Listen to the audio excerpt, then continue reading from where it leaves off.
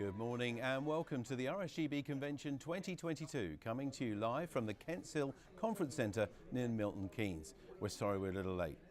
We're now going over to the main lecture theatre though for the official opening of the RSGB Convention to join the RSGB General Manager and Convention Chair Steve Thomas, M1ACB. Our RSGB President Stewart Bryant, G3YSX, to open the convention. Thank you, Steve.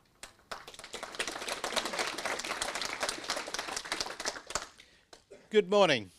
It's really great to see so many of you here at the 2022 RSGB Convention. As we promised you last year, and after 2 years of very successfully running online conventions, we have brought together a new hybrid event. This combines the social interaction of our traditional conventions with the worldwide reach of a live stream. So whether you are here in person or watching from across the world, we are delighted that you are joining us here at this year's convention. Now, we're always delighted that we always design the convention to appeal not only to the experienced, but also the newcomers to amateur radio. This year, we're extending that through the live stream so that many more of our fellow radio amateurs can sample the breadth of amateur radio presentations that those of us here in person are able to enjoy to the full. We hope that this will encourage those who enjoy the live stream to attend and perhaps even speak at a future RSGB convention. One of the convention's goals is to have one of the RSGB's goals is to have an active and thriving amateur radio community, and we believe that sharing and extending skills through the RSGB convention presentations is a key component in that. I would like to thank my amateur radio colleagues who are presenting, those that are supporting, and the team that have organised both this physical event and the live stream under the leadership of RSGB Convention Chair Steve Thomas. Of course, at this point, I would also like to thank our sponsors, Martin Lynch & Son, who are sponsoring us again this year. Before we hear from IARU President Tim Ellam, I'd like to hand back to the RSGB General Manager, Steve Thomas, for a moment. So I'm lucky enough, I think, to have probably one of the best jobs in the world. Every day I get to support amateur radio, right? It's fantastic. I'm extremely lucky. And for the last couple of years, I've also picked up the job of chairing the convention, which is the second best job in the world, all right? Right, trust me, it's great. The pressure's on, but it's a fantastic thing. But I couldn't do either of those jobs or any of these things we do at the RSGB without building a fantastic team and working really closely with them. Earlier this year, we lost Giles Reid, G1MFG, our RadCom technical editor. That was an enormous shock to us when he passed away so suddenly. At this time, though, Elaine Richards, G4LFM, was already working through her plans for retirement. But what Elaine did then, she immediately put those plans on hold and then worked with me to recruit a complete new RadCom team, managing editor and technical editor. But she did all this while still single-handedly producing RadCom, right? It was an amazing feat, and it really speaks to Elaine as a person. Elaine has often told me that she was just merely acting as the custodian for RadCom for the years that she's been doing it, because the RSGB and RadCom are much more important. I'm reading this bit because it was Elaine's words, much more important than the individuals who look after them. So you only look after these things, you know, through history. And I think that's absolutely true. But that means that Elaine has done an absolutely fantastic job of being custodian of RadCom through the 14 years that she's been doing it. Now, of course, we planned retirement activities for Elaine, not only the staff in the office, but here as well at the convention. And I was hoping at this point to have Elaine standing here, right, talking to you. However, RadCom, her last RadCom went to press last Wednesday, so it will be with you this coming week. And on Wednesday, which is the day we press the button for RadCom to go to the printers, Elaine was sitting in her car outside RSGB offices having a COVID test passed through the window to her. and she was positive. All right, so Elaine can't be with us, but I absolutely do know that she's watching the live stream because I sent her a text just now, right? So at this point, it would be great if everyone said, hi Elaine, because I know she's watching. Audience participation time, right? Okay.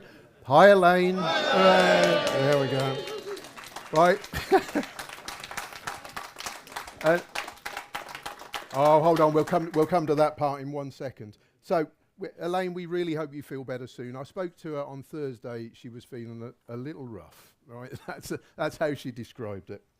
So, we will make those retirement presentations when she's feeling well enough, but the opportunity to say these words in front of all of you was too good to miss, all right? So, today, I'd really like you all please to join me in thanking Elaine Richards, G4LFM, RadCom Managing Editor from 2008 to 2022 for the fantastic contribution to the RSGB, to RadCom and amateur radio as a whole. Thanks, Elaine.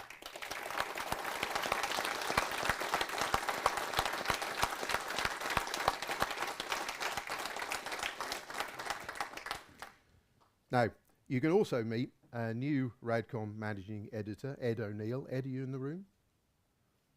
No, he'll be on the stand, that's right. So Ed O'Neill, M0TZX, and new RadCom Technical Editor, Matt Smith, who I know is in the room because he's pointing the camera at me at the moment, M0VWS. And also you can meet the RadCom Plus Editor, Peter Duffett-Smith, GM3XJE, not in the room I don't think, but they're all here for the weekend. So I would really love it if you'd give them your support and encouragement for a quite serious job that they're picking up, because you're all going to be reading about it in the coming months, aren't you? So, Stewart, back to you. Thank you, Steve. So I would like to add my personal thanks to Elaine for her dedication to her role as RadCom editor and for a wider support of amateur radio in general. And I hope that she really enjoys her retirement, and I welcome to her new role in the RSGB, which is as volunteer archivist. So now is the time to go to the first lecture stream. Those of you who are doing that in this room, we will start shortly with an address by IARU President Tim Ellam.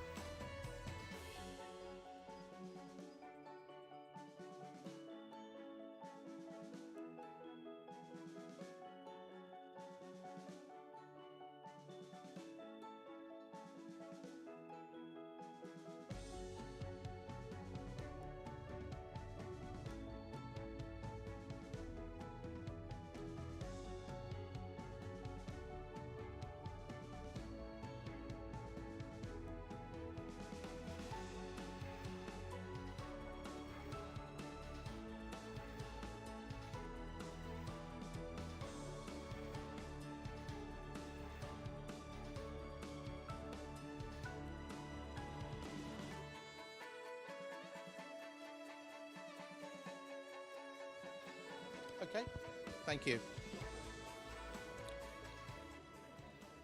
Thank you. Right.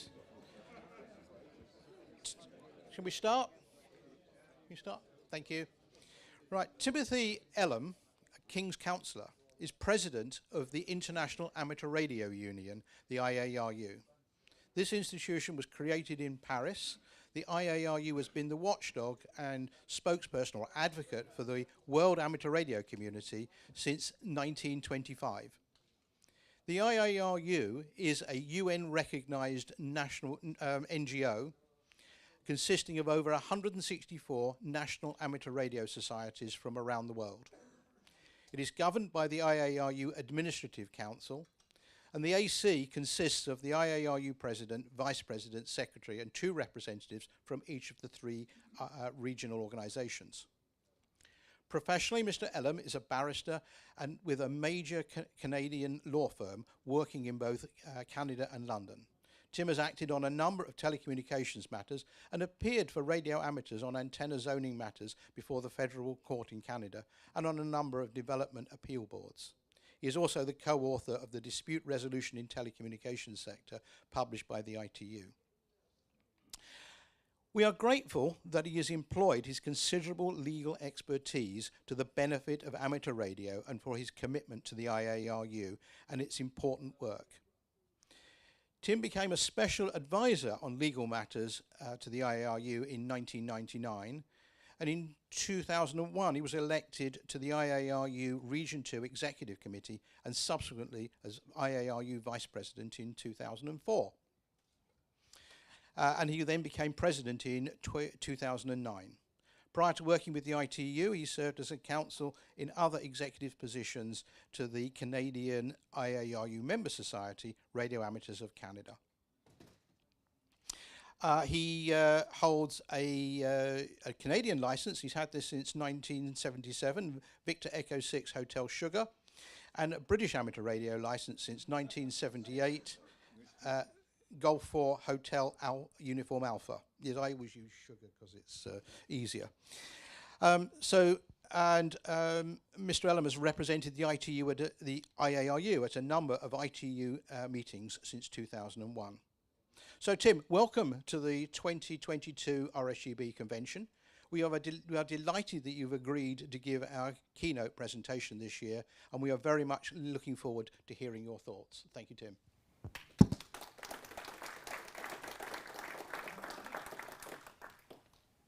Well, thank you, Stewart, and don't worry, everyone busts my call sign, especially on CW. Thank you, everyone. It's indeed an honor to be the keynote speaker at the RSGB convention. I've been a member for some time, and of course have held the UK call sign since 1978. I think 2022, it marks the first time since the pandemic started that we have been able to hold such meetings in person. I can't tell you what a joy it is being able to see people in person rather than on a screen. I'm always asked what is the best part of amateur radio. I think that's an easy answer. It is the people we talk to on the air, the people we rely on for mentoring, on technical matters, and the ability to socialize with some of the most interesting people you will meet. Indeed, I've made lifelong friends as a result of becoming an amateur radio operator in 1977. All of you bring passion and dedication to this wonderful hobby, and for that I thank you. Now, there's always an inherent danger in inviting someone from the IARU to speak. We usually provide very dry and lengthy summaries of the ITU process that require countless PowerPoints to explain. I promise you, I will try not to do that today. I want to talk to you about what I see are changes and challenges to the amateur service, how we must be ready for change, in some cases a major change in what we consider amateur radio to be, and how each of us can address the challenges that we face. And of course, the pandemic has been a challenge to amateur radio. What did we as radio amateurs learn from the pandemic? In my view, we learned quickly how to adapt. Much of the work IARU and its member societies do was transition to virtual platforms. We continue to represent the amateur interest, and amateur radio grew as individuals looked for new ways to interact with each other. We support each other as we always have. And I also think we learn to appreciate what a privilege it is to have access to a large amount of spectrum that we can use to connect with each other. Perhaps more than ever, during the times we were restricted to our homes, we truly appreciated what a broad range of activities we can enjoy on the air thanks in part to the numerous frequencies we have access to. Certainly the pandemic changed us and the way we interact with each other, but as amateurs we adapted and changed to continue to use the spectrum as we always have. Now those of you who've had the misfortune to hear me in the past know that I'm constantly saying that amateur radio has changed. I've said that IARU and its member societies must be ready to adapt and respond to that change. Well, I think we did that very well over the last 2 years. The world is changing at a frightening pace. Electric vehicles will be the norm. Petrol-powered cars will cease to be sold. Autonomous vehicles are going to be mainstream in a very short time. We are questioning the environmental impact of traveling and how what we do affects the environment. For many of the demographic in the audience, including myself, some of these changes may not be seen as for the better, but we will have to adapt. The same can be said for the amateur services. We are facing a generational and technical change in the amateur population. Such generational changes are not always reflected in our member societies or indeed the IARU. They may not be reflected by the people in this room. I invite you to consider a couple of points that I believe reflect how we as amateurs have been slow to change. Let us focus on what the amateur service is. And yes, this is a defined term in the international radio regulations. You will note it's the amateur service, not the amateur radio service. A radio communication service for the purpose of self-training, intercommunication, and technical investigations. Technical investigations. You can put a different definition of what that means, but to me it means we should be constantly advancing the art of communications and developing and embracing new technologies. It does not suggest, in my view, that we accept the status quo and be wedded to existing technology. We are a service that should be adapting to more efficient technology. We should be willing to change how we communicate and accept it is still amateur radio. We unfortunately sometimes are resistant to change and take far longer than we should in embracing new technology and concepts. Our history is replete with such examples. As long ago as 1948, ARRL heralded the ability to use single sideband in the amateur service. An editorial in QST called it the most significant development in amateur radio telephony. Here was one of our member societies heralding the use of SSB and encouraging its development. And if you look at the last sentence, and so immense are these advantages that we are convinced a speedy revolution in our equipment and our operating practices is imminent and certain. Well, certain for sure, imminent and speedy not so much. Despite the immense advantages that ARRL heralded in 1948, in 1954, some 6 years after this stunning editorial, you have an old timers club. Now, I love that old name, who had tried to lobby the FCC to remove sideband from existing phone subbands. In 1955, a letter to the editor of QST proposed standardizing different sidebands on various frequencies. I set this out here because I like what he calls ham radio's resistant constant, resistant to change. So here you have several years after QST had excitedly introduced sideband to amateurs, there are still people opposing its use. And magazines of this vintage are full of negative editorials about sideband. It took another decade at least before sideband was widely accepted. Change does not come easily to amateurs. While we are supposed to be carrying out technical innovations, and many are, we are very slow to take them up. To quote W4MXL, we indeed do have a resistance to change. And resistance to change, I like that term. Why would we as a group reject new technology that has so many benefits over AM modulation? Why does it take so long to accept what is new and embrace it as amateur radio? We have, after all, over the years, changed the ways in which we communicate. The amateur services are supposed to be at the forefront of technical change. to enhance the art and science of communication. But when we are faced with new operating techniques that make effective use of the spectrum, we are slow to embrace them. We seem to have a mindset that what is amateur radio is what interests us, and heaven forbid that we should have some new technology encroach on what we enjoy. And you knew I was going to turn to this slide. One example of the technical changes in amateur radio is the popularity with FT8. However, a segment of us have been slow in adopting this new technology into the definition of amateur radio. Instead, we enter into endless debates as to whether FT8 is real amateur radio, and seem to forget that we've already moved beyond that debate, as FT8 is already one of the most popular modes used by new and existing amateurs. But you still hear people say it's not amateur radio, it's computers talking to computers. I had a discussion with a new amateur recently in my home club in Calgary. He lives in an apartment and has limited room for antennas. In fact, he uses an indoor loop antenna for HF. And because of that, he uses FT8. You should have seen the excitement he conveyed to me because he recently was able to work Botswana on FT8. He explained that is why he got into amateur radio, to be able to communicate with countries halfway around the world. He did not care if it was a sideband or a CW contact. He was enthused because he communicated with Botswana, and that he was excited that amateur radio, in whatever form, allowed him to do that. He was just as excited as I was when I was a new ham and working my first DX on CW. It was JE5 DVK back in July 1977. I remember that excitement. No doubt many of you do as well. I was overjoyed when I received the QSL card. The other amateur was ecstatic that his contact was confirmed on LOTW. We need to recognize that enthusiasm and encourage it. New hams who are enthusiastic about amateur radio are the future. We, in turn, should be encouraging new technologies and new ideas rather than taking the position they are not real amateur radio. What many of us perceive as real amateur radio has changed. We collectively need to recognize that and be willing to embrace such changes. It is all amateur radio. Another example, QSL cards. Who does not love receiving them?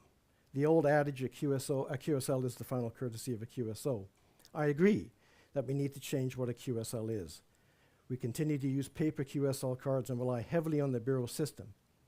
Given the changes in postal rates and the cost of bureaus to member societies, query if we'll still be able to utilize paper QSL cards in 5 years' time or in 10 years' time.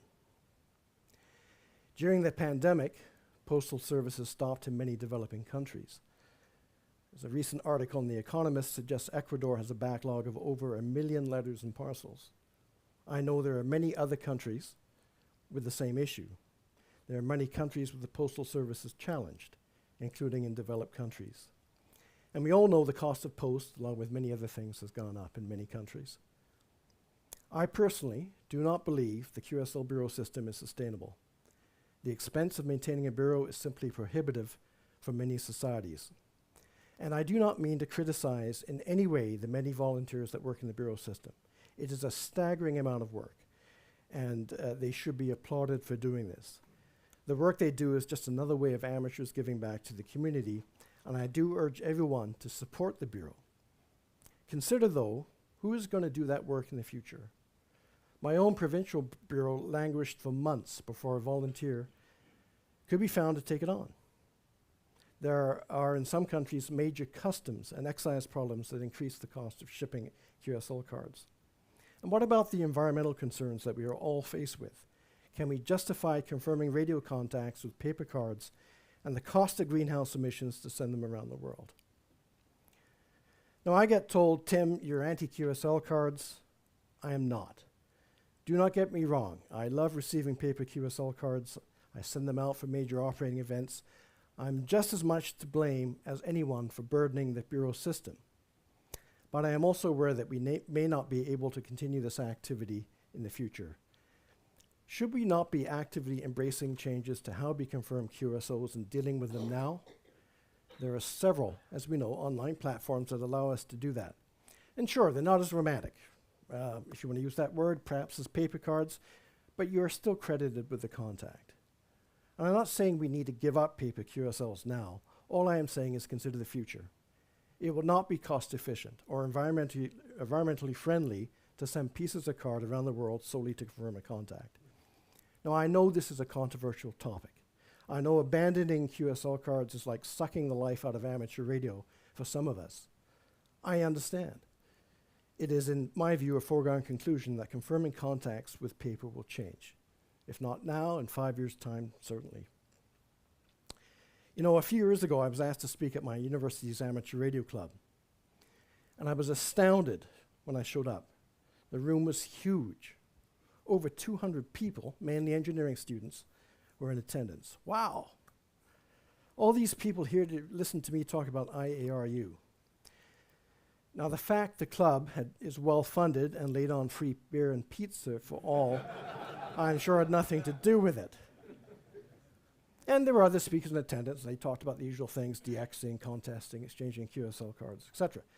None of this got much attention. So after my talk, which I'm sure was the most riveting that evening, I asked the students what interested them about amateur radio. Here, in no particular order, is what they said. Drone control using amateur spectrum. I didn't know this, but amongst universities, especially in North America, they have contests for using drones and how far you can send them and that type of thing. Small satellites and practical application of academic studies to something that is hands-on. And this one I thought was surprising. It will look good on my CV in a competitive engineering market. People still think that. You will note they did not mention QSLing. That, in a nutshell, is the generational challenge we face. I've often said we should not be explaining amateur radio to younger people, but listening to what interests them, and then set out how amateur radio can help them achieve their interests. And on the last point, getting a license just for one CV, is that such a bad thing? The more talented people we can involve in the amateur service, the better. Having an appreciation of what we do as a graduate moves on in her career can only help us. Now, the amateur service is only as good as the spectrum we enjoy. Spectrum is our lifeblood. It is why RSGB and other member societies devote a significant amount of their budgets to defend what we have. It is the main work of IARU. And we have access to a tremendous amount of spectrum. We make full use of very little of it. And one statistic which always amazes me is that if you consider the primary and secondary allocations, we have access to some 9% of the spectrum between 144 megs and 275 gigahertz. 9%. In today's world, that is a massive amount of spectrum for a relatively small number of users. Now, I know many of you are active in the bands above 144 meg. Many are not. And we need to inspire new amateurs to use that spectrum, whether it be by digital modes or otherwise. We should be encouraging innovation rather than holding on to what many of us see were the glory days of ham radio. Those days are gone. We need to move forward. Now, why do I say that? It's no secret the bands we use are under constant threat. Our allocations in that portion of the spectrum are attractive targets to other users, and we need to work very hard to maintain our existing frequencies. In my day job, cases always turn on the evidence that one has to support a position. For some of our higher allocations, we lack evidence of use. Of more immediate concern, we can also no longer ignore the changing view by many regulators that spectrum must be shared where it is feasible, nor that the spectrum allocated to the amateur services, both HF and VHF plus, is untouchable. For those of us who attend RTO and ITU meetings, we know that many of the delegates from country administrations are not the engineers of old. Indeed, many of those delegates used to be radio amateurs. That is not the case anymore. Delegates are being replaced by economists, and dare I say it, lawyers. They do not see the spectrum allocated amateurs as having historical significance or that it can not be used by other services. That is a change we have to deal with, have had to deal with over the last several years. Our primary goal at any World Radio Conference is to retain our existing spectrum. For the most part, we have done that, and in some cases, added spectrum. I'm always told that if we want IARU to be more relevant to amateurs, we should do something dramatic. Add 200 kilohertz to 20 meters. Yes, if it was that easy. It is not. I can safely predict we will not have an expansion of our existing HF spectrum in our lifetimes, and maybe never. I can tell you, though, that there is very little appetite at ITU to give any spectrum user, including the amateur services, new primary allocations. Spectrum is looked at as a global resource that should be shared where feasible. Now, the IARU are excellent advocates at RTO and ITU meetings. You should all be justifiably proud of the work that our volunteers do in this space. They too have had to adapt to changes have done an excellent job. But our role as advocates for the amateur service is becoming increasingly difficult. We know that our secondary allocation at 23 centimeters is facing incredible pressure from the radio navigation satellite services, who are primary users in that part of the spectrum. The demand for interference-free RNSS services is largely driven by the changes in our society. Autonomous vehicles and other machines will make extensive use of that spectrum. The public demand for autonomous vehicles is high and will only continue to grow. IARU has been working with other services on this issue for 4 years. Consider the GNS industry pamphlet that was circulated at the last WRC. Look at some of the bullet points. Some amateur emissions can cause significant interference. Solving such interference can take days and be a burden on the administrations that will need to trace and resolve. Millions more RNSS receivers will use the band. Coexistence with RNSS. And sure, a lot of this is overstated. There have only been 2 cases of interference which were quickly resolved. This, though, is an example of how a motivated, well-funded industry is able to effectively lobby within the ITU process. That is not to say we do not respond to such submissions. We do strongly advocate for the amateur services, but we have to recognize we are secondary at 23 centimeters. This chart shows the issue, I think, in graphic detail. Barry Lewis, G4SGH, prepared this, and I think it shows quite clearly the Galileo, GLONASS, and COMPASS systems substantially overlap our 23 centimeter band plans. 10 years ago, autonomous vehicles and devices were not at the forefront of consumer interest. Well, they are now. Perceived consumer demand for products that use RNSS is here and will only increase in the future. Now, the IARU has and will work to minimize the constraints on amateur radio activities and continue to seek amendments to the draft recommendations through the ITU process. Our volunteers have done a fantastic job to date. But as a secondary user, radio amateurs should understand the need to protect the RNSS service in many consumer and industry applications like autonomous vehicles. And that may lead to some restrictions on our use of the 23 centimeter band. As a secondary user, we may have to change and adapt to how we use this allocation. That is a simple fact we may not be able to alter in any substantive way. However, we are radio amateurs. We adapt and change as necessary to meet challenges such as this. I'm sure we will in this case. If you have not already, I would encourage you to review the papers that we have submitted to ITU on this topic, which are readily available on the IARU website. How we represent amateur services at ITU has also changed. 20 years ago, the IARU team at a WRC was usually 6 people or less. At WRC 23, we needed 14 people. Yes, and some were not there for the entire time, and we had overlap with some individuals, but honestly, even with this number of hard-working volunteers, we were stretched to cover all the meetings, as Murray Neiman will attest. Several member societies, including RSGB, covered the expenses of some of our volunteers, for which we are most grateful. But I think this is just an example of the financial pressures we will face to properly cover ITU meetings and WRCs in the future. We will need larger delegations, and we will need volunteers with a good grounding in spectrum regulation. Now, there's another striking feature of this picture. And no, it's not that we're a good-looking photogenic group. I think it is obvious. We are hardly the most diverse crowd of chaps, and I suspect the average age of people in that photo is over 65. Try as we might, it is difficult to bring younger, more diverse volunteers into our midst to do the work and on the ropes. And this must change. We need a new generation of leadership, if not now, certainly in the next few years. Many of the volunteers in this photograph have signaled their intention to retire after WRC 23. Who will replace them? How are we going to be able to afford expenses for that new group of volunteers? Travel is not getting any cheaper, and as we all know in recent times, travel is not for the faint of heart. In recent years, we have cut our expenses to the bone and severely restricted the number of ITU and RTO meetings we attend in order to conserve funds for the most important meetings. And while many meetings do offer a hybrid format, they are not ideal for our purposes. Much of what we do in advocating for the amateur services takes place outside formal meetings, with one-on-one meetings with other delegates. We need to do that.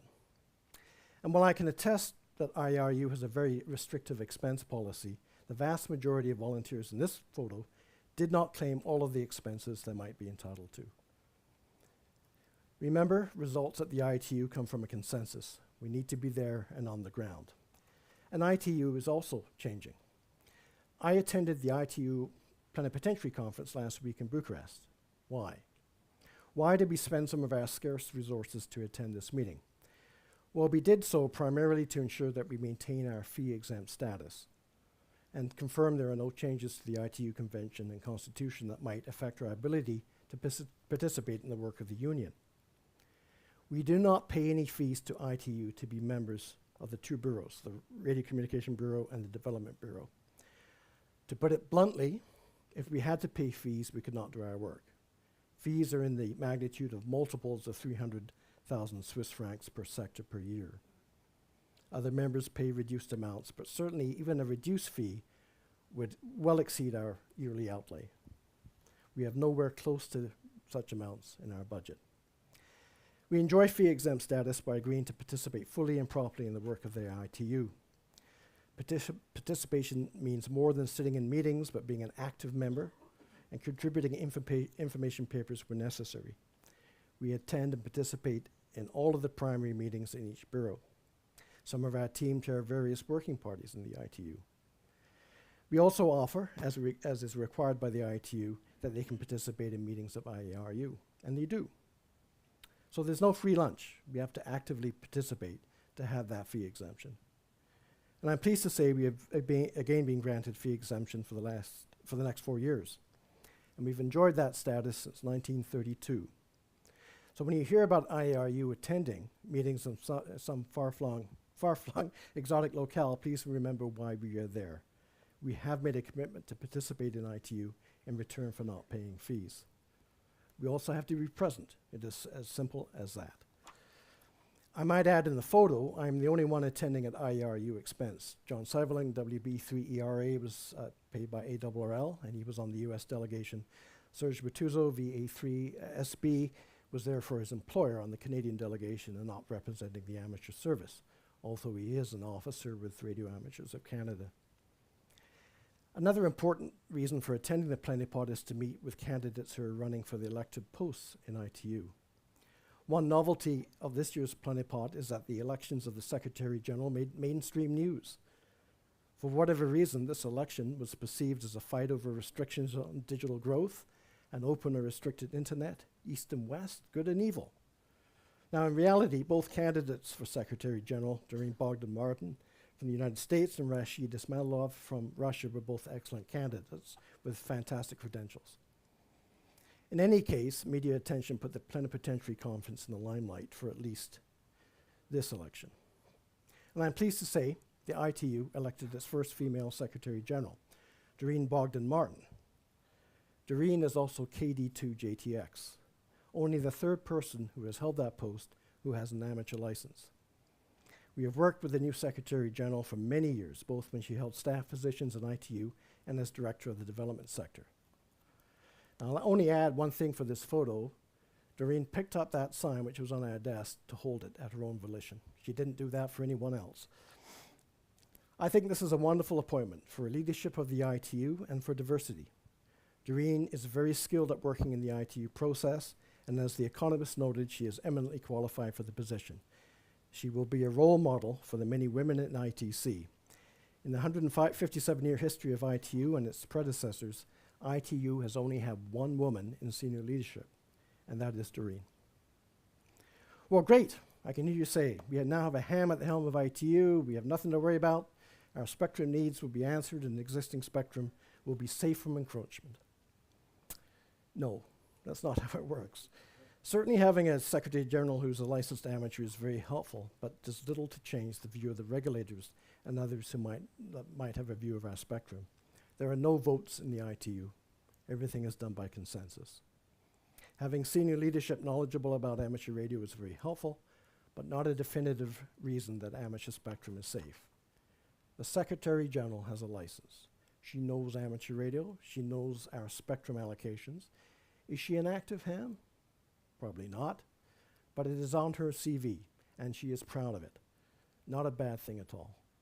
So when students tell you they want to get licensed just because it looks good on their CV, remember KD2JTX. So in summary, the world is changing at a rapid pace, and the amateur services need to embrace that change. Essentially, the world becomes used to IoT and autonomous vehicles and new and faster mobile devices that will need spectrum. We will not be able to stop this. The world evolves, and we have to as well. That means more challenges to spectrum we presently have access to, especially at 144 meg and above. Spectrum sharing will continue even for bands we think we own. Amateur spectrum is not set in stone. It will evolve. There will be no expansion of the present HF allocations in the next 10, 25, 50 years. I think I'm safe in saying that. I may be proven wrong. IARU and its member societies are in the right place at the right time. But how do we maintain this for the future? And that to me is the burning question. So the challenges I leave you with, where are the next generation of leaders? The status quo is not an option. We need to change, listen to new amateurs. What are they looking for?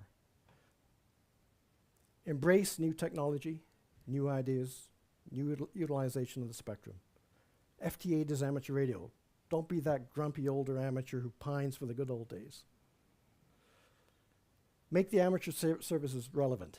And what I mean by this is I detect an undercurrent in some circles that the amateur service has had its day. It certainly has not.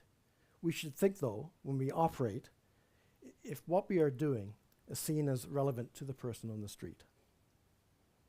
Spectrum sharing does not mean the sky is falling. We need to adapt to change. Operate and make use of what we have properly.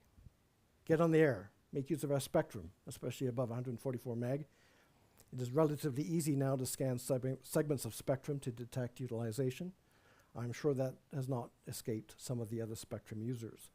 Let's give IARU the evidence we need. Also, chasing DX contests and some on-air discussions do not bring out the best in people. We should be cognizant of who might be listening to us. Support your member society. We could not do our work without the support of our 164 member societies. RSGB does wonderful spectrum work internationally, and we rely heavily on volunteers from your society for our work. Too many to mention. I mentioned Murray and Murray, but there are many more. I'm not sure why there appears to be universal reluctance by amateurs to join a member society. Please encourage amateurs to do so.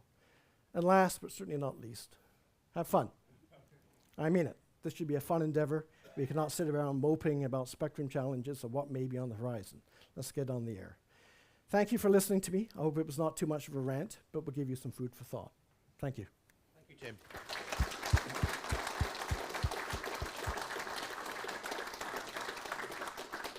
We'll just try and squeeze in a couple of questions. We're slightly over time, but we'll take a couple of questions.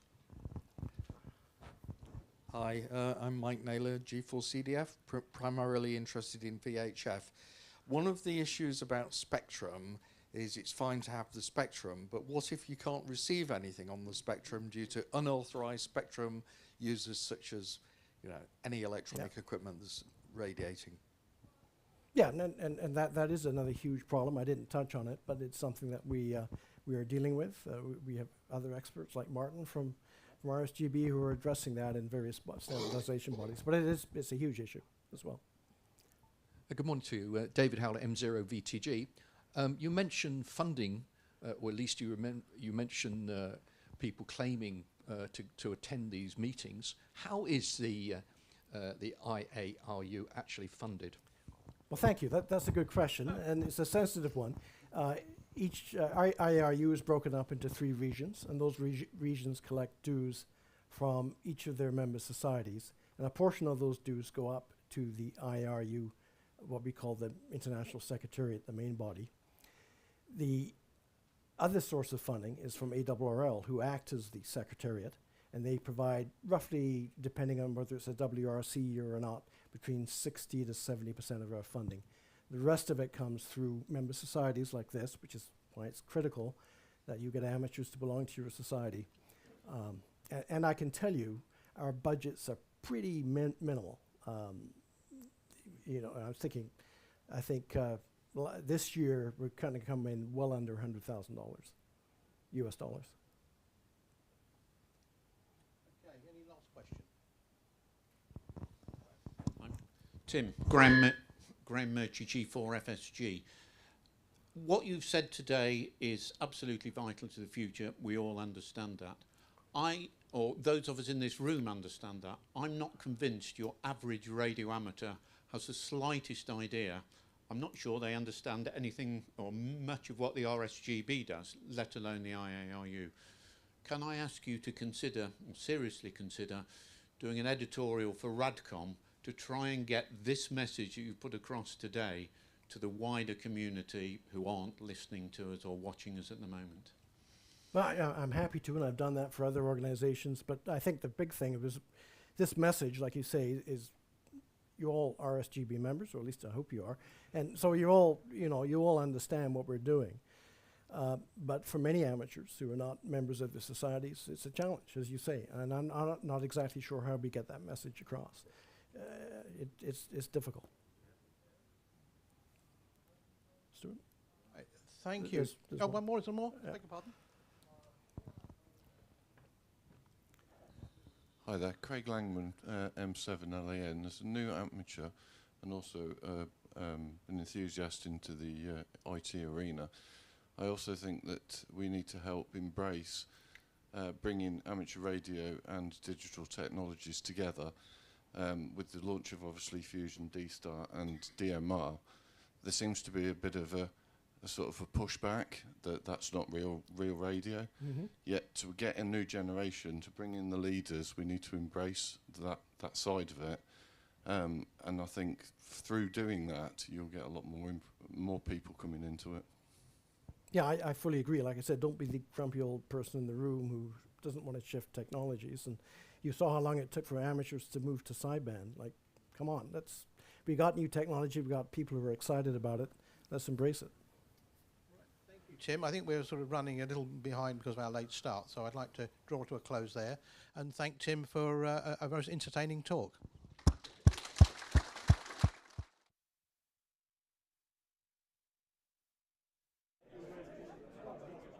Welcome back to the SIG room here at the 2022 convention, Kent Hill. Once again, I'm sorry that we're a little bit running behind, but we're going to try and catch up. We've got lots of flexible things in between the lectures, so we're going to try and get everything back onto schedule as soon as we can. Now, it's not every day that you get to see 3 presidents in the same place, but a little earlier we recorded an interesting discussion between the RSGB President Stewart Bryant, G3YSX, the IRTS President Larry McGriskin, EI9CN, and IARU President Tim Ellam, VE6SH/G4HUA, who you've just seen deliver the keynote presentation. Well, they chat about a variety of subjects, including being at events in person, how clubs and events are adapting to the new hybrid ways of meeting, and the increasing spectrum challenges that are facing amateur radio.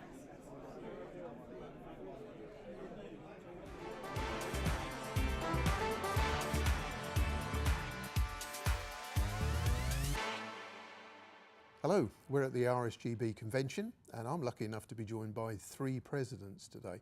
So it's fantastic to be able to talk to these gentlemen. I'd like to introduce, first of all, Stewart Bryant, G3YSX, the RSGB president, and Larry McGriskin, EI9CN, the IRTS president, and also Tim Ellam, VE6SH and G4HUA, the IARU president and our keynote speaker at the convention this year.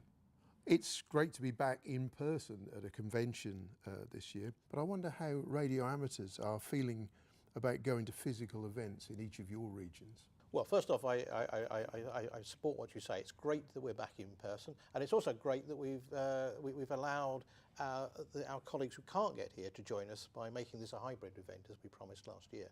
So that's great. If I look at wider events, my impression is that people are slowly emerging from their COVID hibernation. We've got a reasonable number of people here this time. It'll be interesting to see how many go to the Hamfest next weekend. In club meetings, my experience is it's a bit mixed. There are some people who are still hibernating for all kinds of good reasons.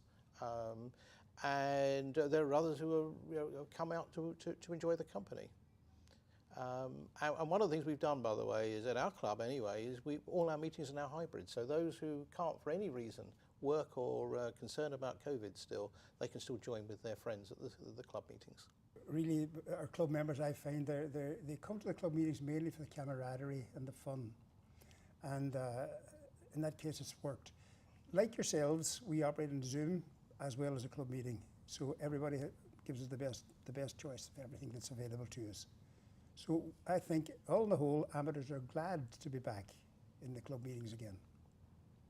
Yeah, I always say this hobby is all about the people you meet, the people that you get to know while you're operating or meeting in person. I think there has been a very big move, especially in North America, to come back to in-person meetings. But that's tempered with the fact that, given the demographic of the amateur population, many choose to participate now virtually, and most clubs have a virtual option. Certainly for outside events, I think I've seen a real uptick in things like fox hunting and field day, for example. There's been a real uptick in people attending those events. And do you think this has changed the shape of clubs and groups, not just clubs, but groups as well, amateur radio groups and clubs? Do you think they're now different to they used to be? Well, I think so, but I think the whole sort of structure is different from what it used to be. For example, the internet has become more of a core resource that helps us communicate and exchange ideas. I mean, if you go back, say 20 years even, right? The only way you could find stuff out was really go to a club meeting or buy a book or read a journal. But now the internet has become a sort of a key part. So I think it's a mixture. Yeah, I think that's right. I think clubs have had to adapt, and they've had to change the way they do things. Remote operation, for example, I know my local club in Calgary has made great strides in making the club station available for remote operation. Again, a lot of the demographic has retired and maybe moved into a smaller facility where there's not enough room for antennas. So providing an outlet for them to contact and use the station remotely is really good, I think, for everyone. And in our club, we worked it rather differently. We've concentrated more in the social atmosphere. We do give lectures for most classes, but we actually start our meeting off, a small group of us will go to dinner before the meeting. Others in the group go out for a breakfast morning.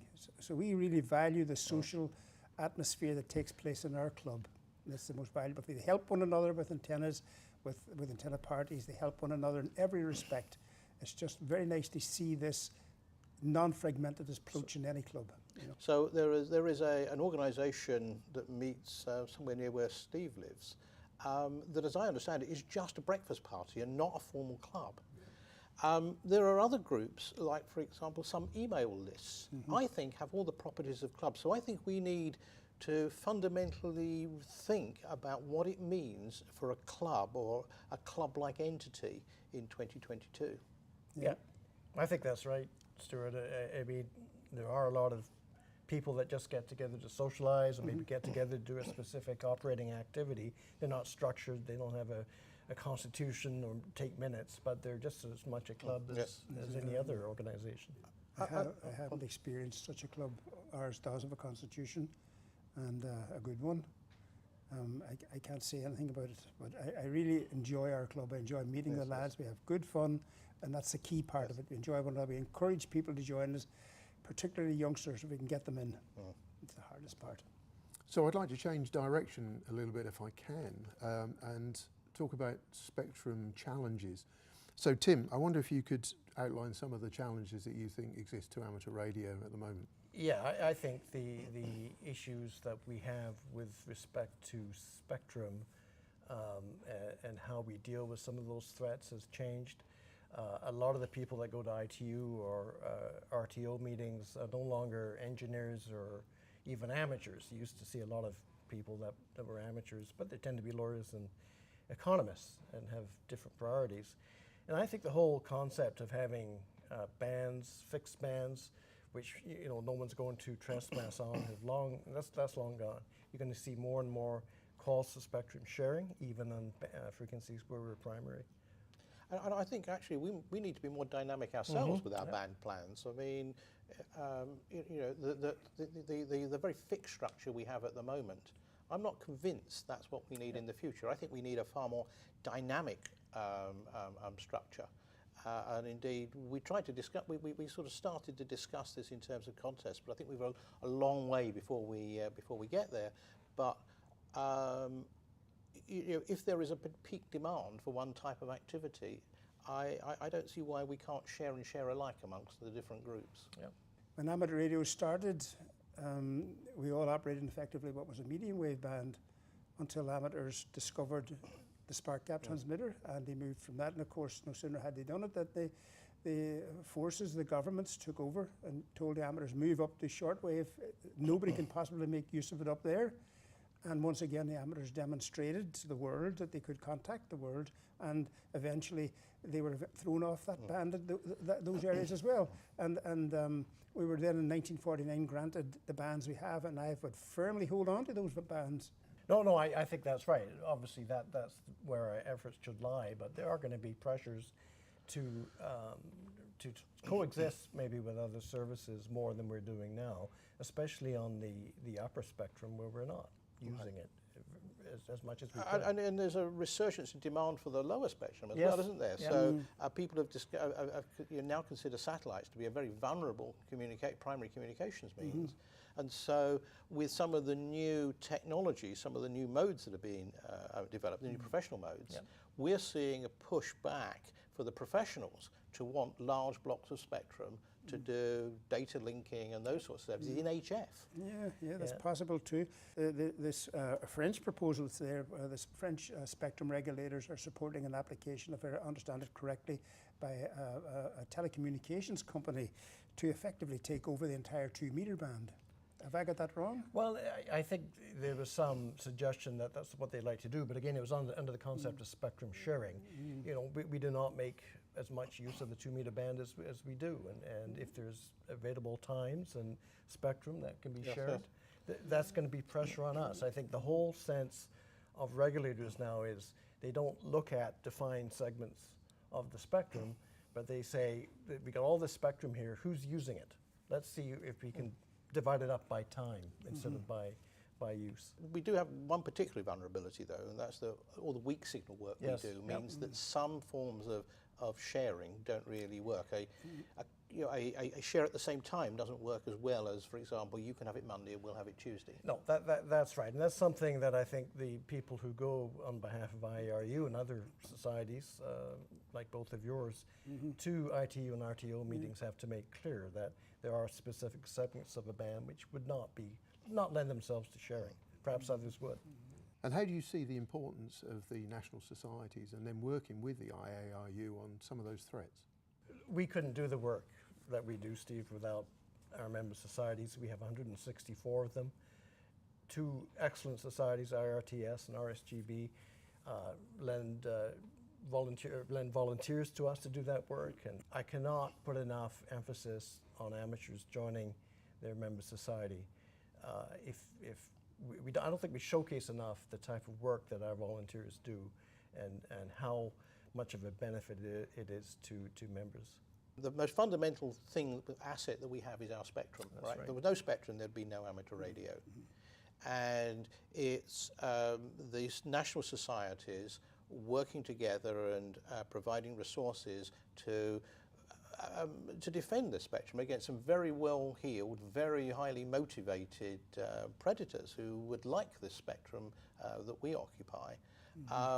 Joining your national society is really important to help protect the fundamental of amateur radio, which is spectrum. But the societies then take it a step further. They're responsible for ensuring that the amateurs are represented in international and national fora. And really, we have to support our societies in every way we can. I always find it surprising as well that other organizations, pleasure boaters, even the NRA in the US, to use an extreme example, they have no difficulty getting members. And people flock to join them because they recognize the value that being a member of those type of organizations has on the enjoyment that they do, whether it's boating or something else. But there seems to be a real difficulty getting amateurs to join national societies, and I know it's shared across the board, and that's something I never understand. And yet, if I look at it in a different aspect, I fly model airplanes as one of my other hobbies. And there was a major threat to the freedom to fly model aircraft in this country. And it was the National Society, with the help of its members, that pushed through a significant sort of liberalisation of the really quite strict rules that were originally planned. So, working together, we can influence the regulators. That's right. And they do that very well, I believe, and have done it since the early days of amateur radio. Yes. In recent years, we've seen a good uptick in membership, haven't we, Stewart, within the RSGB, with newcomers coming in over the last 2 years or so, and membership has grown really nicely.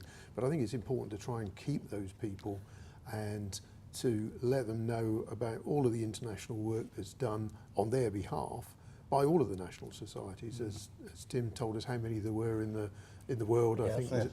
How many was it? Right now, 164. There we go. All of those societies get together through the IARU. But the important thing, the way we got that large growth was to think outside the box. We had an emergency, which was COVID, and we completely rethought how we were going to do our exam system. And I think this applies to many other aspects of amateur radio. We can't be bound by how we used to do it. We've got to do what's right for the future. Okay, I'm sure these discussions are going to continue, but I'd really just like to thank Stewart and Larry and Tim for joining us here today.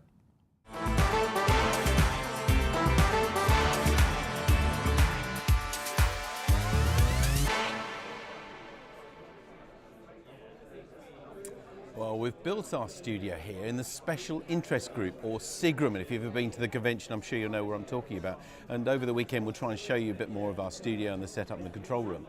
And now Steve Thomas, M1ACB, the RSGB General Manager and Convention Chair, is talking to Philip Hosey, MIO MSO, who's the SIGRUM Manager. Hello, I'm here with Philip Hosey, MI0 MSO, the new RSGB Special Interest Group Manager. Special interest groups are important to the RSGB because amateur radio is such a broad spectrum of activities that many people specialise and join specialist groups, hopefully as well as joining the RSGB, of course. And we love to work with and help those to help highlight the work of those special interest groups. So, Philip, it's great to see so many special interest groups here with us at the convention. How are you hoping to work with those groups in the coming months? It's excellent to see so many groups here. They were actually complaining earlier about the space being tight, so the first opportunity I had was to invite them as part of the convention committee, invite them here today. It's great to meet them in person, because impersonal emails and that is not always great. So, and actually next weekend at the National Ham Fest there will be other groups, and some of these groups there, so that personal touch, that personal contact is always great. Yeah, and of course we work with a lot of the special interest groups as part of the RSGB Spectrum Forum as well. but that tends to focus on spectrum and licensing issues. But I think your activity is more about support and joint publicity activities, is that right? It is, that's correct. So all the groups have a wee synopsis on the website, which I'll be following up after the convention and National Hamfest to make sure it's up to date and what they really want. And basically, to promote, my job is really to promote the groups through our social media channels and RadCom and whatnot, and encourage them to send in stuff for RadCom and that. Yep, okay.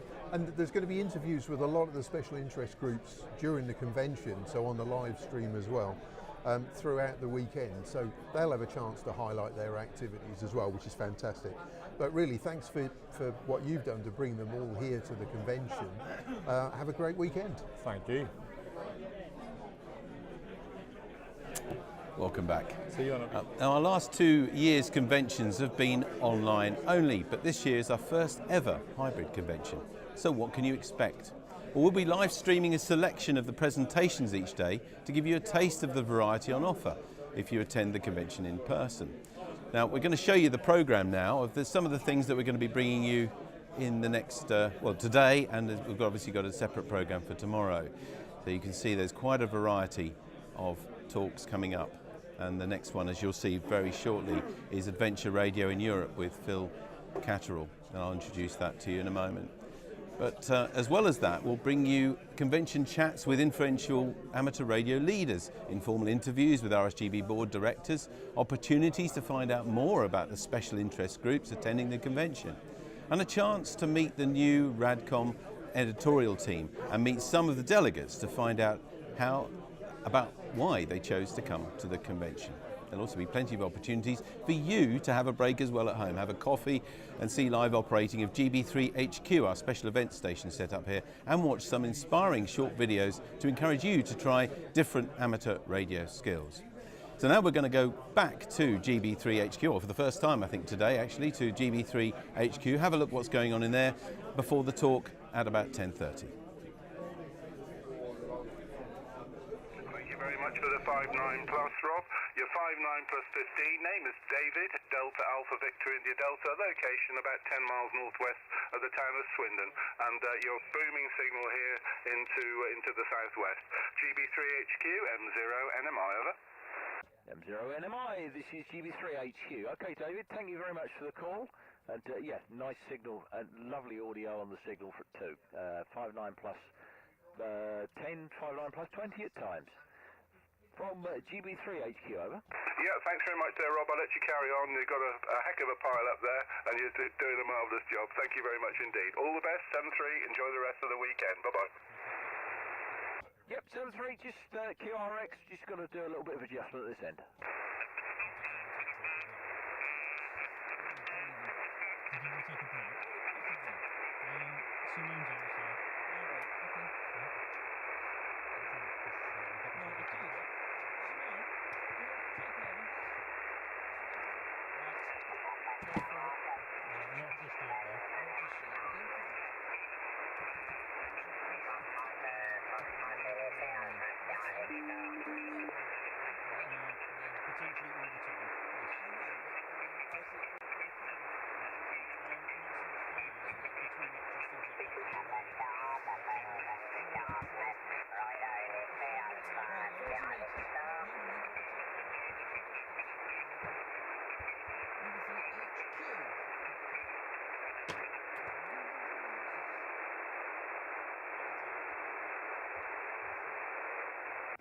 One, two, testing, Golf Bravo 3, Hotel Quebec. Golf Bravo 3, Hotel Quebec.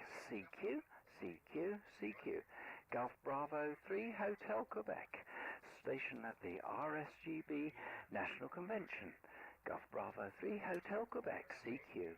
Papa Echo 1, Oscar Uniform Whiskey. Papa Echo 1, Oscar Uniform Whiskey. Good morning to you. And thank you very much for your call. Lovely signal coming here into Milton Keynes at the RSGB National Convention. Yes, you're 5 and 9, 5 and 9. How received? Golf Bravo 3, Hotel Quebec, over. Okay, GB3 HQ. This is Papa Echo 1, Oscar Uniform Whiskey. Thanks for the 5-9. You guys speak 59 plus here near Amsterdam. The name is Ramon. Over. Yes, QSL Ramon, good morning. Lovely to have a conversation with you. My name is Simone, Sierra India Mike Oscar November Echo, as the operator on the station here today. This just become my shift, so that's fine. There we go. So thank you very much for calling in. If you wish to QSL via the Bureau, please. Golf Bravo 3 Hotel Quebec. Okay, Simone, I will write out the cards when we're done. So I'll make sure you get the card through the Bureau. Much appreciated. If I get one back, would be very nice. Thanks again, and have a nice day there in Milton Keynes. GB3HQ, PE1OUW. Bye-bye. PE1OUW, Golf Bravo 3 Hotel Quebec. They've fine business, Ramon. Lovely to have you, so thank you so much for calling in. 7-3, and have a good afternoon. QRZ, this is Golf Bravo 3 Hotel Quebec. Over. GB3HQ, this is Papa Alpha 3 Alpha, DA3A, over. Papa Alpha 3, several stations, thank you gentlemen. Papa Alpha 3 station, please. Papa Alpha 3 Alpha, DA3A, good morning. Papa Alpha 3 Alpha, good morning to you. Your lovely signal coming into Milton Keynes at the RSGB National Convention, and 5 and 9 plus. The name this way is Simone, Sierra India Mike Oscar November. How copy? Golf Bravo 3 Hotel Quebec, over. You're fine, Simone. You're 5 and 9 plus 25, and I was attending the RSGB convention on YouTube, and I saw you operating just now, and I seem to have the same setup, K3 plus KPA 500 here. My name is Ari, that's spelled as Alpha Radio Italy Echo, and the QCH is near the harbor city Rotterdam. But I won't hold you because many stations will call you. Back to you, Simone. Yeah, fine business, Harry. Thanks very much for calling in. Glad. I hope you're enjoying the online presentation. And if I'm on air at the moment, hello everybody. There we go. Anyway, 7-3, there's a pile up waiting. I must move on. Nice to speak to you. Take care, Harry. PA3A. This is GB3HQ 7-3. Very busy, obviously, in GB3HQ, and there'll be lots of other opportunities for you to see that's going on there, and hopefully you'll be able to work them as well over this weekend. And we're going to our first talk of the day, really. It's Adventure Radio in Europe with Phil Catterall, G4OBK. Lots of times over the weekend. Fire exits are in the corners of the building. So if there's a fire, please exit calmly but speedily and meet up in the car park, which is the assembly point. No recordings, please. This is live streamed, by the way, so there's a possibility you'll appear on camera. No recordings, please, either video or audio. Mobiles, please turn them off or put them on silent out of respect for the people who are out on the live stream or the people who will be watching the recording afterwards. And finally, remember that there are some nice people selling DXpedition raffle tickets, so please help the DXpedition fund. Is that okay to start? Thank you. Right, so this is a talk on Adventure Radio in Europe by Phil Catterall, Golf 4 Oscar Bravo Kilo. Phil will talk about the main 4 adventure radio programs, mainly consisting of Summits on the Air, or SOTA as most people know it, and what is involved in planning a successful low-power HF portable expedition in UK and in Europe. The licensing, the travel, the navigation, some useful websites and online tools will be explained, enable anyone to leave their shacks and successfully enjoy the excitement of amateur radio in the outdoors whilst on holiday or on a dedicated amateur radio adventure tour. Phil started shortwave listening in 1968 and got his license as G4OBK in 1982. He is a DXer and is top of the IARU honour roll with 340 mixed.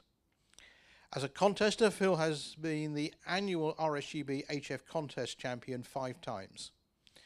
In 2005, he started operating portable summits on the air, on HF and VHF, in CW and in phone, combining his 2 interests of fell walking and amateur radio. This has led to him travelling around Europe, operating extensively on SOTA DXpeditions with his XYL on holiday or on dedicated adventure radio exhibitions solo or with other licensed friends. Phil has now completed more than 1,200 successful SOTA activations on over 1,050 unique summits throughout Europe and in Australia. So Phil, over to you and thank you. Thank you, Stuart. Good morning, everybody. Thanks for attending. The General Manager, Steve, invited me to give this presentation because I wrote an article in RadCom, as published last June, about an activation holiday for SOTA in Portugal. So that's why I'm here. We've got a sedentary hobby. We sit in our shacks. Once our stations are built, we sit in our shacks and we enjoy ourselves operating or construction, whatever. I think that's not really good for you, is it? You know, long term. You need to get out of your shack if you can. Set your gear up. It takes 10 minutes once you're experienced to set an HF station up on the top of a hill or a mountain. So that's quite important, I think. Now, there are 4 or 5 outdoor programs that class as adventure radio.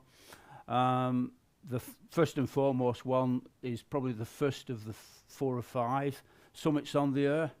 Started in 2002. That's the one I take part in. But you've also got Parks on the Air now, Worldwide Flora and Fauna, and GMA, Global Mountain Award. So there is an overlap. I don't know very much about the other 3 programs I've just mentioned, but if you're going to take part in one of the programs, and some are easier, some you can take part in from your vehicle. Some it's on the Air you can't. You've got to use an independent power supply and be away from any vehicle. So decide on your program and go for it. Now, I'm not going to talk about setting up an amateur radio station and how to operate portable. I'm going to leave that to David that's in the room over there, G0EVV. So if you want to know about the technicalities of setting a station up, come to room 2 tomorrow at 9:15. David will give you all the information. So, travelling to unfamiliar places, something that's always interested me. Going to new places, somewhere you haven't been before. It is an adventure. You're going into the unknown, but you can do a terrific amount of research to make sure that your visit to these places is a success in terms of operating. Going to other countries, well, SOTA and probably the other schemes as well is a very sociable part of the hobby. We have reflectors, and there's a lot of communications take place on the internet between participants. And what you find is when you go to a country such as Belgium, Portugal, Luxembourg, wherever, amateurs that are into summits on the Air want to meet you. They go out of the way to arrange meetings. Sometimes they turn up unannounced on the summit, as one did with me in France 2 weeks ago. Fox 5 Lima Kilo Whiskey. This guy came walking towards me in fluorescent walking gear and said, "My name's Roger, F5KW. We've had hundreds of QSOs." So we had a good chat and a meeting, got around the language barrier to some extent, and quite often they give you little gifts. I've had things like fridge magnets, Belgian chocolates, flags, key rings given to me from meetings with guys in their own country. Now you've got to decide what sort of trip are you going to embark upon. Are you going to go solo? Are you going to go with your partner or your XYL? That depends on your sort of family situation and the patience of your partner, of course, or with an amateur radio friend. I've done all 3 of those. They're equally enjoyable. You've got to pick the right people that you go with. You've got to find an operator perhaps that works the same way as you, because you're probably going to set 2 stations up on the summit, maybe 50 to 100 meters apart. So that is quite important. But so it's whatever fits your situation. What got me started? Well, 2005, I was getting a bit jaded with working DX from home. I was looking for something else in the hobby. I was in my early 50s at the time. I'm not far off 70 now. I thought I would have a go at sorting it. It really is addictive. It's a good program. It's very well managed. Excellent database for submitting logs. Very transparent. So it is a great program. What are the differences between operating adventure radio in the UK and in Europe? Well, there are quite a few actually. It's a lot easier to operate adventure radio in Europe. Main reason for that is that the tree line, once you get sort of into Germany and parts of France, the tree line is 650 metres, 1,500 metres above sea level.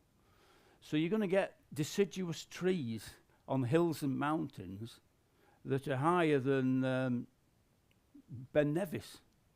Well, we all know how inhospitable the tops of the mountains are in the Lake District and Snowdonia. Often in Europe, you're sat in the middle of a wood operating your amateur radio equipment, and the activation zone that extends to 25 metres below the highest point, you can often not find a clear area to erect an amateur radio antenna. So you're operating within trees. Yet on HF, things work reasonably well. I've undertaken 27 of these trips, like I say.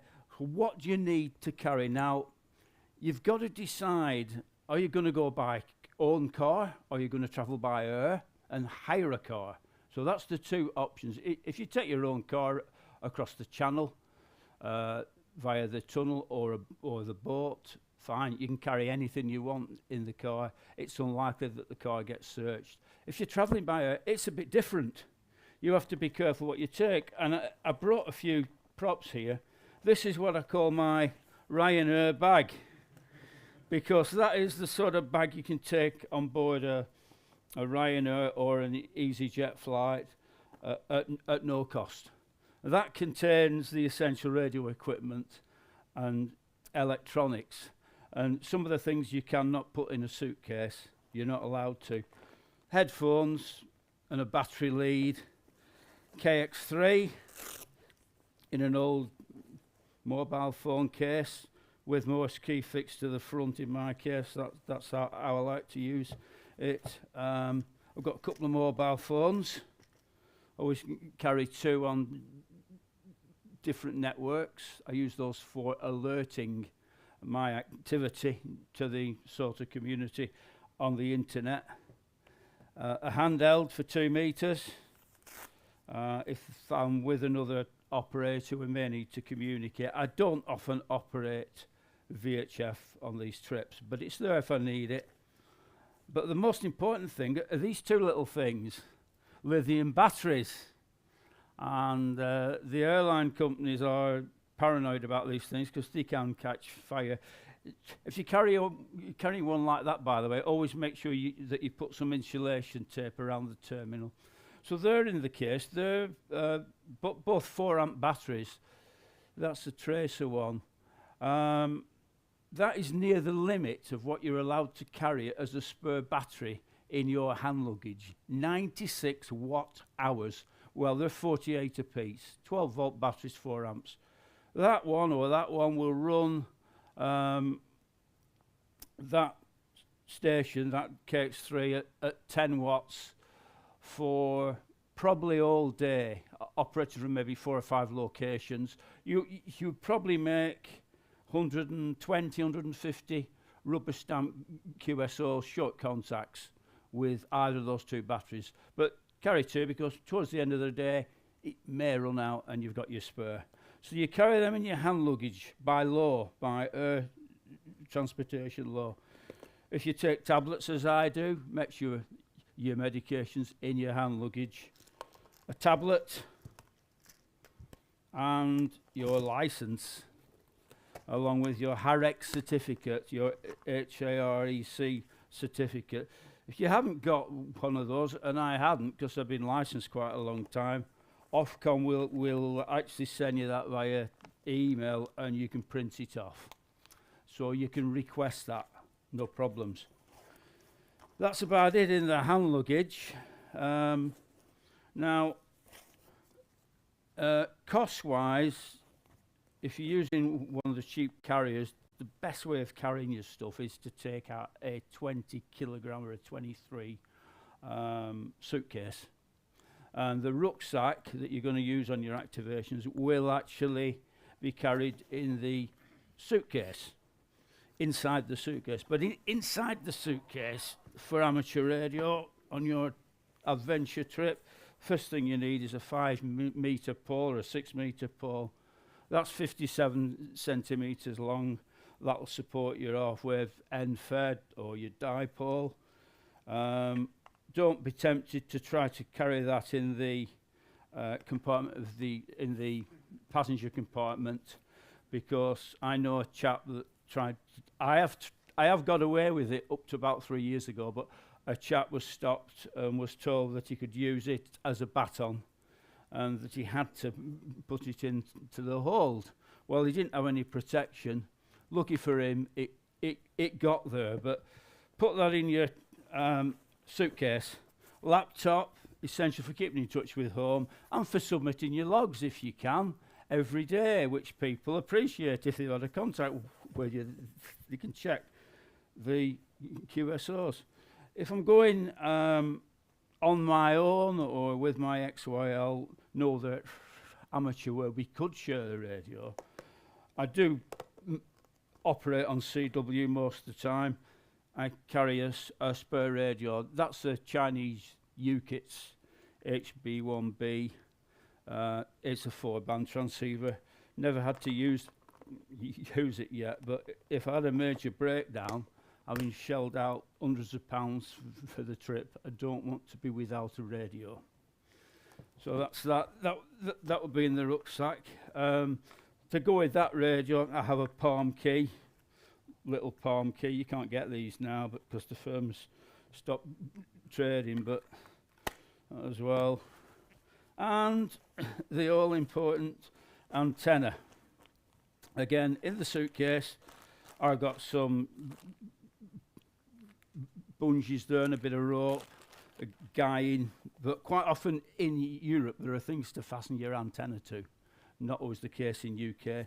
You can find a tree or a post or even a picnic table in a lot of cases. Because the tree line being so high, roads quite often go over the tops of summits. So you do several activations in a day and barely walk any distance and still be within the rules for summits on the air. So a few tent pegs and a few little tools like a knife, a screwdriver, in case you have to do any small repairs to your antenna. That's the antenna. It's a link dipole. That's for 40 meters, 30 meters and 20 meters, all made, fed with RG174, I think it is the coax, a BNC plug. That's it. That's your whole station. Okay. So, how much does it cost? Well, accommodation is cheaper in Europe than it is in UK. And quite often, if you want a single room, as we often do, if I go with a friend, he can't stand people snoring and going to the toilet in the middle of the night, etc. So we always have our own rooms. Well, often you don't pay a single supplement in Europe, but you always do in the UK. That's a picture of me operating on Delta Lima Alpha Mike 001 in Germany, Piesenberg, and that was a summit that you could drive to. There was a tourist cabin on the top, so it was drizzling a bit that day. A couple of chairs there been left by someone, tourist board, whatever. Set your station up, FT817 at the time, which is what I was using, and away we go. Now, you've got to decide whether you want to do it independently or do you want to book a package holiday. You can do it either way. Package holiday, chewy, people like that. Mallorca's an excellent destination. Portugal again. Lots of summits, some quite easy to get to, particularly Portugal. There are a lot of wind farms there.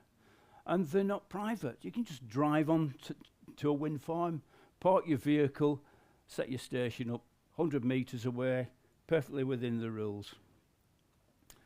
Getting radio gear through security, like you saw me taking stuff out the bags. It's very important when you get to the airport, whether it's Manchester, wherever, get the plastic tray and any electronic, take it out of the case, expose it, and more often than not, there are no questions asked. You're straight through. Leave it in the case, you're more likely to get asked questions. Last time I went through Manchester in June, I took everything out, two plastic trays, and the lady said to me, "Oh, great, you can come again." You know, it's very good of her. I've told you about the bags. Car hire, if you're going to hire a car, it varies from place to place. A good hub is Prague. And from Prague, Czech Republic, there's plenty of flights there from all over the UK. And car hire is extremely cheap. You can get a vehicle in Prague, an average size saloon or a small estate car for around about £150 a week. You know, it's great. Great. So that's something to think about. We normally use the booking agents such as Auto Europe. Do You Spain is another one, but they don't just do Spain. You can get a good deal if you shop around online. Insurance, well, you can get an annual car hire insurance for around about £40 to £50. And that will cover you for up to 90 days on multiple trips. And quite often, if you're just going to do one trip, it's cheaper to buy that. In case you do another one later in the year, it will cost you about the same for an annual policy as the car hire company are likely to charge you at the desk. So that's worth thinking about. Non-tourist destinations that are the best for hiring cars in terms of price. Mallorca, Canaries, will pay a bit more, but if you shop round, you can get a reasonable deal there. The last trip I did where we flew was in June when I went to Friedrichshafen from Prague, drove from Prague. We hired a car for 12 days. It was a Kia Proceed estate car, almost brand new. 12 days car rental, £258. So split two ways, not bad at all. Planning an itinerary, this is so important. It could take up a few days of your time. In terms of man hours, that trip I just spoke about, the 12-day trip, we visited 36 locations. We set stations up in 36 different places, and we spent 2 days at Friedrichshafen. But to plan that probably took me 20 man hours, something like that, so that we went exactly to the place we wanted in turn. 5 locations a day in some cases in Bavaria. So I want to talk about that. How you produce an itinerary, how you alert your activity, and that's done with the trusty mobile phone. Can't show this on screen, but there's an app called SOTA Spotter by YO3 SAW. It's free of charge, excellent app, works on Android phones. I think it works on iPhones as well. I would recommend that. That's how you alert on the day. So when you get on the top of the hill, get your station set up, alert on that. Within 5 minutes, you've got an instant pilot. People sat at home, not tuning around. We use specific, approximate frequencies. So if you're into CW, 40 meters, 7032, 2 or 3 kilohertz either side of that. is a favourite spot. 7118 on sideband. People know where to find you, and you will enjoy the pile-ups. You will be Mr. or Miss Popular. Everybody wants a contact with you. So usually on these trips we operate for 30 to 45 minutes on every summit, so something like that, on up to 3 bands in CW and SSB. And you probably make 20 to 50 contacts each in that time. Just working people, sort of contest style, but you know a lot of the operators' names, so it's common for me when I can remember people's names. Much easier at home with a computer, but to give the name and a signal report. Keep it short. You can easily work 1 a minute when they're queuing up to work you, which they tend to do. That's using 10 watts in a resonant half-wave dipole. There are lots of web tools available. The 2 main ones that I use to plan an itinerary are Sortless by Manuel, HB9DQM, and Sort of Mapping by Rob, DM1CM. The Sort of Mapping one has been in use for over 10 years now. Sortless is probably 5 years old. They're both excellent.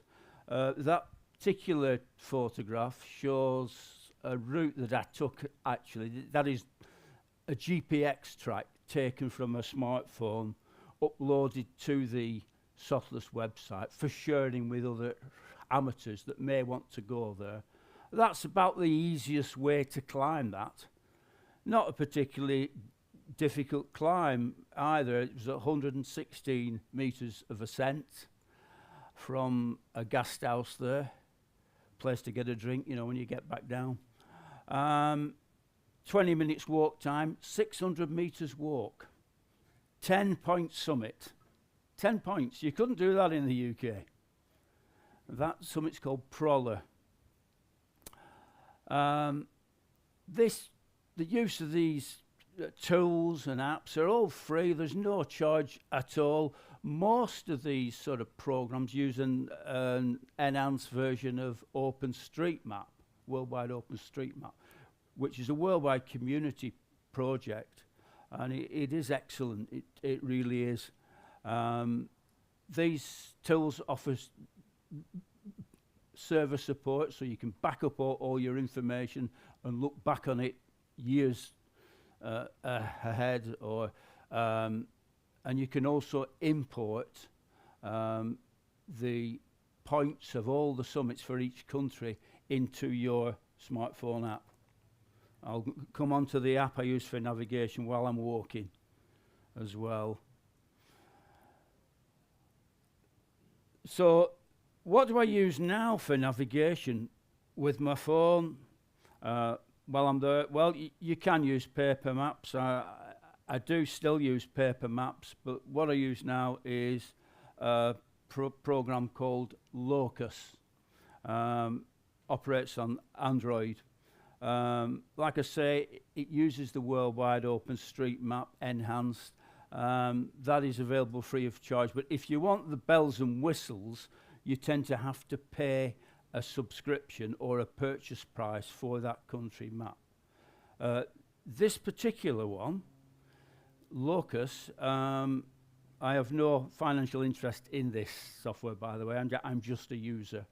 It's version 4 at the moment with server support. The basic product is free of charge. Download it from Google Play. Silver gives you some benefits. Gold is the one you want if you're serious. That works out at about £20 a year.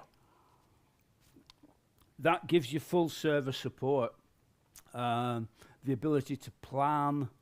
It is excellent. It's owned by a company in the Czech Republic. All the help files are in English, and it's very, very well supported.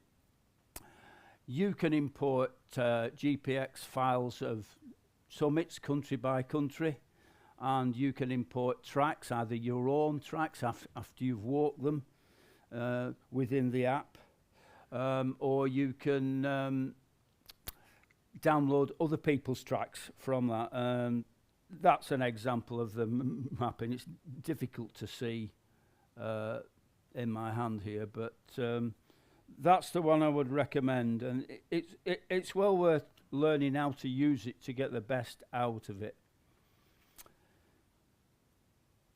That is the planner for that particular software on PC. Again, showing the same summit, the clarity. You've got all the contours there, you see, so you can work out from the side there the amount of ascent, the distance walked. Really useful stuff. So, get all this information at home on your PC and plan yourself an itinerary. And although you won't be able to see the detail on there too well, not too bad. That is what I tend to produce, all those 24 hours of work planning where we go. And that enables you to do a successful adventure radio tour. Now, if you look at the headings on line 2, I've got the summit references and the day the activity's planned, the number of points that can be earned that day from each of the summits that you plan to do, some details of the name of the summit or where you're going to be staying that night if you're moving on, little things like that, the height of the summit, the parking place. Now, this is what takes the time. Studying the mapping, the two websites I told you about, Sotless or sort of mapping, trying to work out where the nearest road is where you can get an access point to the summit.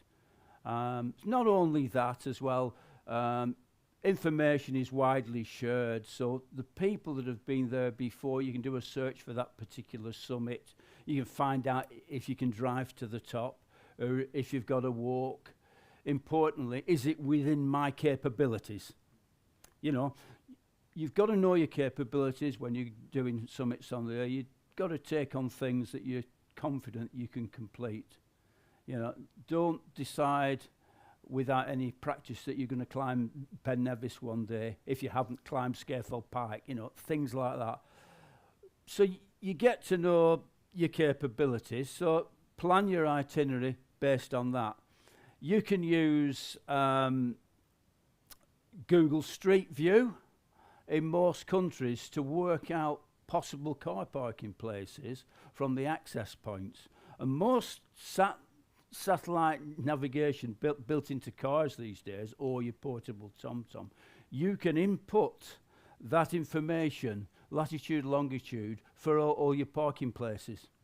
So the only thing with that, there's a tendency to rely on satellite navigation too much. You must make sure you are absolutely correct. Check and double check that those lat longs are correct. Because if you get it wrong, you could be driving 20, 30 miles out of your way and getting into a real problem. It hasn't happened to me, fortunately.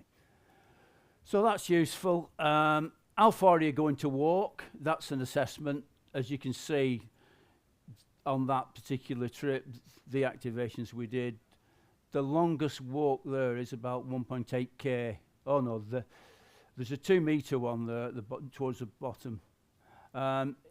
Each way, and the amount of ascent and the approximate time where you think you're going to be on the air, and you can alert those times on SotaWatch. If there's 2 of you in the vehicle, the navigator, which is usually me, if I'm with a friend, I can adjust the alert times on SotaWatch so that people know that you're going to be late.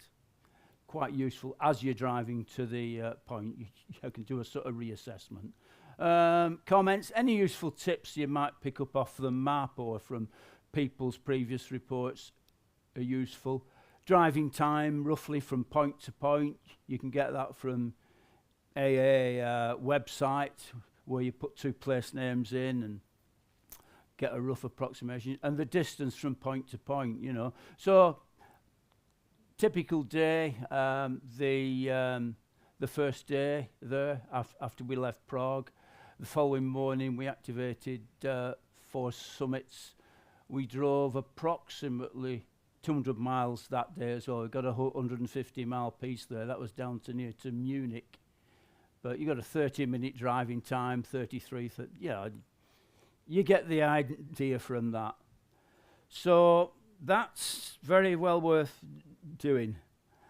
We'll leave that on the slide because that gives you some useful references to look at on the internet.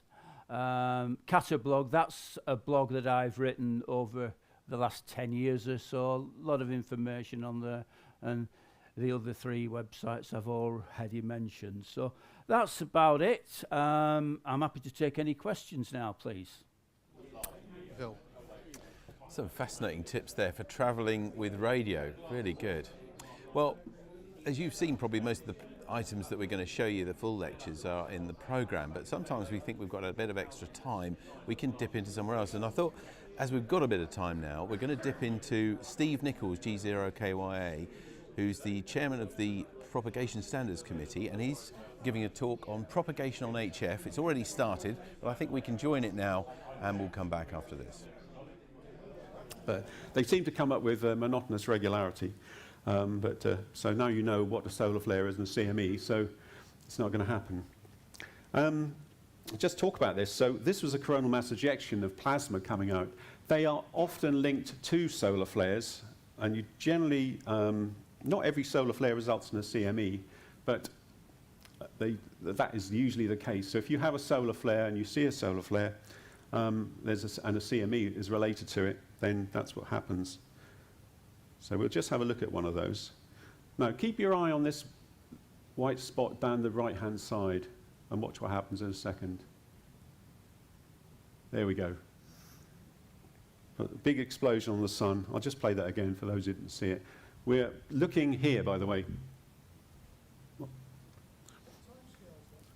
I don't know, let's have a look. I think it should be on there. Let's play it again. That's 1956, the start. On 1410, there we go. 1620. 7, 8, 9, 10, 11, 12, 13. So yeah, that's a kind of 1 hour in a minute, but that's a massive explosion of material. Good. So let's go back and talk about those again. So the first thing is the solar flare, and the main component is a massive, massive surge of X-rays and extreme ultraviolet off the solar flare. And to give you some idea, I did some sums. So the energy release can exceed 10 to the 20 joules of energy. So what is 10 to the 20 joules? Well, an atom bomb, the atom bomb dropped on Hiroshima was 10 to the 13 joules. And the world's biggest hydrogen bomb was 10 to the 17 joules. So an average solar flare is 1,000 times stronger than the biggest hydrogen bomb ever exploded on Earth. So that gives you some idea. You really don't want to be in the way of it, I don't think. So the solar flare fires up and gives... Well, as is the way of these things live, you can hear Steve, and he is live in a lecture room too, I think just down the way from here. But we couldn't see pictures being updated. We don't think he was standing that still and that slide was that still. So we're quickly refreshing our video systems here, and then we'll go back. By the way, I hope you're enjoying the stream from here at the Kents Hill Convention Centre. And hopefully you'll give us some feedback. If you've got anything to say for us, go to rsgb.org/feedback. But now let's go back to Steve and try and rejoin that talk on propagation standards. Ionospheric disturbance. So it's 8.3 minutes after a solar flare. It's due to ultraviolet and X-ray photons, and it's the D-layer absorption that kills it. Other type of events, we have polar cap absorptions, which is when we have our high energy protons and alpha particles coming off a CME that get funneled towards the poles because of the Earth's magnetic field. They can take 15 minutes to several hours to arrive on Earth. They're relativistic, so that's very fast still. It is still very quick.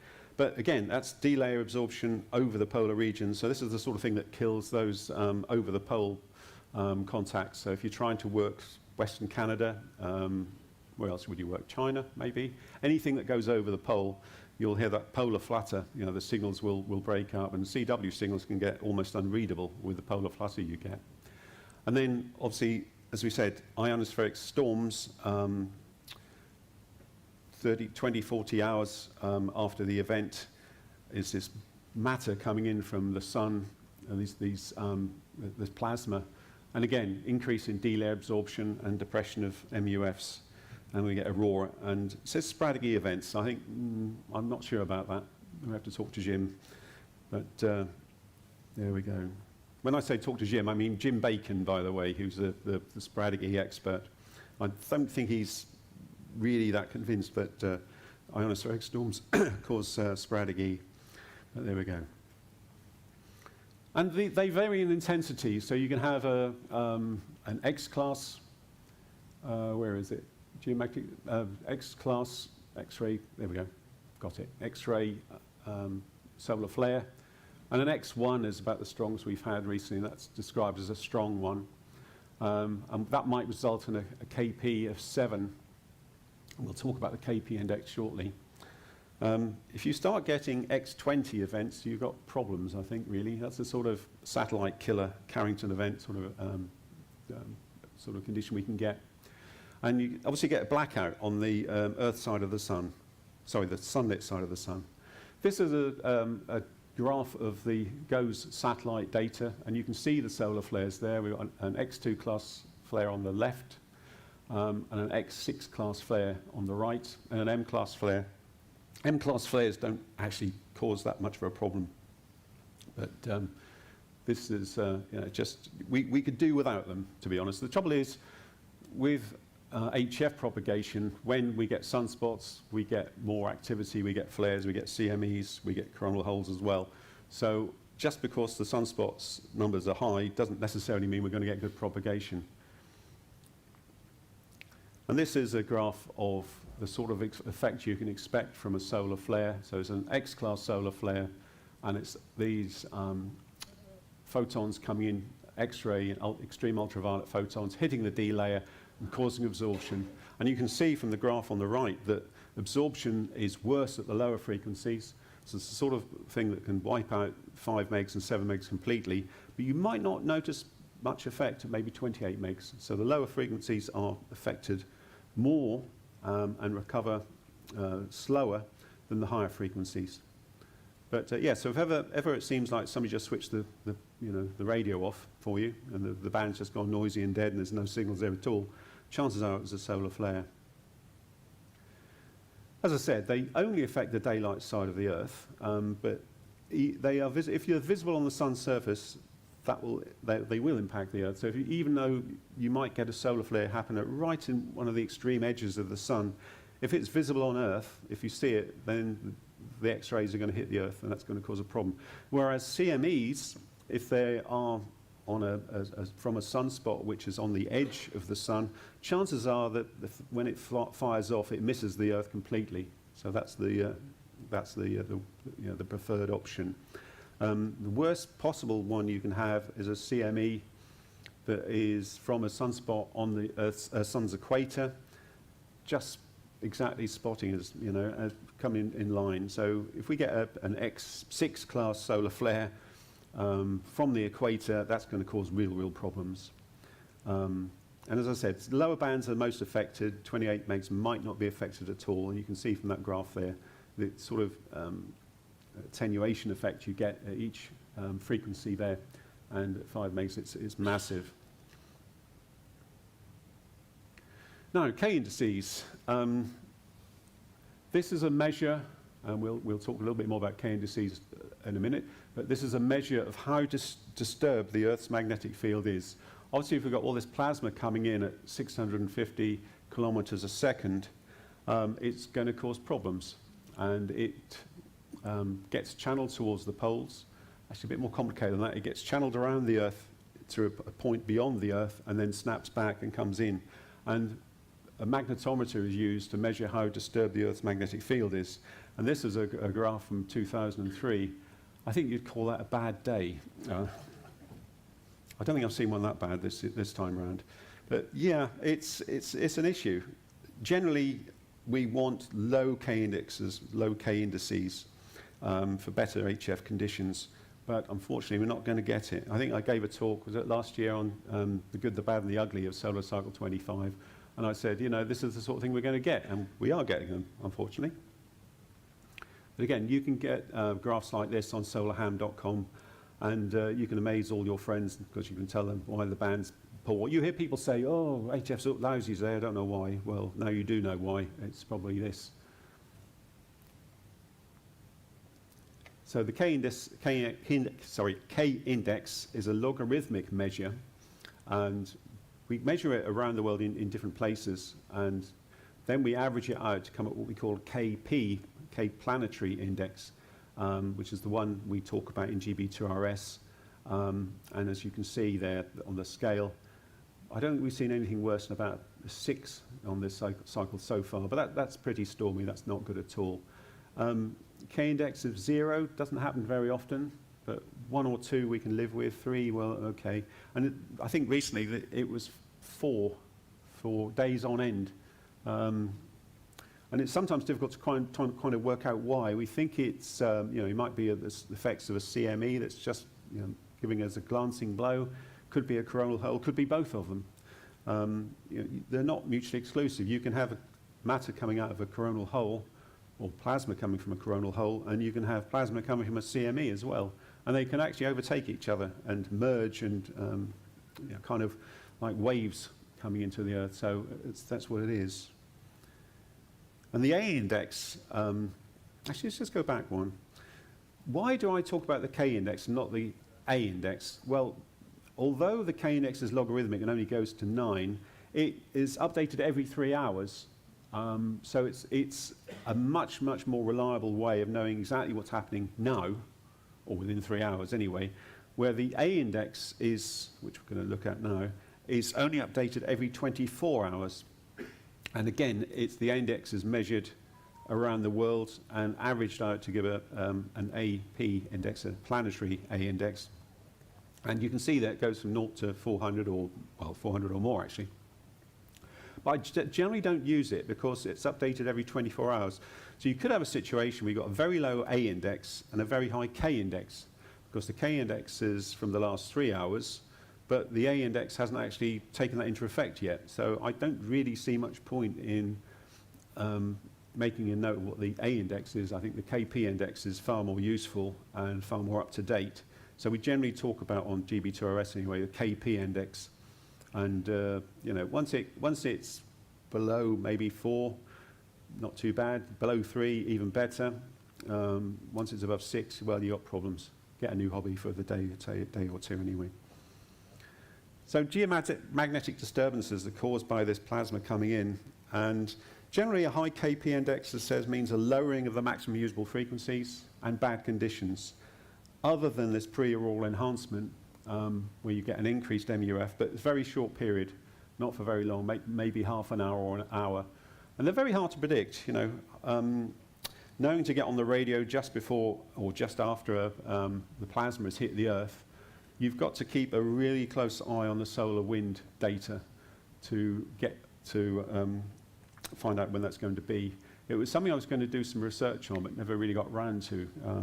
And usually, because of the kind of geometry of the Earth and the Sun, is you normally find you get these high KP indices in the early hours of the morning or around midnight.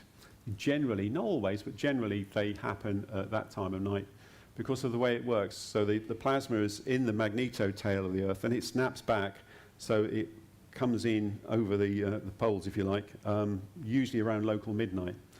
And I'm not generally on that time of night, and the bands aren't generally open either, so that's why it's difficult.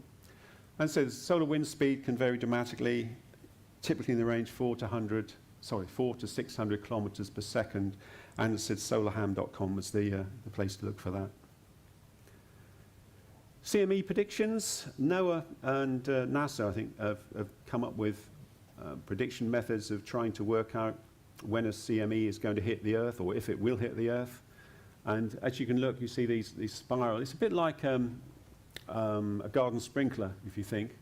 So you've got a garden sprinkler throwing this water out, and it's rotating at the same time. So you get these Parker spirals after the guy invented them, I think. And let's have a look at what that looks like in real time. So this is a CME going to come off the sun, and then we'll see what the prediction was. These aren't terribly accurate either, I don't think, really. But that was probably the worst position it could be. So it's on the sun's equator, so it's facing the Earth, and it erupted, just as it was facing. So there we go. That's the prediction. You can see this big wave of plasma coming out.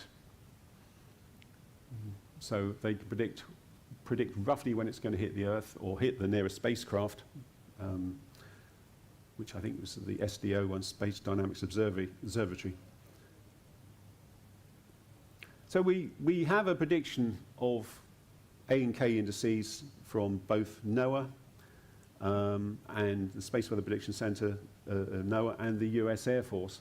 Now, I don't know why, but the US Air Force is usually more accurate than NOAA's. So I generally look at the two of them and kind of think, well, what do I think? As I said, the Met Office can't supply more than 4 days in advance. So this is a lot of guesstimate work. That's the trouble.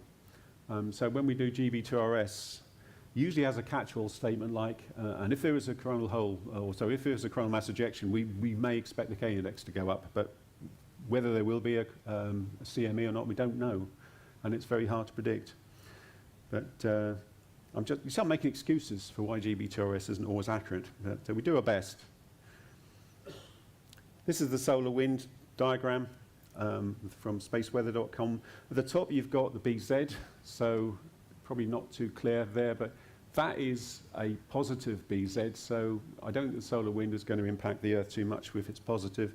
If it goes down, oh, there we go, you can see it, it's in red, you probably can't see it on there. But if it swings south, so we get a southward or negative BZ, that's more likely to couple to the Earth's magnetic field, and we get problems. And the density can go up as well, that's the next row down, and the speed. So the speed there, I think it's going lower.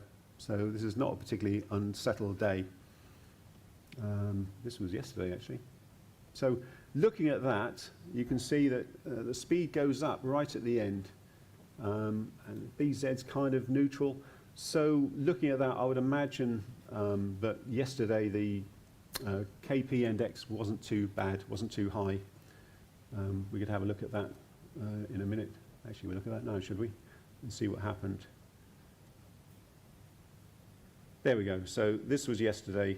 We can see that's probably there, that effect we saw, and then it's dulled down again and gone up again to 3.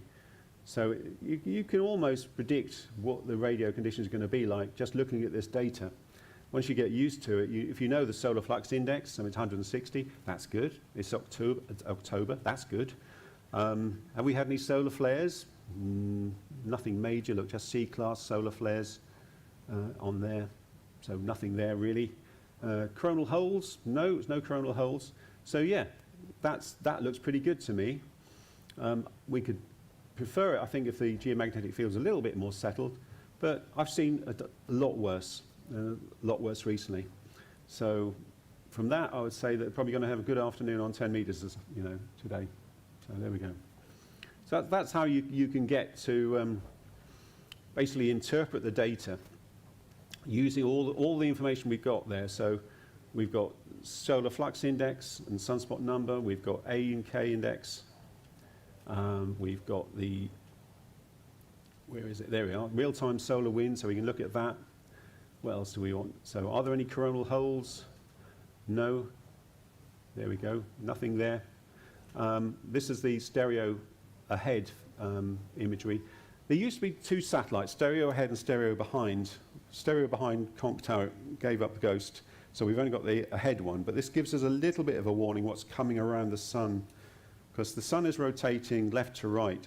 So we click on that. There we go. So we've got a sunspot number is 146, but it doesn't look like it. If you started counting them, you would never find 146 sunspots, but this is why. So it's 10 points for a group, 1 point for a sunspot.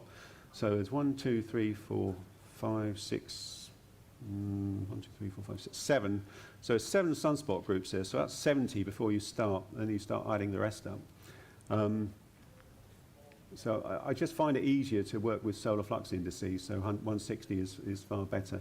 And programs, computer programs or propagation prediction programs, some of them use sunspot number, some of them use solar flux index. So find out which one and try not to get the two muddled up because they generally don't tally. It's odd. At the moment, we've got solar flux index 160 and a sunspot number of 146. So they're not too far apart, but generally they don't tally too well. But there we go. Right, so what's the IMF of BZ? So this is why I just talk about this a little bit better, a little bit more. So here's the solar wind coming in from the sun, and you'll see that it's impacts in the magnetosphere or magnetopause, and it gets thrown back to this plasma sheet, and it kind of gathers there at the neutral point. At which point you get some magnetic recombination, and it gets fired back to the Earth's poles, and you can see where it gets channeled into the North and South Pole, which is how we get the aurora. So quite interesting. So the sun's magnetic field isn't confined to the immediate vicinity of our star. The solar wind, it carries that throughout the solar system. And they have aurora on Mars, and they have aurora on Jupiter. The only difference between the Earth's aurora and Martian aurora is that the Martian aurora can appear anywhere because it doesn't have magnetic poles. So you can have auroras on Mars at the equator, if you like. I think Jupiter does have a magnetic field. Somebody's nodding over, that's good. So it does tend to appear at the poles. But Martian aurora, no, it can appear anywhere. So if the IMF points south, we call that a southward BZ or negative BZ. So this is the magic term to look for. That means that the interplanetary magnetic field can partially cancel Earth's magnetic field, and this material can flow into the Earth's atmosphere and cause us problems. So a southward BZ or south-pointing BZ or a negative BZ is not good, and well, unless you're an aurora fan. By the way, well, we're going to leave Steve's video. Not video. He's there for real. We could hear his audio going again, but I'm afraid the video froze again. But hopefully that didn't spoil your enjoyment too much. It was an extra thing we were going to play. Well, I just want to let you know that that lecture will be recorded, as many others will be here, and you'll be able to watch on the RSGB YouTube channel in the near future as well. So you better see the whole thing. But we thought we'd like to carry that for you there. Now, the RSGB's Propagation Studies Committee, the PSC, has a number of online tools to help you work out the best band and time to make a contact. And we're going to show you a short video now which explains more about these tools and how to use them. And you can find out more on the RSGB website at rsgb.org/propagation-tools.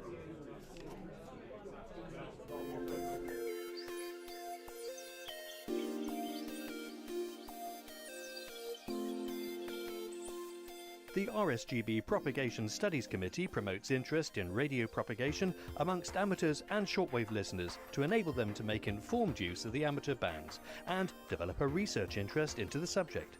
This year, it released a new propagation tool called Propy for RadCom, which joins the existing VOACAP RadCom utility.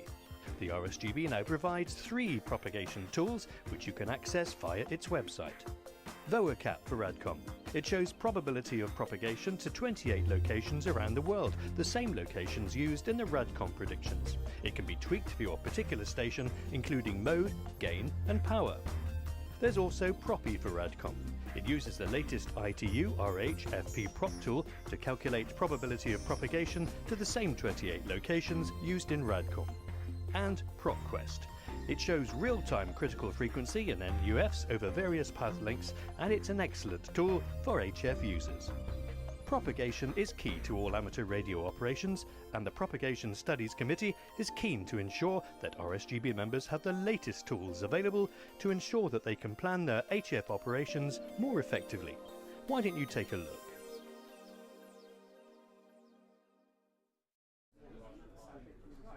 Well, contesting is a very popular part of the hobby. And with me is Andy Cook, G4PIQ, and you're the RSGB VHF contest chair. I am, for my sins. So do tell us a little bit about what VHF contesting is all about. I know a lot of people do HF, but not maybe quite so many doing VHF. No, in many ways it's quite similar. It's about going on, making as many contacts as you can in a period of time, often with as many squares or as many countries as you can, at as much aggregate distances as possible.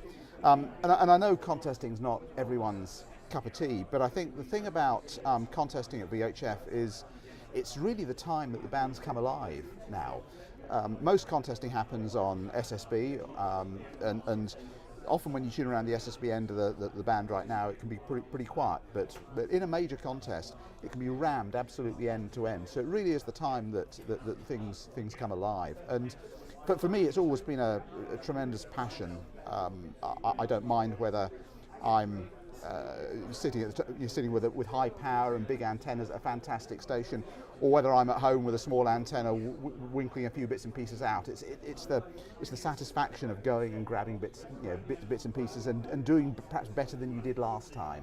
And would I be right in thinking that the antennas for VHF, if you're constrained for space, that the antennas for VHF don't necessarily have to take up as much space as the ones for HF? Yes, yeah, absolutely. I mean, for a VHF contest, the ideal thing that you want is a small Yagi, and that could even be something like a 5-element Yagi, which is not much bigger than a traditional FM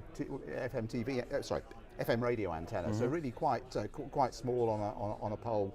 So yeah, very easy to operate with without big equipment. You don't need lots of equipment to get into this. So if you're someone new to the hobby, if you had an FM handheld,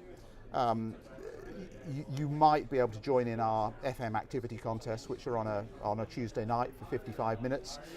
For that to work, you probably need to be somewhere close to the centre of activity. But if you've got an all-mode radio, every Tuesday night on 2 meters, every first Tuesday night on 2 meters, every second Tuesday night on 70 centimeters, we have a 2.5-hour contest where on 2 meters we probably have 500 stations active in the UK.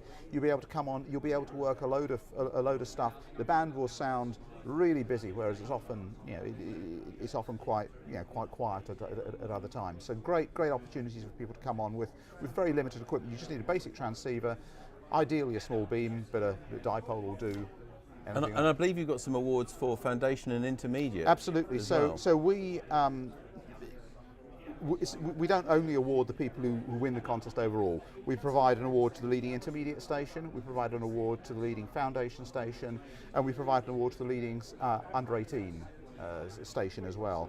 And actually everyone can get their own certificates. Even if you don't win one of those top awards, there's a downloadable certificate available for whatever you achieve in that contest. Right. Any other recommendations for people who are then on an HF now, and how quickly you could just try this for VHF, see if you enjoy it? So I think there are a number of types of contests. We have contests for, most contests are SSB, but we have CW contests, we have FM contests, and we have also FT8 contests if you're into that side of things. I think the first Tuesday, second Tuesday contests on 2 and 70 are a great entry point. There are also weekend contests as well, where it's often a great opportunity to work good DX, because these are often coordinated across Europe. And so you have stations going out into fantastic sites. I'm going to talk about some of them later on in my talk. People thousands of meters up a mountain, and people 800-900 kilometers away can be S9, and remarkable QSOs to be made in those sorts of coordinated events. Lovely, Andy. Well, thank you very much for joining us. In fact, we're now going to go over to a lecture in the lecture room 1 with Professor Alwyn Seeds, G8DOH, who's going to tell us all about building a VHF contest station.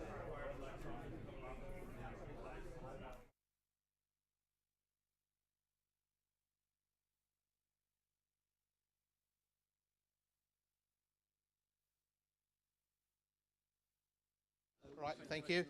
Right. take your seats, please. Take your seats. Right, before we start, I need to do the usual health and safety stuff. So the fire exits are in the corners of the building. If there is a fire alarm, please proceed calmly but swiftly to the car park, which is the assembly point.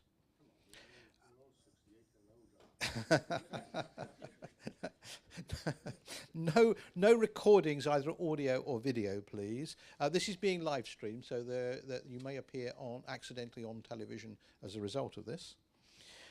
Mobiles, please off or silent out of respect for those who are listening remotely. There's quite a few people listening remotely, or people who will catch it up later on in the recordings.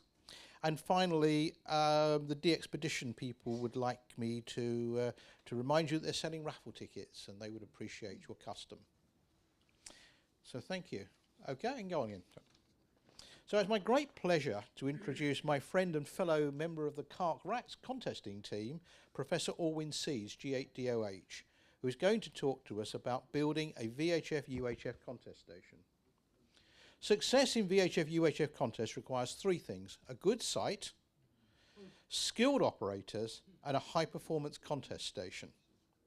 In this talk, Alwyn will describe key considerations in building a high-performance contest station for the VHF-UHF plans, including a choice of aerials, receive system designed to maximize dynamic range, and transmit system designed to give a clean signal which meets the requirements of the RSGB VHF-UHF Code of Conduct, or Code of Practice. Both of them may be applicable.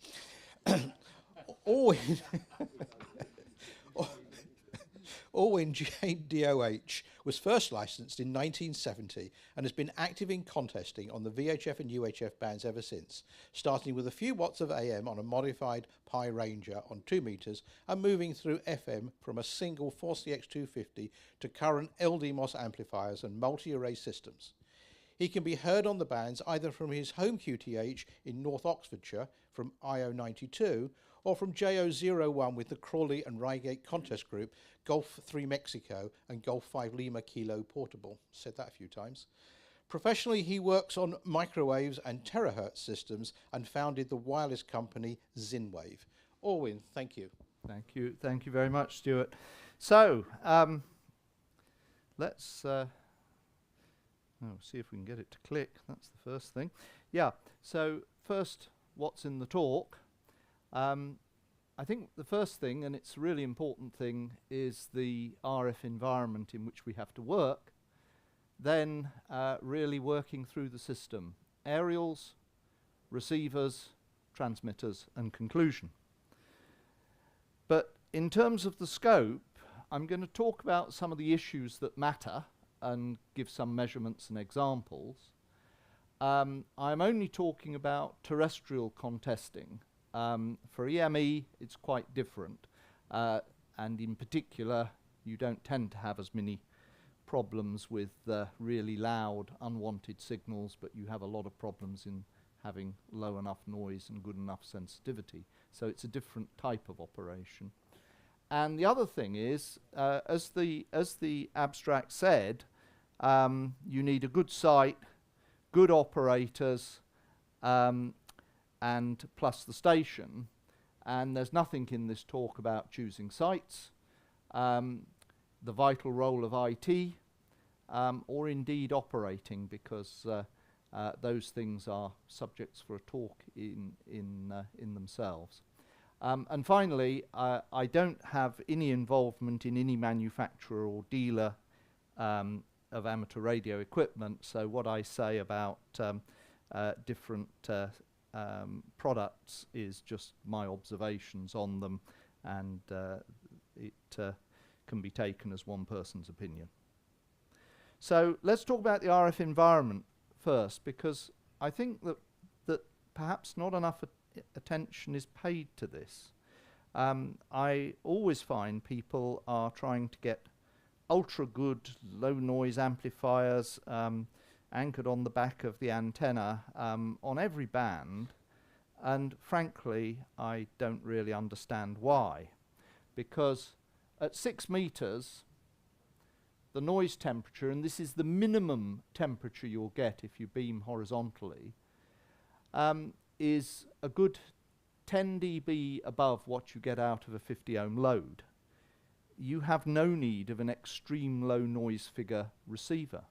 And by making an extreme low noise figure receiver, what you'll do is you'll make yourself very prone to overload. 4 meters is still quite noisy, but less so. 2 meters is the magic sort of transition point where you're about at the received noise level that you'd get from a 50 ohm load. And then 70 centimeters is a bit quieter, 23 sems is quite a lot quieter.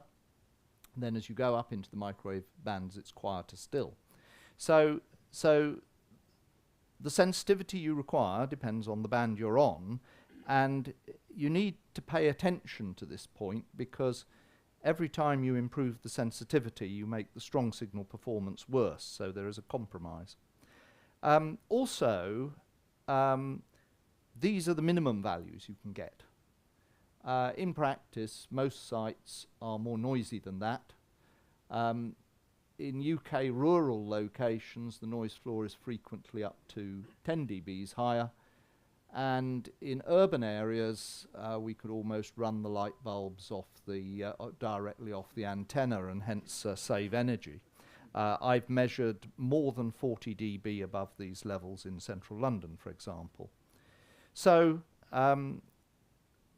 what we need to achieve is that receivers should be less noisy than our level of received noise, and importantly, the transmitters we deploy should not actually raise the noise floor, because if you do that, you're just making life miserable for every other contester, and okay, it means in aggregate we'll all work less stations and we won't work as much DX, which is a bit disappointing. So transmitters matter. Right, now on to the strong signals. This is free space path loss equation, which tells you unsurprisingly that the loss goes up the further you are away, D, and the higher the frequency, because the signal spreads out, the area covered is larger relative to the mechanical dimension. So that's the basic formula, and the amount of loss you get, around about 100 dBs, 2 meters and 70 centimeters. If the path hits the ground from time to time on the way, so we're talking about strong signals and hence short paths, you can increase the loss by 10 to 30 dB. If you have a beautiful piece of water optimally placed, like a nice lake, you might be able to enhance the signal. It can go either way, but on typical undulating ground, you usually end up with a loss relative to free space. So, what's the implication? We now add on the other bit, which is aerials, transmit and receive. So the receive power is the transmit power. This is a sum done in dBs, hence no multiplications. Transmit power plus the gain of the transmit antenna minus the propagation loss plus the gain of the received antenna. So what tends to happen is, as we go to higher frequencies, within mechanical constraints, we can make a bigger aerial. And if you did just directly scale so that the aperture of the aerial was growing, you had the same mechanical aperture at all the times, you would end up with received powers rising as frequency squared. Well, we don't actually build antennas of that size, generally, so we don't usually achieve that.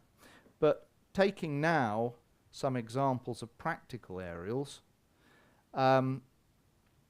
these are the sorts of things you might use.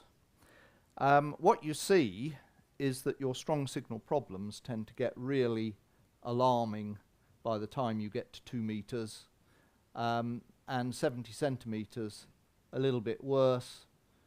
23 centimeters, well, it should be getting worse still, but in practice people don't build large enough antennas. Some do, but the average doesn't go up quite as steeply. So this is quite interesting in terms of the strong signal problems that we have. 2 meters and 70 sems tend to be really difficult bands for strong signal problems. So that's the other bit we have to take account of in design.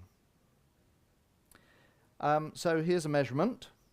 This is 2 meters, 2 stations running high power. The spacing between the stations is just over 16 kilometers, and these are measured results. So in theory, you should get a received power in the measurement bandwidth here of about minus 40 dBm. That's 0 dBm is a milliwatt, so minus 10 is a tenth of a milliwatt, hundredth of a milliwatt, and so on and so forth. So you should get a received signal of about minus 40 dBm. In this measurement, we actually got minus 44, so not much scatter loss. It's a nearly free space path, but not quite. That is a strong signal. You need good receivers, and that just illustrates 16 kilometers spacing. Go closer, it gets harder. And the other thing I should have said about that slide, which I didn't mention, was this little factor.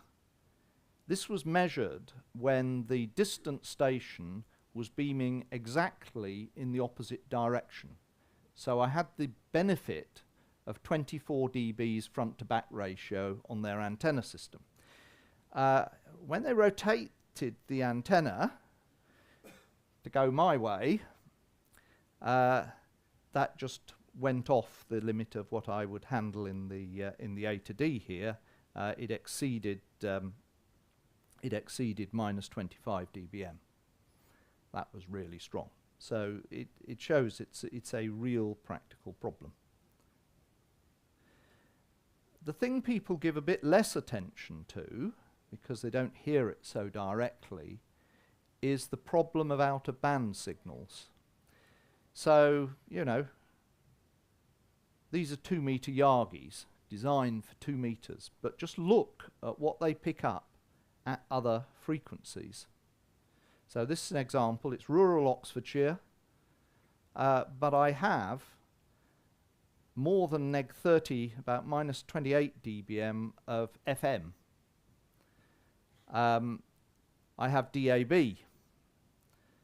I have a local Tetra transmitter. That's just down the road. Going up a bit, I have DTV.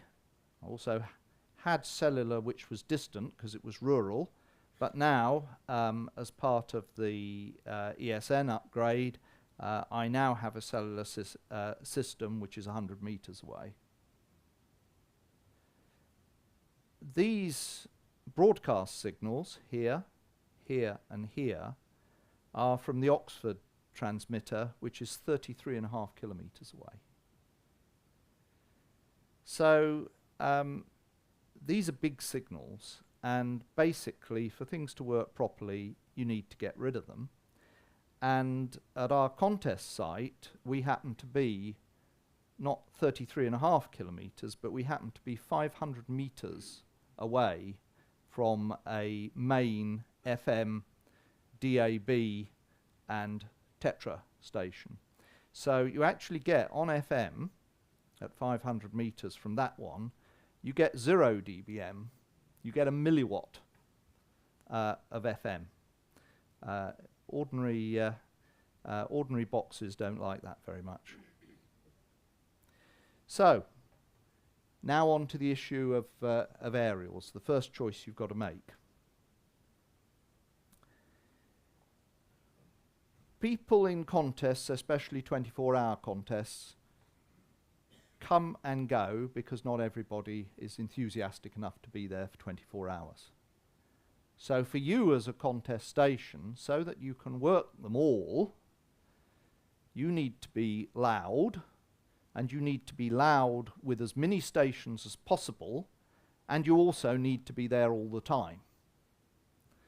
That way, anybody who pops on, they see, oh yes, there's a great big signal there. Oh, there is a psychological propensity in radio amateurs always to work the strong signal first.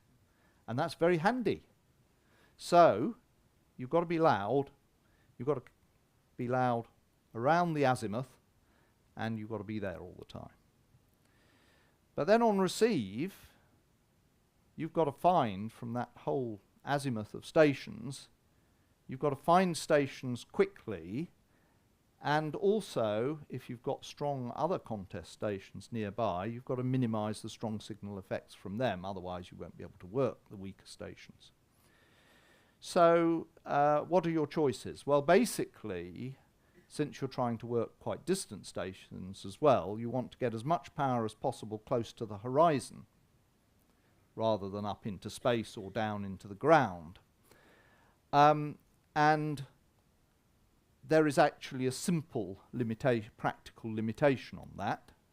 You can't restrict the vertical beam width to nothing, because we use masts, and masts blow around in the wind, and unless you're into very serious mechanical engineering, I don't think you can reliably achieve correct support of an antenna with a vertical beam width less than 5 degrees.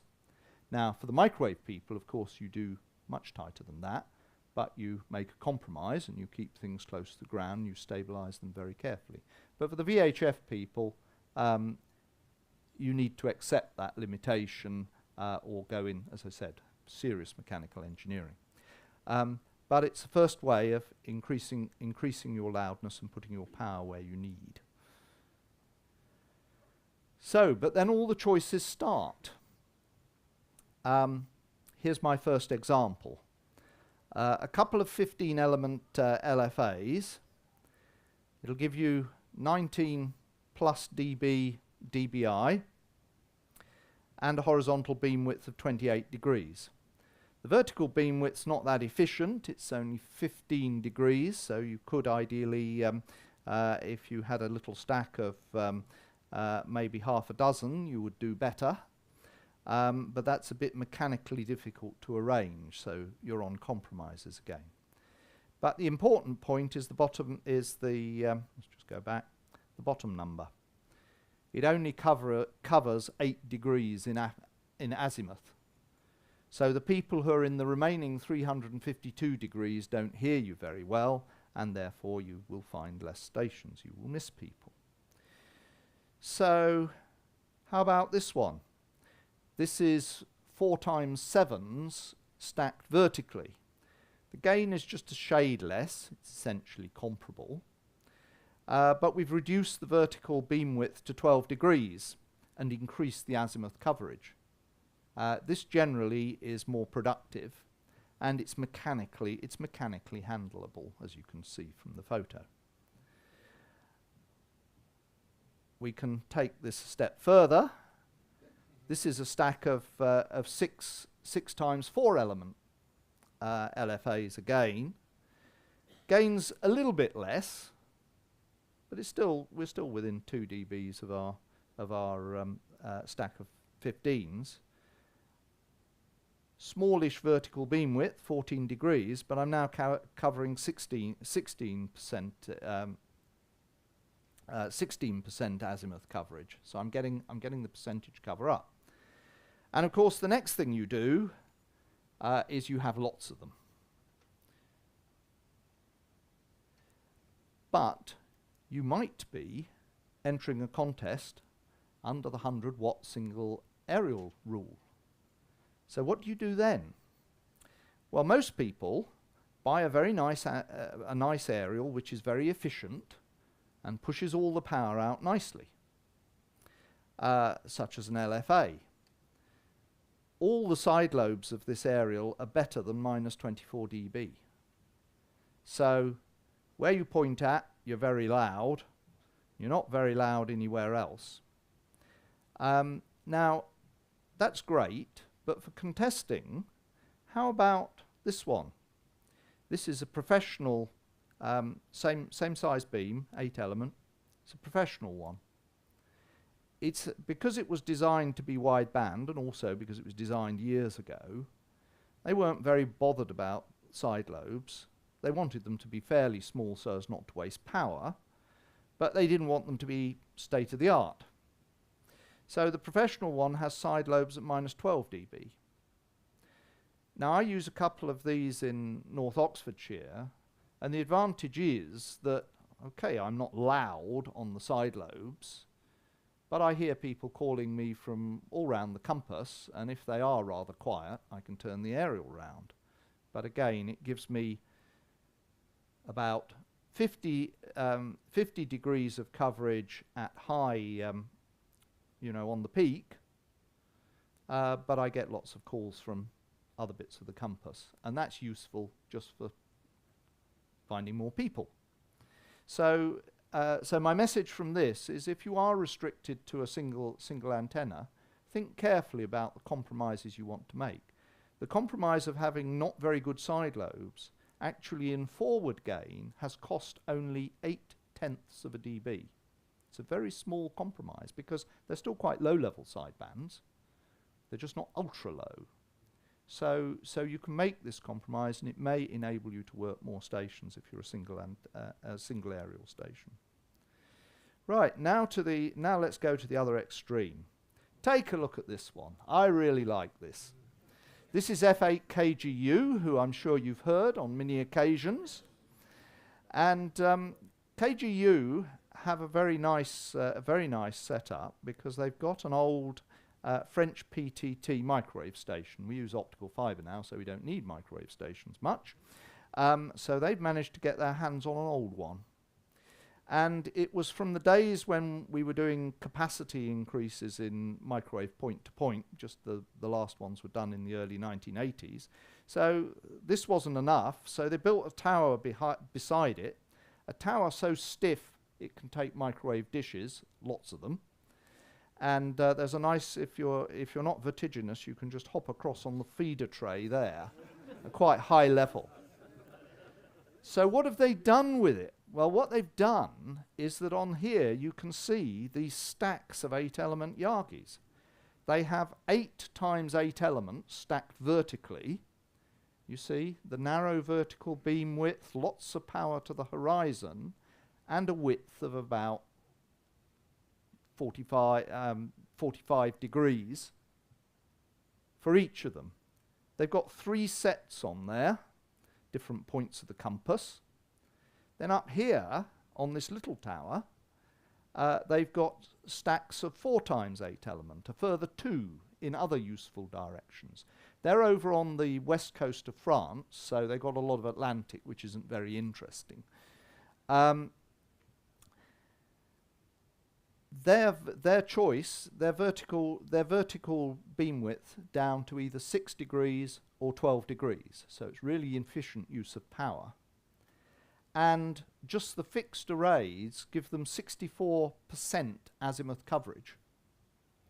So they've actually covered most of the compass that they want.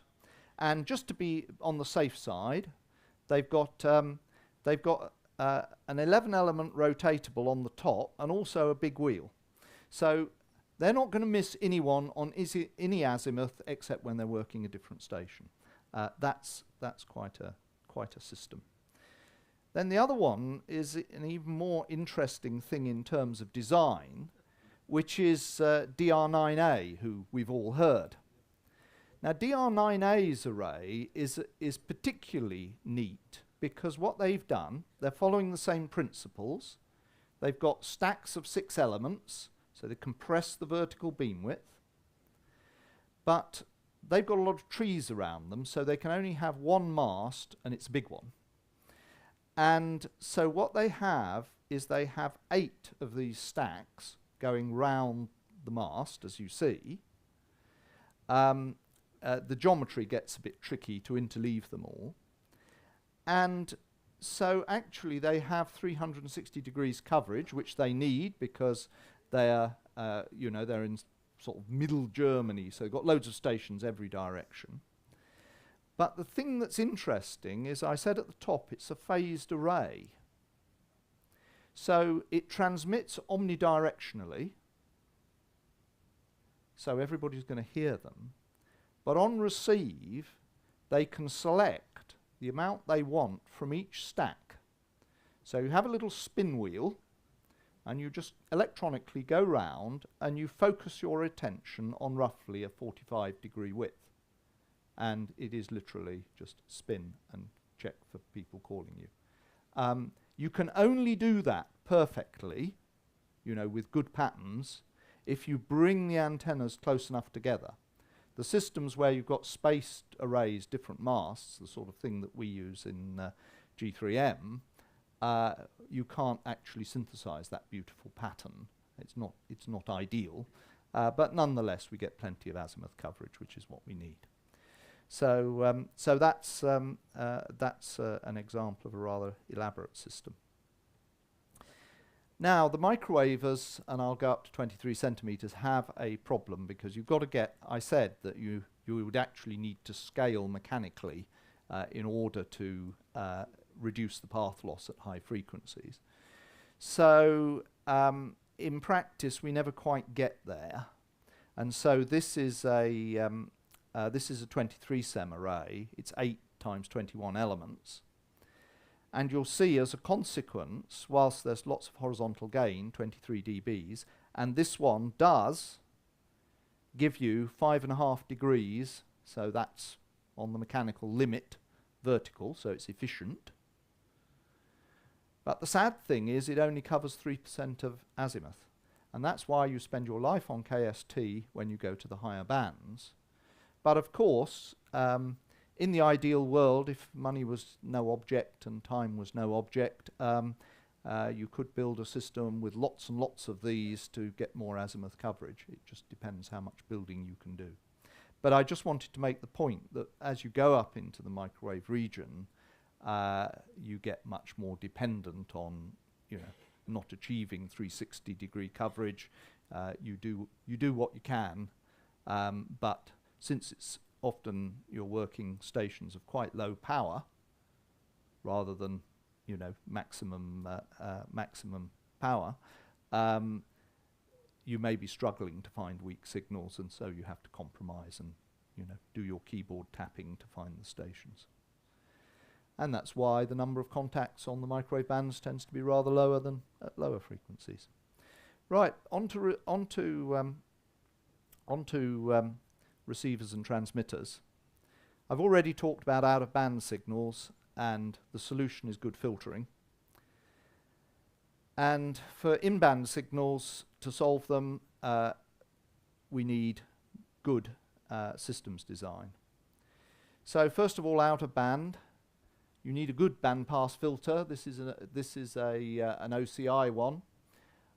Is a really beautiful thing. The in-band loss penalty is just 0.7 of a dB, so you can still get low noise figure on 2 meters, no problem. But even if you just go down to 140 megahertz, you've removed 30 dB of unwanted signal, and by the time you're at 132 megahertz, it's 60 dB. So you just remove the stuff, the out-of-band stuff that you don't want. You need those. So for in-band, we can't do that generally, so we have to somehow get ourselves a wide, spurious free dynamic range. And practically speaking, ideally, you could make use of 120 dBs of spurious free dynamic range, normalized to 500 hertz bandwidth, if you could get it. But actually, technically, we can't. But being close to 100 dB is very desirable.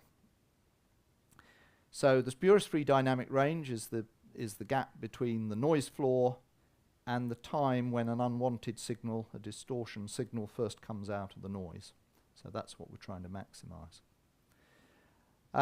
In hybrid receiver architectures, you have some sort of narrowband filter before going to the analog to digital converter, and so the performance is set by filter performance, mixer performance. And that gives you the dynamic range limit of such designs. If you have a software-defined architecture, then you don't have narrow bandpass filter, so everything depends on the performance of your analog to digital converter. So you've got rid of the need for a high-performance mixer and crystal filter, because you're going to do your filtering in DSP. You can do all sorts of lovely displays with it, but everything depends on this. And good quality ADCs, as the radar people know, cost lots of money. So here are some measured, this is data I measured, on the 9700, which has a software-defined receiver, but they don't have a dithering system that really works on receive. So different reviewers have chosen different levels of spurious-free dynamic range. So IARU decided that that this was the point at which the distortion was coming out of the noise, which is true, but the distortion's also coming out of the noise here, here, various points along this curve. So AB4OJ was a little bit more exacting. He decided that the distortion was appearing here. Sherwood was a little bit more brutal still, and he decided that this was the point. And I'm really mean. So far as I'm concerned, if I can measure the signal coming out of the noise, that is the spurious-free dynamic range limit, and I say that my 9700 has a spurious-free dynamic range of 63 dB in 500 Hertz.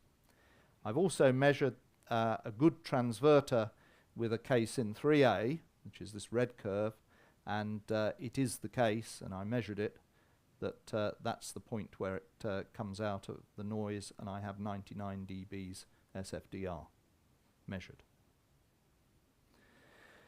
So for transceivers in a box, the IC9100 remains one of the best ones, although it's a very unpopular sort of rig. It's one of the best ones for spurious-free dynamic range, and I use one of those remote controlled, and quite pleased with its performance. Pity they don't sell them anymore. You have to get a second-hand one. And then it sort of gradually gets worse. It's actually interesting that the nasty IC910 that everybody hates so much on transmit is not that bad on its receive SFDR. So it's just an antisocial radio. Going down, the FT991 it's amazing. Some of the newer things are worse than the older things, and some of these are, they're certainly usable. They're certainly usable, but they don't have the dynamic range that ideally you would like to have. So if you're going to try and get high dynamic range, you have to, at the moment, use a transverter and an HF transceiver. And in particular, you need to do this.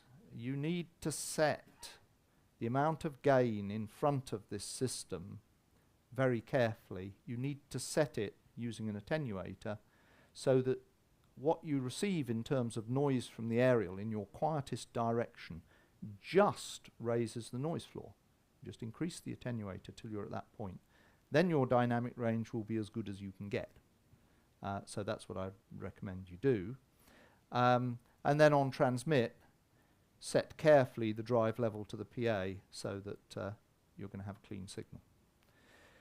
So if you have HF transceivers and ideal transverters, which is possible, i.e. a transverter which is sufficiently good that the HF transceiver is the limit, then you can do quite well. The K4, which is quite rare at the moment, has a very carefully implemented dither on its A to D converter. And the measurements I'm seeing, like from the IARU review, show it has the potential to get above 100 dBs SFDR, which would be impressive. I haven't measured it yet because I haven't managed to get my hands on one yet, but it's quite interesting. K3 we've talked about before. This is a K3, not a case in 3A, and there's a dB of penalty in that. And various other possible HF receivers. So you can get something that will give you a really big dynamic range when carefully set up. So finally, transmit performance. We have a code of practice for contest operation. You can find it on the contest RSGB contest website. It's a link on the left-hand side, and it's worth reading. And in particular, for big stations, you need a pretty high level of cleanliness to avoid causing trouble to your fellow contesters. Amazingly, I work lots of people who have a big amplifier that they have bought from DX Shop or wherever, and they don't have a PEP meter. It is remarkable. And they say, oh, it's fine. Yeah, the needles are fine on this. Well, the needles on those or the bar graph displays do not measure PEP, I can assure you. I have checked. They underread hugely. They're like VU meters in audio. So if you want lots of overload, rely on those meters. I think anybody who has a big PA should buy a PEP meter. The best is just get a PEP converter for a bird through line. You can get the bird through line on eBay quite cheaply. You know, the cost is negligible relative to a PA, but if you have one and use it, you will really clean up the bands nicely. Find the point at which the gain is starting to roll over and never drive the PA to more than 70% of that level, and you'll get a clean signal without having to buy a spectrum analyzer to look at it. And you know, for contesting where, you know, we have to put things together out in the field, it really is the case that a big PA which is underdriven is the easiest way to keep a clean signal. Radiated noise, as I said, is a big problem, and it's actually getting a worse problem because of lower voltage rails used in modern transceivers. You need either -125 dBs on carrier per hertz of bandwidth for a small station, or -135 for a large station to meet the code of practice at 50 kilohertz offset. If you're a microwaver, you're allowed a little bit of latitude because, of course, you're frequency multiplying things, and that's why that's there. So here is a sample. It was a 2-meter trophy contest a few years ago. There's the band. This is measured in Oxfordshire, and in 444 hertz. It's an FFT display. The noise floor was -167 dBm per hertz, so pretty close to the noise floor you would expect. Lowest would be -173 if everything was perfect. But this is measured. And along comes this station. The noise floor's gone up by 10 dB, and it sounds like this.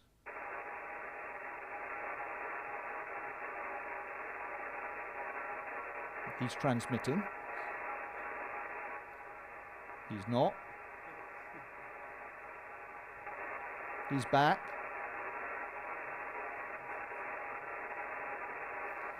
You know, it's really, you really shouldn't do that. So, solutions. 1970s, IC202. The noise out of this is so good, it meets the code of practice limits for both small and large stations. PA6NL, when they were on, they used to use one of these driving an amplifier the size of a cupboard. And it absolutely fine signal. So that's the first thing, and so keep an eye out for those on eBay. Tuning's a bit sticky, but there you are. The 9700, if you're transmitting, you know, single aerial station, it does on 2 meters, provided the power's turned up to 85%, it does meet the small station limit, which is good. Unfortunately, if you use the power control to adjust the power, rather than use an attenuator in front of the PA, you turn the power down, the noise goes up, and so it goes outside the small station limit then. So generally, you need separate attenuators, don't rely on the power controls. And so in my little table for VHF, UHF transceivers, the only one that does meet the large station limit for a station in a box is that. That's the only one I know so far. So for large stations, you need the transverter approach. But you can do quite well. There are quite a few things that will do the small station limit okay. But just to show what you can do, this is measured data for a one of the ME2HT transverters and a case in 3A that comfortably meets the limits for both small and large stations. So it's well beyond. This is 10 dB per division here. So you've got plenty in hand with that. So conclusions. We have to hear stations despite unwanted signals. As I said, for the single aerial people, consider aerials with modest side lobes, provided you've got enough dynamic range in your receiver that you're not going to get overloaded by somebody nearby. And the reason we're using multi-array systems on large stations is just so that we can be heard all the time and just catch more of those stations who are on fleetingly. We need receivers practically with spurious-free dynamic ranges exceeding 100 dBs measured in 500 Hertz, unless you happen to be in a really remote area with no strong signals to worry about, in which case you just concentrate on having a sensitive receiver. And for transmit systems, radiated noise less than -135 dBc per Hertz, which is again practical to do with the transverter approach. Again, unless you're located in a remote area with no stations who are going to be bothered, like nobody within a few 100 kilometers, then you can be a little more relaxed. But in IO 9192, we have lots of people close to us. And for simplicity, the transverter HF transceiver remains the simplest method. We're waiting for some better transceivers in a box. If we complain enough about them, we may get them. Thank you very much. Happy to engage in debate.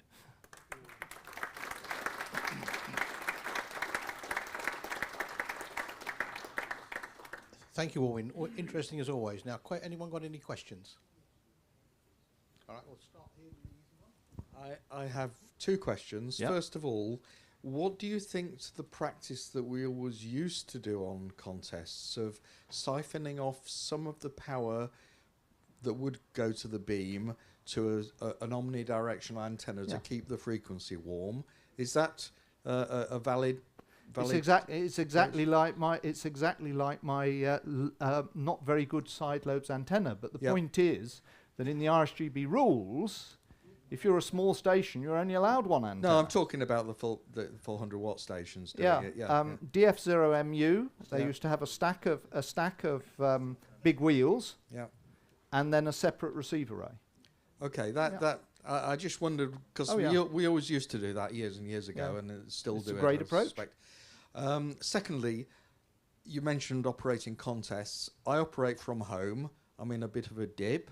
So troposcatter is quite reasonable because the horizon's less than 0.6 degrees generally. I do as well as expected, using 100 watts on 2 meters with an IC 9700. I've never, ever heard a station generating wideband noise at my station. Possibly the reason for that is I use an LFA, a 9 elements LFA, and I can hardly hear other people when they're not on beam. So that's possibly the reason why. But why have the contest committee not given dispensations for fixed stations in poor locations? Why is it applicable across the board? That is a question. That's not really an Alwyn question. That's a question to bring up tomorrow. Contest forum tomorrow. Wants to say something. You can talk to me tomorrow about that. Right, okay. Yeah, Andy will host questions on that in the VHF forum. Yeah. There was another question. Yeah.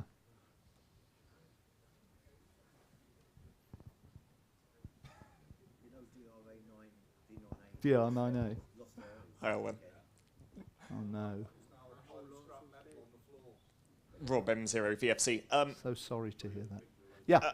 Alwyn, you were talking about the relative benefits of stacks of shorter YOGs. Considering the mechanical limitations, where would you place the trade-off of if you can put a single beam higher versus a larger stack which gives you the better azimuth coverage, but mechanically you have to allow for a lower mast at that point? Where would you make that trade-off? You get an enormous improvement in most sites by making sure you are very substantially above nearby clutter.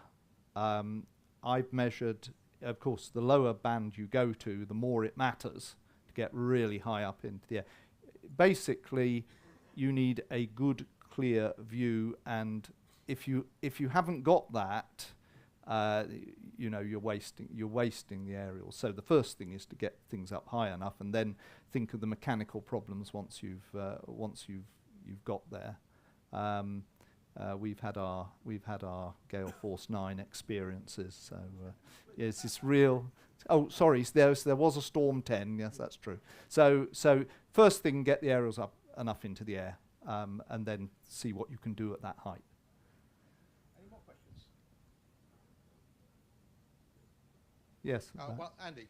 Andy.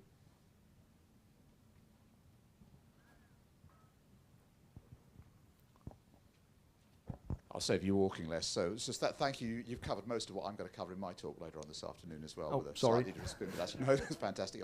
A question.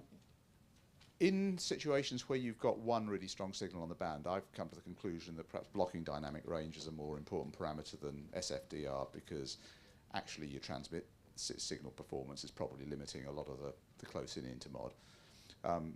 Naturally, that often follows, but do you think that's a reasonable analysis or not? I think that actually, you know, I'm usually trying to hear something on a frequency, you know, at least slightly different from the unwanted station. So I think blocking dynamic range, you've got to have it, but it's actually much easier to engineer, especially in an SDR, than spurious free. So, for example, if put my radar hat on, you know, then I scarcely even consider blocking dynamic range. It's a simple design parameter for the ADC, easy to achieve. So I tend not to talk about blocking dynamic range much because it's an easy engineering problem, whereas spurious free, because it can arise anywhere in the whole dynamic range of the converter, is far harder to engineer and is the one that usually causes the problems. That's my experience. Cool. Thanks. Any more? Last call for questions?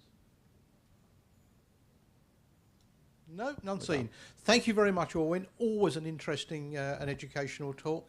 And can we thank him in the usual way?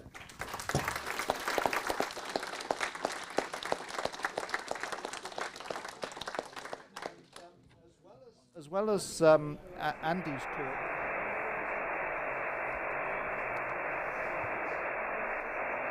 Hello, welcome back. This you're looking actually at what we're calling the SIG room, or the Special Interest Groups room. You could just see our studio there. Tammy's nearest to you, I think. Me, if I wave, you just see me behind the monitor there. We thought you might like to see what's going on behind the scenes. There's quite a lot of equipment. We've got Kevin on a camera, which you can't see, and Heather just behind Tammy there. Anyway, there's another view. There's Kevin on the cameraman, and you can see the CDXC at the back. Who have we got there? I think Work Tool Britain, and lots of other groups. And we're hoping to meet many of those people as well. I'll introduce you to them and talk to you over the weekend. Anyway, thought you'd like to see behind the scenes. Hope you enjoyed that talk from Alwyn, all about VHF contest stations. So we're going to go shortly to have a look at GB3HQ. We haven't been there for a while. That's our special event station running outside.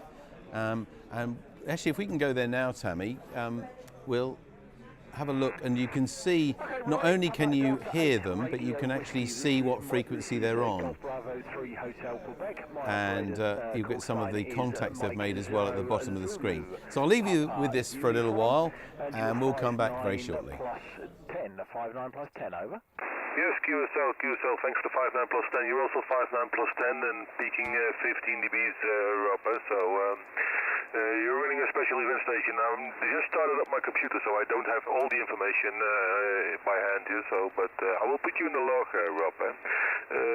Wishing you all the best. Thanks for the QSO, and I will try to look up for the special event station also on QRZ.com. Golf Bravo 3 Hotel Queen, Papa Delta 8 Radio Whiskey. Yep, Papa Delta 8 Radio Whiskey. This is Golf Bravo 3 Hotel Quebec. This is the special event station for the RSGB convention here in Milton Keynes in the centre of England. I'd say this is the first time we've run the convention for, well, actually live, shall we say, for about 3 years. They've been online for the last couple of years due to COVID, but now we're back in, shall we say, back to reality. From GB3 HQ, over. Yes, QSL. Well, nice to hear you are able to put up the station in the air, Rob. Wishing you all the best, and wishing you a lot of QSOs in your logbook also. And I will start up my computer now a little bit further so I can find the information also. 73s and maybe on another band or some other operator in coming weekend, Rob. I don't know how long the special event will be able in the air. Golf Bravo 3 Hotel Queen, Papa Delta 8 Radio Whiskey. Yeah, Papa Delta 8 Radio Whiskey. The special event will be working for today and tomorrow for the convention. Over. Yes, QSL. Well, I will keep an eye on the clusters also. Thanks for the QSL. Have a nice weekend, good DX, and a good special. Bye bye. Yeah, 73. Thanks for the call. This is Golf Bravo 3 Hotel Quebec. CQ.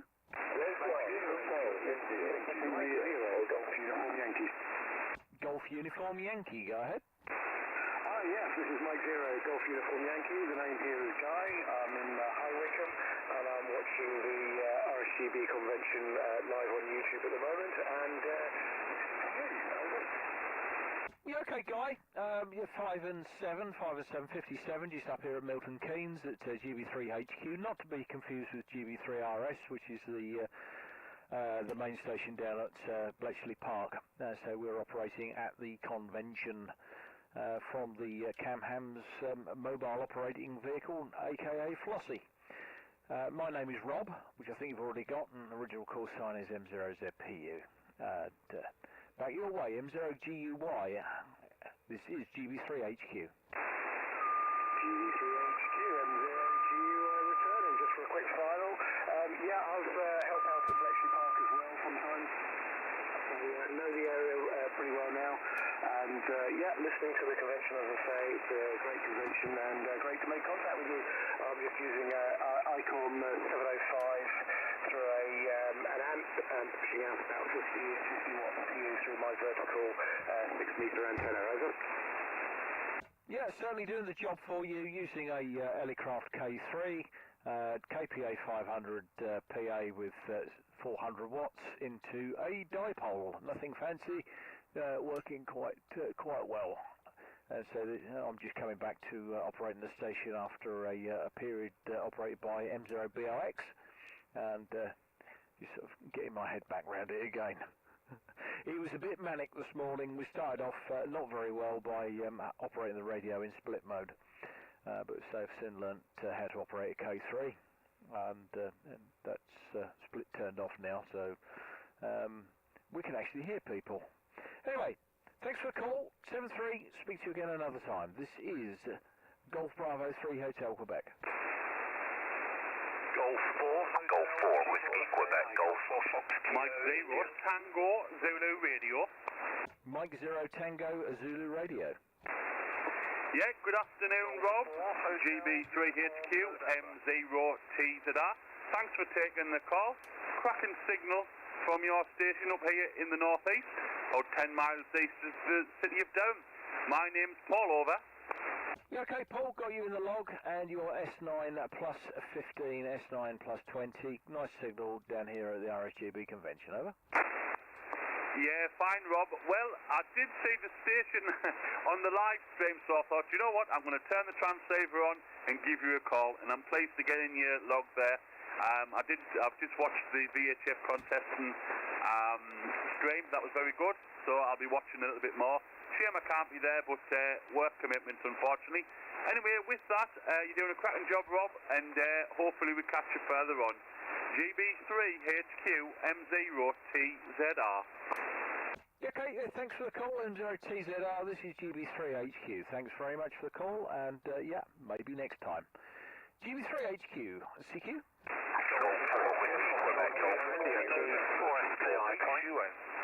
G4FKI. Yeah, very good morning to you, Rob. I'll do a quick shout. I've been watching the live stream and just spotted what freaks you on.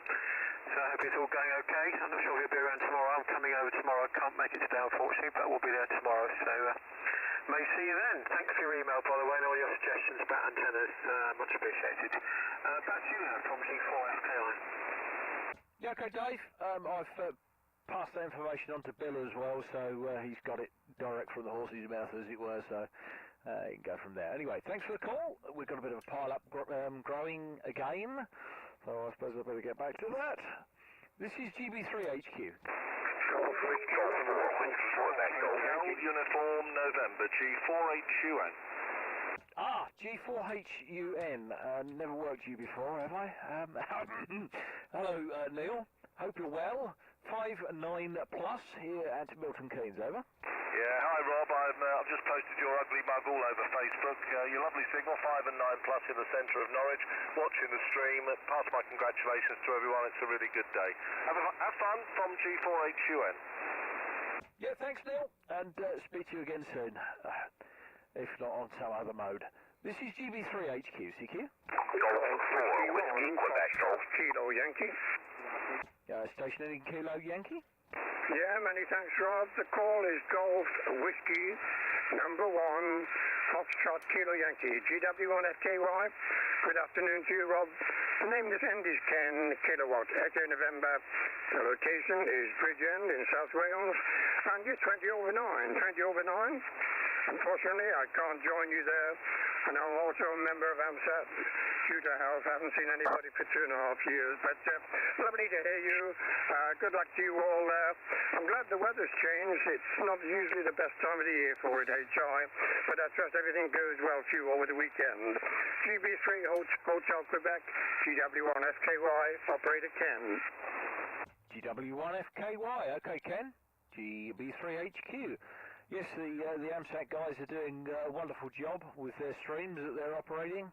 The whole thing seems to be going like a sewing machine. Unfortunately, I started the day off with the HF station here in split mode. Oops.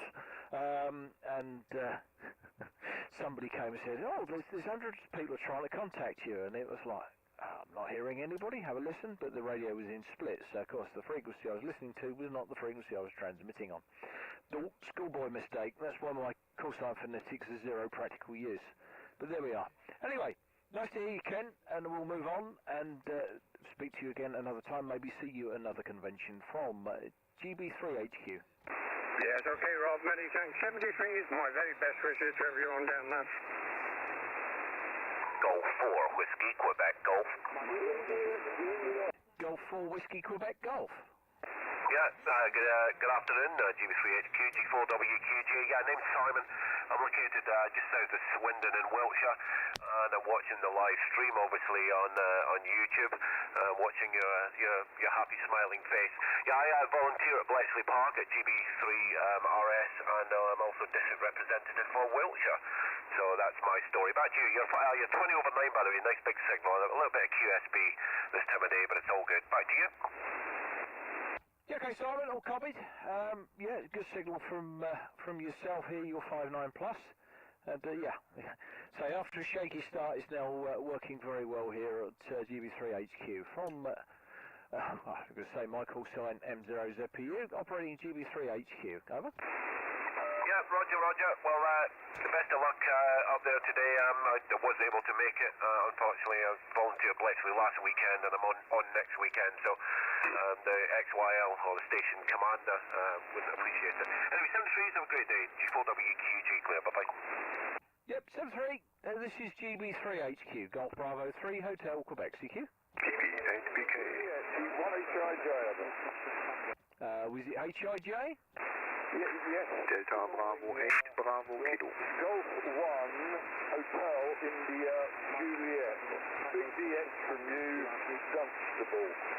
Your 5 and 9, very good signal obviously, from G1HIJ. Oh, name's Richard by the way, over. Hello Richard, G1HIJ down in Dunstable. This is GB3HQ. So for the log, my name is Rob, and operating here from Milton Keynes at the RSGB Convention 2022. So thanks for the call. We'll move along and continue working with these lovely people that want to work the station. From GB3HQ, CQ. Lima Alpha 6 India Radio Alpha. Yeah, Lima Alpha station, go ahead. Okay, thanks. Lima Alpha 6 India Romeo Alpha. Lima Alpha 6 Romeo Alpha, was that over? No, that's that one. Lima Alpha 6 Italia Radio America. And 6 ERA. Yeah, Lima Alpha 6 Italy Radio Alpha. Good morning or good afternoon to you, Carl. Thanks for the call. You're 5-9 here at the RSGB Convention in Milton Keynes, Central England. Over. Roger, Roger, and thanks for coming back to my call there. The name here is Carl and the QCX Stavanger, west coast of Norway. And you're 59, loud and clear to Stavanger this evening. Yourself? Yeah, thanks for the call, Carl, and thanks for the 5-9. You're also 5-9 here at Milton Keynes. This is GB3HQ. Mike 6 Kilo. Hotel Radio Charlie. Hotel Radio Charlie. Hotel Radio Charlie. Mike 7, Hotel Radio Charlie. Yeah, you're 5 and 7. Good afternoon, Rob. You're 5-9 plus into the city of Dundee, which is east coast of Scotland, Rob. Go ahead. Yeah, Mike 7, Hotel Radio Charlie, 5-7 in the clear. Thanks for the report. And I think the name is Colin, according to the computer, so nice to work you today. From GB3HQ. Correct, Rob, yeah. Yeah, well, have a nice day and enjoy your activation there from the HQ. All the best from Scotland. Bye-bye now. Yeah, 7-3, this is GB3HQ, CQ. Golf 4, Alpha Delta Juliet. Golf 4, Alpha Delta Juliet. Go ahead. Good morning. GB3HQ from G4ADJ. Name here is Peter, Papa Echo Tango Echo Romeo, and you're coming in at 5 and 9 plus 20 in the city of Worcester. Back to you, GB3HQ, G4ADJ. G4ADJ, GB3HQ. Okay, thank you, Peter. Thanks for the report. That's in the log. And you're 5-9 here at Milton Keynes. Over. Many thanks for the report. Yes, I've been watching the live stream of the talk this morning and found it all very interesting. So congratulations, and hope you get loads more decent contacts on the band today.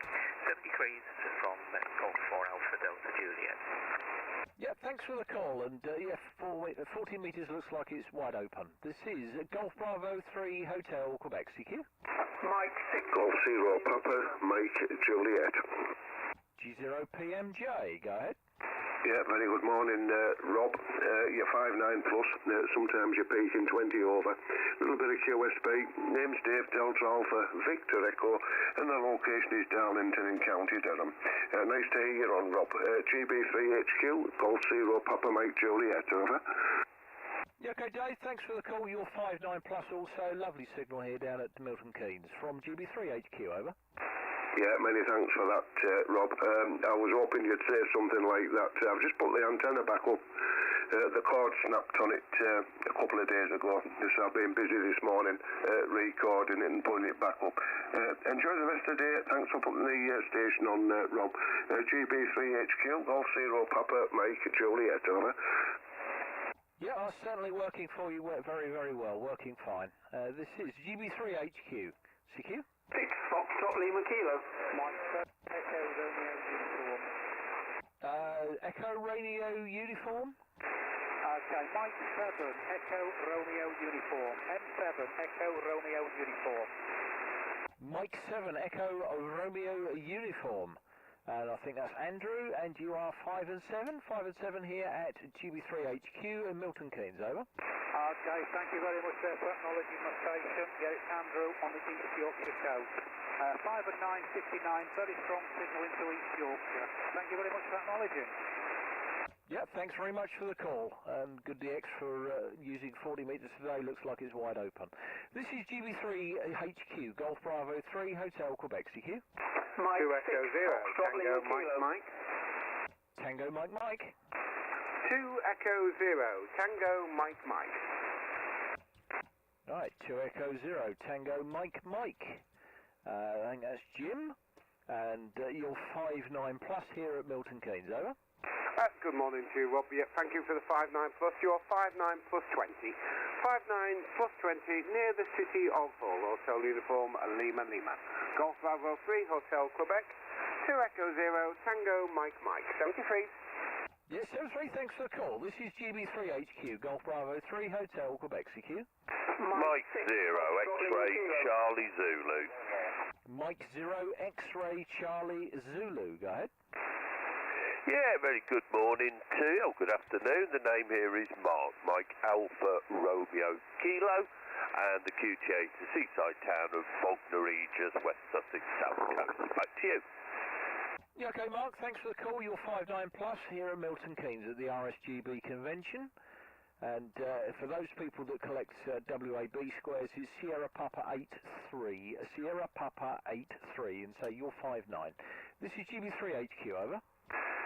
Yeah, well, 100% copy, no problem at all. You're 59 plus 10 to 20 dB. Well, have a great convention up there. Milton Keynes, are you actually at the Bletchley Park site, or is it a different site? Yeah, we are actually a different site. You're getting us mixed up with GB3RS, Golf Bravo 3 Radio Society, which is at the Bletchley Park site. We are at Kent's Hill, which is the other side of Milton Keynes. On the, I suppose the Bedford side would be a closer way of putting it. Let's say it's a different station. We're operating from the Camhams mobile vehicle known as Flossie, with its mast up. We've got a spider beam up as well, which we'll hopefully try on some of the higher bands later on. But for now, we're using 40 because lots of people are calling us from GB3 HQ. Over. Yeah, well, I won't hold things up. There were loads of people calling you. So have a great convention and enjoy the weekend. Golf Bravo 3, Hotel Quebec, Mike 0 X-ray, Charlie Zulu, say 10-3, cheerio, off and clear. Yes, 73, thanks for the call. This is GB3 HQ, Golf Bravo 3, Hotel Quebec, the special event station for the RSGB convention in Milton Keynes, calling CQ.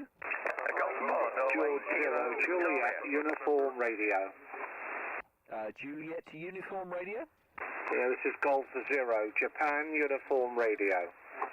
G0 JUR, I think the name is Neil, according to the computer. And you are a 59 plus here at Milton Keynes, over. Yeah, Roger, yes, okay. Yeah, you're also 5 and 9, nice and loud. You got the name correct, Neil. My computer's not working at the moment, so I can't check out on QRZ or anything, but lovely signal from you, G0JUR, over. Yeah, thanks very much for the call, Neil. It's much appreciated, and many other people calling as well. So this is GB3 HQ. Golf 4, Victoria. Papa Delta 2, Sierra Kilo Zulu. This is GB3 HQ, Golf Bravo 3, Hotel Quebec, CQ. Golf 4, Norway, Kilo, Victoria. Golf 4, Norway, Kilo, Victoria. G4NKV, Golf 4, Norway, Kilo, Victoria, you're 59 plus. Yeah, hello there from Golf 4 Norway, Kilo, Victoria. Also a lovely signal, 59 plus. Name is Nick, Norway, Italy, Charlie, Kilo. Located on North Yorkshire Moors. We're about 5 miles from Whitby and Robin Hood's Bay. Little hamlet called Littlebeck. Back to you, GB3HQ, G4NKV. G4NKV, yes, that's certainly a lovely signal coming all the way down from there. Managed to get over the golf balls all right, so that's fine. All good. So name this way is Rob, Radio Oscar Bravo, uncall sign Mike 0 Zulu Papa Uniform, and operating GB3 HQ here at the RSGB convention, over. Yeah, okay there, Rob. All copied from G for KB. Very, very good signal. You want at best ones on 40 metres at the moment. Just running 100 watts, TS2000X. It's to a trapped 80/40 metre dipole. Slung up between, I'm using the trees in the Forestry Commission next door as a convenient support for one end. Anyway, 73s and very nice to have a contact with you from G for KB. Yep, 73, thanks very much for the call. This is GB3 HQ, Golf Bravo 3 Hotel Quebec CQ. Foxtrot Lima Kilo, Mike 6 Foxtrot Lima Kilo. Foxtrot Lima Kilo. Mike 6 Foxtrot Lima Kilo, name's John, situated in Bedford, not far from you. Hello, John. Yes, you're not far away, are you? And yeah, good signal over here at Milton Keynes 59 plus. This is GB3 HQ. We are the special event station for the RSGB convention here at Milton Keynes. Over. Yeah, give me a good 5 and 9 into Bedford, Rob. Have you seen Lynchy this morning? Yes, they're here. They're in the traders section, but I haven't had much time to sort of wander around that way. I've been a little bit busy. It's my job, allegedly, looking after the helpers and doing this, of course, though we won't talk about how it started off on the day. I was operating in split mode. M0ZPU is my call sign, for those that don't know, as it's my fault. Zulu Papa uniform stands for 0 practical years. This is GB3 HQ, over. Yeah, 73's in, Rob. Have a good day. Yeah, 73, this is Golf Bravo 3 Hotel Quebec, CQ.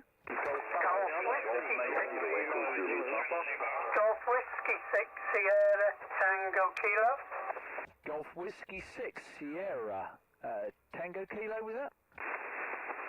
Yeah, QSL Golf Whiskey 6 Sierra Tango Kilo. The name is Robert and QTH up on the North Wales coast, the small seaside town of Colwyn Bay. 59 plus, no problem at all. Golf Whiskey 6 Sierra Tango Kilo, over. Yeah, okay, Robert, thanks very much for the call. You're 59 plus down here at Milton Keynes from GB3 HQ. Okay, many thanks. What was the name? I think it was Rob, was it? Yes, my name is Rob. My name is Rob, over. Yeah, all abbreviations as well at this site. 73, many thanks for the contact. Have a good day. Yeah, 73, thanks for the call. GB3 HQ, Golf Bravo 3 Hotel Quebec, CQ. Golf 90 Echo Zulu Papa 4 Yankee Tango Delta Portable. The Golf Mike 0, I think it was, Echo Zulu Papa. Golf Mike 0 Echo Zulu Papa. Thank you very much. You're 5 and 9. Name here is Ernie, and the QTH the town of Paisley, just about 10 miles from the city of Glasgow. QSL. Yeah, okay, Ernie, thanks for the call. You're lovely 5'9", nice clear audio. Sounds really good. Thanks very much for the call. This is GB3 HQ. 2 Echo 0, Germany Mexico 4 Yankee Tango Delta Portable.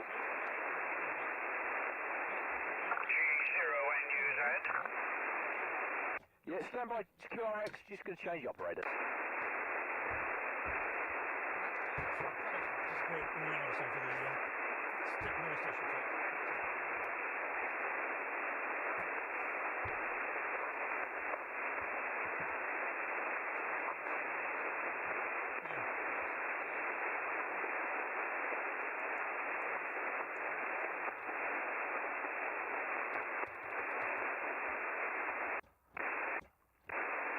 Okay, this is Golf Bravo 3 Hotel Quebec, QRZ. 2 Echo 0, Golf Mexico 4 Yankee Tango Delta Portable. Okay, Golf Mexico 4 Yankee Tango Delta Portable. You're 5 and 9 into the RSGB convention. QSL? Oh, many thanks indeed. Name here is Tim, Tango India Mexico, located just to the side of Edinburgh, and you're 59 with me. I've really enjoyed the live stream today, and shall continue to watch. Thank you very much, and 73. QSL Tim, thanks for the call. 73 for now. And there was a 2 Echo 0, I think, calling. 2 Echo 0. Can you give me the rest of the call, please? 2 Echo 0, Hotel Echo Victor, Honolulu, Ecuador, Victoria. QSL? Yeah, Roger, got it. 2E0, Hotel Echo Victor. Thanks. You're also 5 and 9 into the RSGB convention here at Milton Keynes at Kent's Hill. So 20HEB, Golf Bravo 3, Hotel Quebec. Golf Bravo 3, Hotel Quebec, 2 Echo 0, Hotel Echo Victor. Yeah, I'll copy. It's your 5 nights a week here in northeast London, very near the Epping Forest. Lovely signal. And yeah, all the best with the convention today. Sadly couldn't make it, but nice to get you in the logbook today, and all the best with the event. Okay, so we are live streaming. I think the AMSAT stream is on the BARTAG or the BATV group, and we're on probably on YouTube. But if you check the websites, you'll find the links. So we've got live stream going out as well, and all the. I hope you've enjoyed that visit to GB3HQ. We've had it quite a while, and it's good to hear that many of you are interacting as well and watching the live stream and then working GB3HQ, and of course they'll be here all weekend. And actually I heard someone mention that they're going to come to the convention tomorrow, and it's a good time for me to mention to you that if you don't live too far from Milton Keynes and you'd like to come to the convention, it's not too late. You can buy a day ticket on the door. So if you'd like to come and join us in here and see us all tomorrow, you'll be very, very welcome, of course. Now, next we've got an interview we recorded earlier where the RSGB General Manager and Convention Chair, Steve Thomas, M1ACB, talked to David Bowman, G0MRF from AMSAT UK. David tells us what we can look forward to on the AMSAT UK stream this year and explains a little about a new project that AMSAT UK is launching this weekend.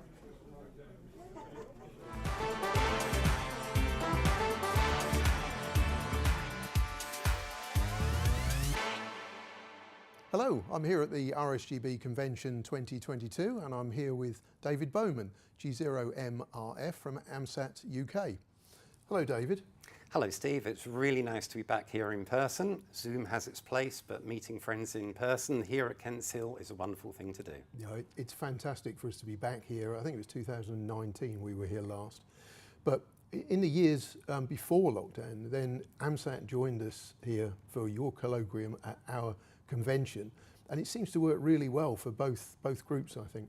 It's a very nice mix. We have our trusted AMSAT members turning up on a regular basis, but it's really nice to get people who are more interested in HF just wandering into our lecture stream and suddenly becoming interested in something that we're presenting. So we gain in membership, and equally some of our people get to see what's going on in the HF world.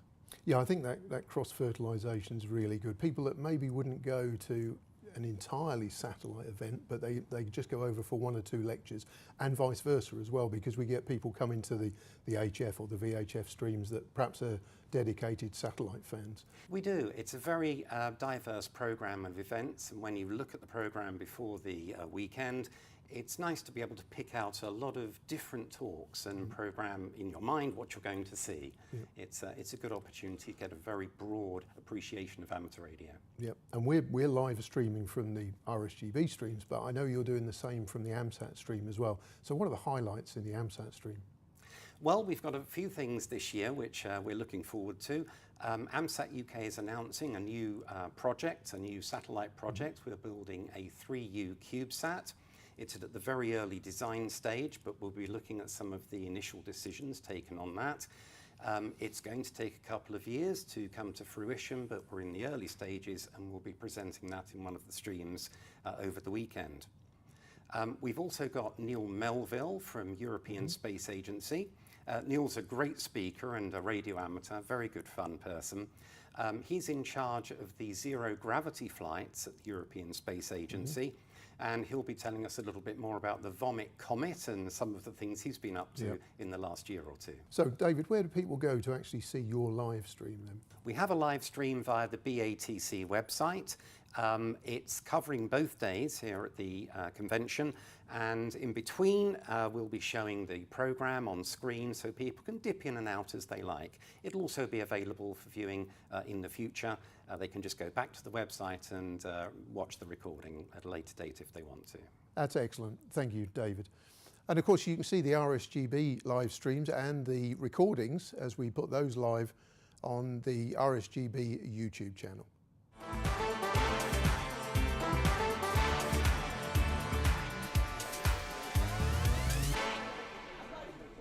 Well, welcome back to the SIG room, and someone who's just been mentioned in that video is with me now. He's just fresh from doing a talk at to the AMSAT stream. Neil Melville, PA9N, welcome. Thank you very much. Nice to be here. Thanks for coming in straight away after you've given that talk as well. We'll let you have a bit of break and lunch after this. But I'd love to hear from you. First, I've got to say, your job title, ESA's Parabolic Flight Coordinator. That's right. Do tell us what that is. So basically for that I'm responsible for running ESA's parabolic flight campaigns, and parabolic flight is a way in which we get zero gravity using an aircraft instead of having to go to space, so we can do some scientific research and some technology checks and training astronauts just using an aeroplane that's falling out the sky instead of having to go all the way to the International Space Station. So I've seen sort of things on TV where you see a big jumbo jet or something like that and people floating around inside. Is that the sort of thing you do? Yeah, that's coordinate exactly that the thing. Yeah. Okay. Yeah. But how did you start? Because I got a note here to say that you started from a very early age. You've always been interested in space? That's right. Yeah, I've always been interested. I was studying physics at university, and I got involved via the ESA education office. I had this outreach actually inviting for students to apply for a parabolic flight, which is what I did, and I got on board as a student with a small scientific experiment and thought, oh, I quite like this, quite like zero G, and applied from that to be a young graduate trainee at the European Space Agency in the education office. So then I helped run the next zero G. And this is in your 20s, I presume? Yeah, this was age 20, 22, 21 as a student I flew, and then I joined as a trainee with the agency at 22. So it's 20 years ago now. Yeah. Wow, yeah, it is 20 years ago. But now. I mean, one of the things you did, I read, was that you built and flew the first student microsatellite. Yes. So while I was in the education office, my boss at the time was a Dutch astronaut, Wobbo Ockels. He was a very kind of inspirational guy that thought students and young people could achieve anything, and he used to set us ridiculous goals to challenge us. And these are boyhood dreams, though, aren't they? Yeah, I mean, absolutely, absolutely. For real. So he said to me, I'd like you to work on this spacecraft, and we had a year and a half to go from feasibility study to flight readiness of like 70 kilogram microsatellite, which is and I knew nothing. I was a physicist. We had teams from all over Europe participating. We got lots of students involved building individual subsystems. We didn't have any students that were particularly good at radio at the time, which is how I first got involved with AMSAT UK. We thought, oh, let's go to the radio amateurs, and I'm sure they can help us. And so you weren't a radio amateur at first? No, not then. Okay. That was why I got in contact with AMSAT, and which has been fantastic ever since. So together we built this spacecraft. AMSAT provided the radios on board, that were on board, and of course ended up working with a lot of the students, and a lot of us from the team then became radio amateurs as a result of that first contact. So I like to think it's a good example of how we managed to get some new young people into the hobby, which was pretty cool. And then yeah, we built this thing and flew it, which was a fantastic experience. That turned me from being a physicist into being an engineer.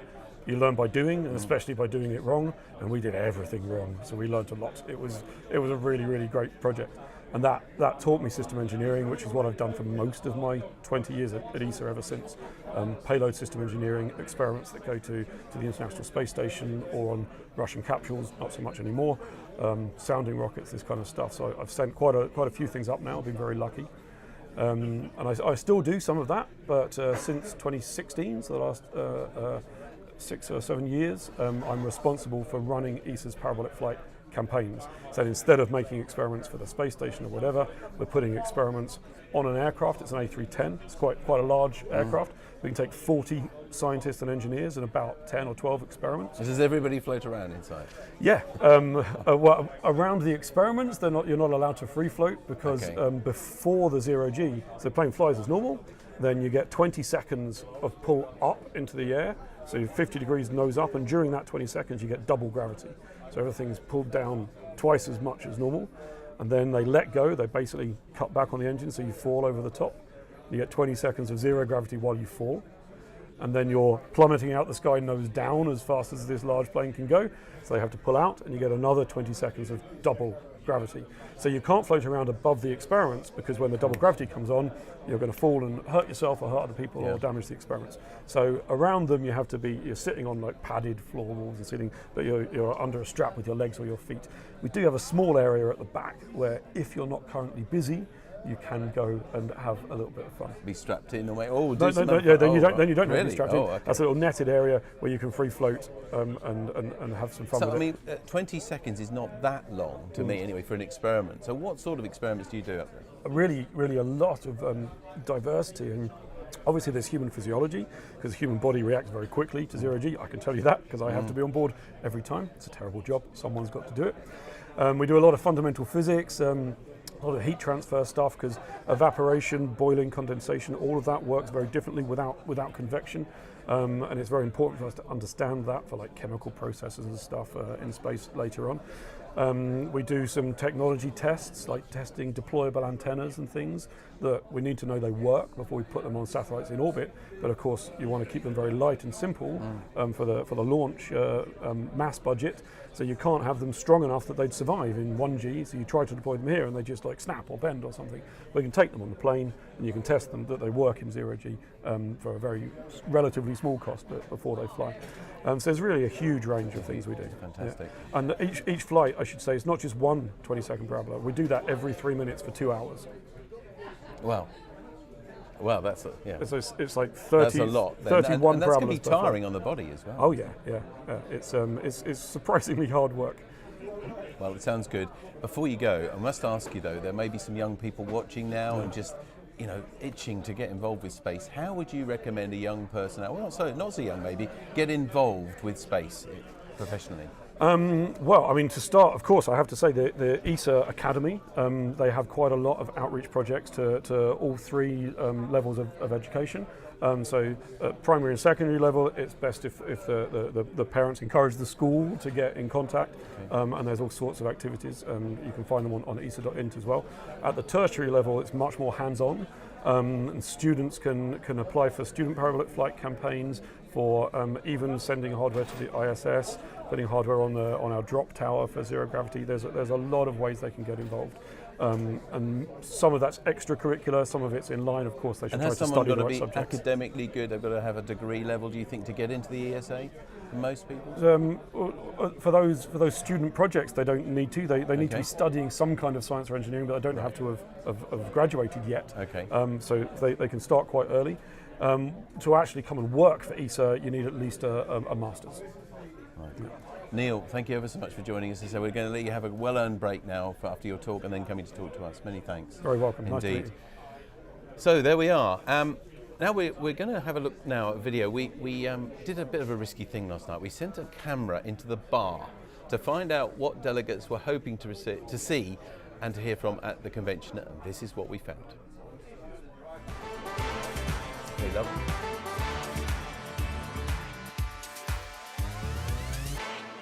Well, I've been coming to the convention for probably 15 years. I haven't been for the last 3 years for obvious reasons, but it's great to be back. Great social occasions, lots to eat. My waistline goes up a little bit each time. Good to meet up with a lot of people, including my own radio club as well. We're here in force. But it's also good to actually attend a number of the technical sessions. There's always something new to learn. And I really do like the propagation and the EMC side. I've been coming to the convention for 7 years. This is my first convention. I'm looking forward to finding out what's new in the hobby and also the social aspect. At the convention, it's just like coming back to the family. I know so many people. I've been greeted by so many people that I've been meeting for 10 years plus.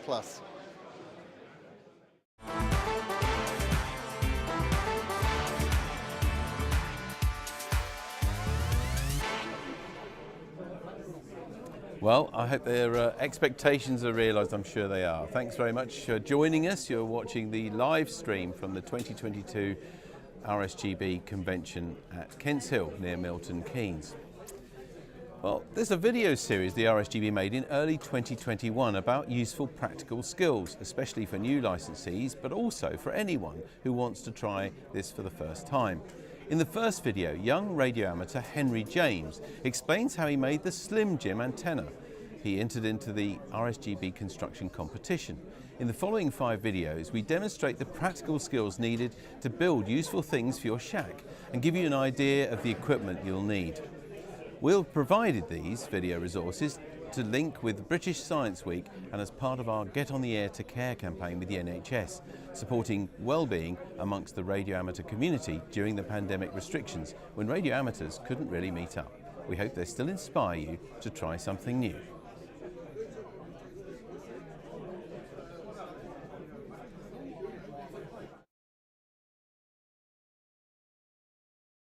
For this construction project, we're going to build a very simple interface to connect your transceiver to your computer, which will allow you to send and receive data modes such as SSTV, slow scan television, RTTY, radio teletype, FT8 and other similar sound-based digital modes.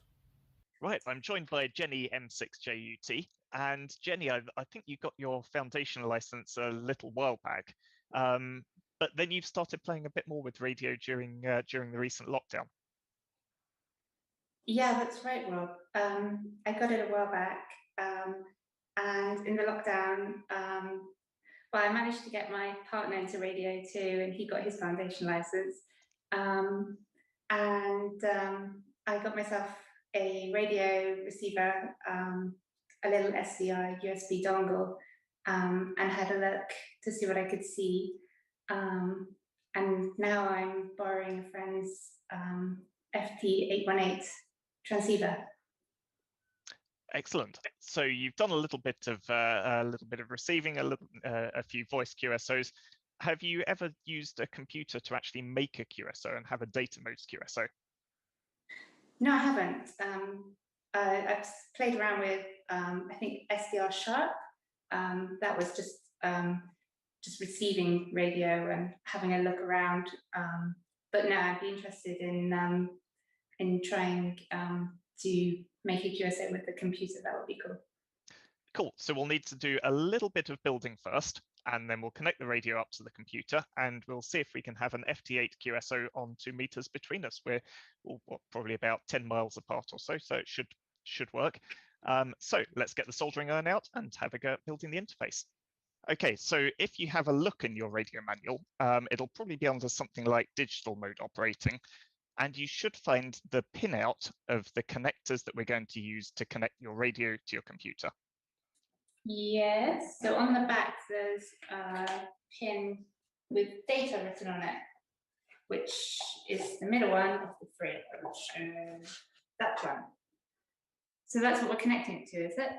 That's exactly what we're doing. So if you have a look in the manual, it should show you which pins are connected to which signals.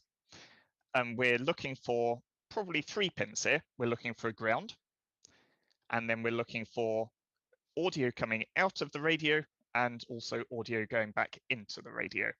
This one here. So that's what we're making today.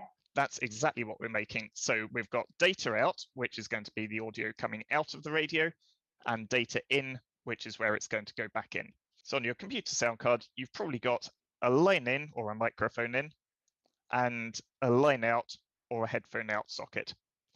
We'll connect to that using little 3.5mm jack plugs. Now, you can either solder wires directly between each of the plugs that we're going to use here, or a quick way of getting going is if you get some cables which have a plug at both ends, you can cut them in half, and then we'll use a bit of Vero board or strip board to make the connections between them. So we're going to connect all of the ground or shield wires together, then we'll connect the audio out from the radio to the tip of the audio in or line in plug into the computer. We'll connect the audio into the radio to the tip of the line out plug from the computer. So if you can just strip off the outer insulation from that audio cable, please. You should have either 2 if it's a mono plug or 3 cables inside. Yep, so you can strip a little bit of the insulation off of each of those wires. So a lot of radios use these little 6-pin mini DIN plugs. These can be really tricky to solder yourself. So again, a great way of getting one of these on a bit of cable already is to buy a double-ended one of these cables and cut it in half. Do the same again with this one. Exactly the same again. You're just going to strip off that outer jacket, and you'll probably find 6 wires inside. Okay, so now we're going to find out which pin on the plug connects to which color conductor in the cable.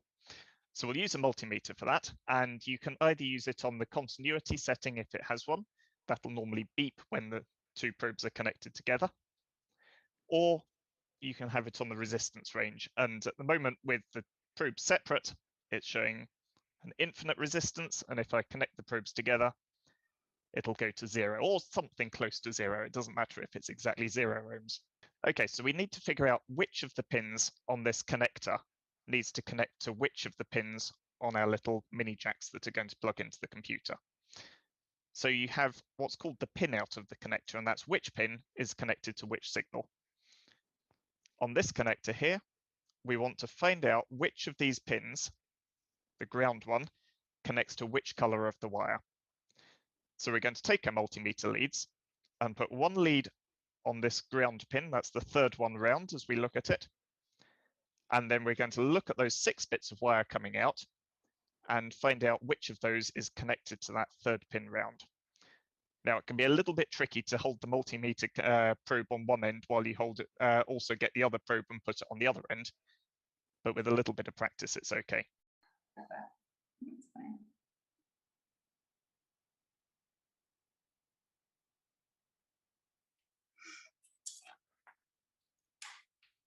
Okay, you've got all your connections? Yes. Now, while you've got the meter out, what you probably want to do is to do the same measurements on that little mini jack cable that you've got. So if you have your mini jacks, you can cut the end off there or strip the end off of the wire there, and you want to see which wire is connected to that outer, that's called the shield, and then also which one's connected to the tip here. Now, you might find that your cable has 3 connections instead of 2. That's okay, that just means it's a stereo cable. We don't need to worry about that middle connection, that's the ring. So you can ignore the ring, you just want the tip and the shield.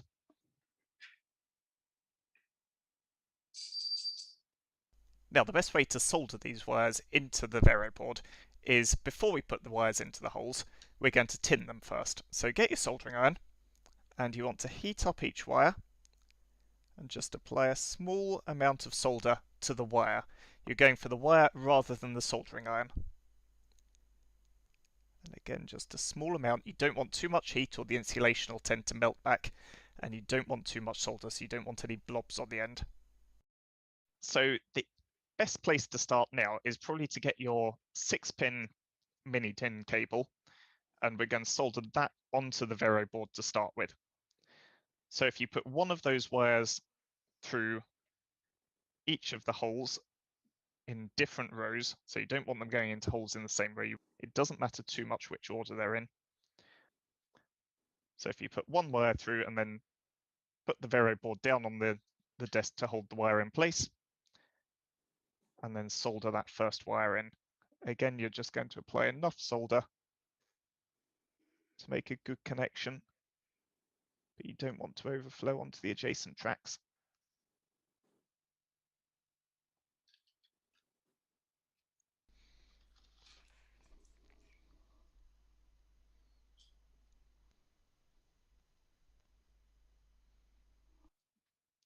So you should end up with 3 ends of the wire pushed through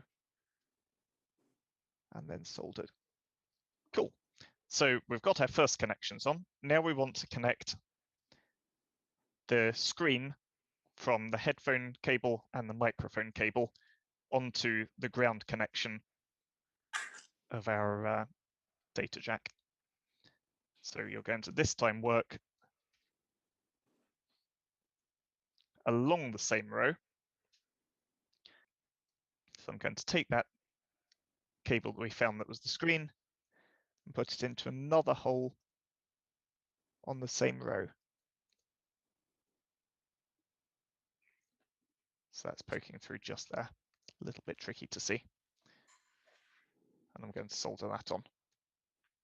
So that'll connect those 2 together.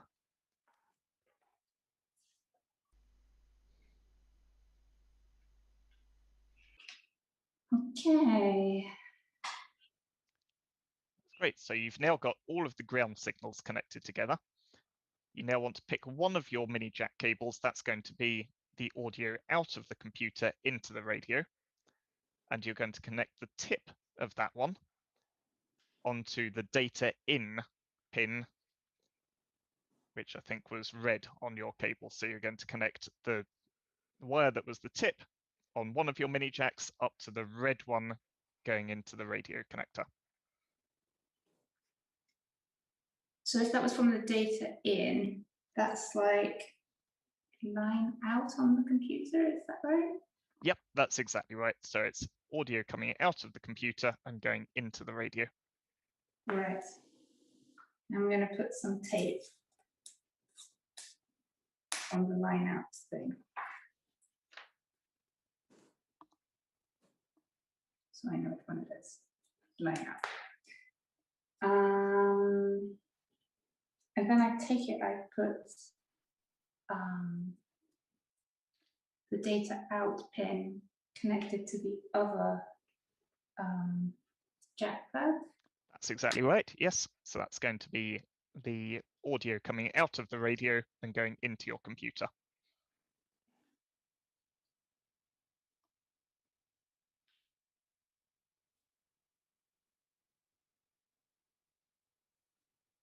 Can this can't damage your computer, right? We're only sending audio signals down here, so it should all be fine. If you are worried, then you can get an isolated interface. And that means rather than just connecting the two cables together like we are here, you can instead put a little audio transformer in between the two.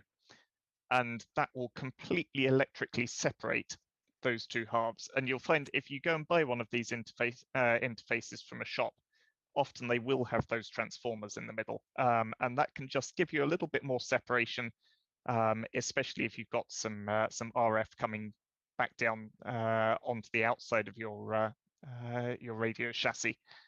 Great, so that should be all that you need to do in terms of soldering that interface up. And now you're ready to actually connect your radio to your computer, and we'll see if we can get some signals going in and out. Great, thank you. We need to connect up our interface to the radio. Now, if your computer has a line in and a microphone in socket already, you can just plug those mini jacks straight into your computer. But if it doesn't, a lot of laptops nowadays don't have a separate microphone plug. You can buy a very cheap USB sound card, and you can get those for less than £10 in most online stores. So whichever is more convenient for you on your computer. And you want to plug in the microphone plug, the headphone plug, and then hopefully that little 6-pin mini DIN will plug into the back of your radio. Okay, can you still hear static coming out the radio? No, and when we plug it in, the static stopped coming out the radio. Ah, have you still got a green light, or is it red light? It's still green, light, yeah. but it's not playing out the computer speakers. No, that's expected. If you adjust that squelch knob, that's the outer. Oh no, you've still got a green light.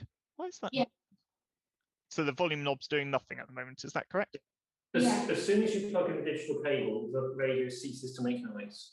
I'm going to suggest it might be my soldering. I don't know how it can be. Great, so if you load up the WSJT-X application, we'll set that up and point it at the right sound cards and set your call sign up. Great, so if you go to the File menu and then Settings,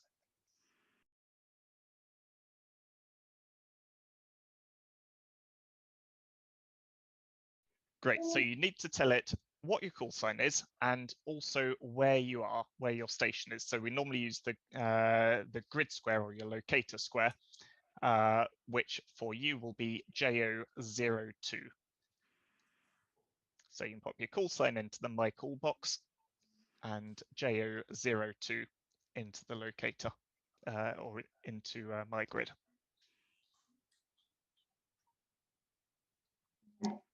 Great.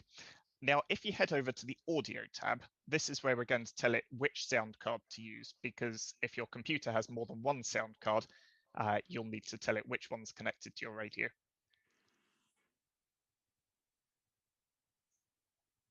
That's right? Yep, that's perfect, and the same for the output. I guess it's this one.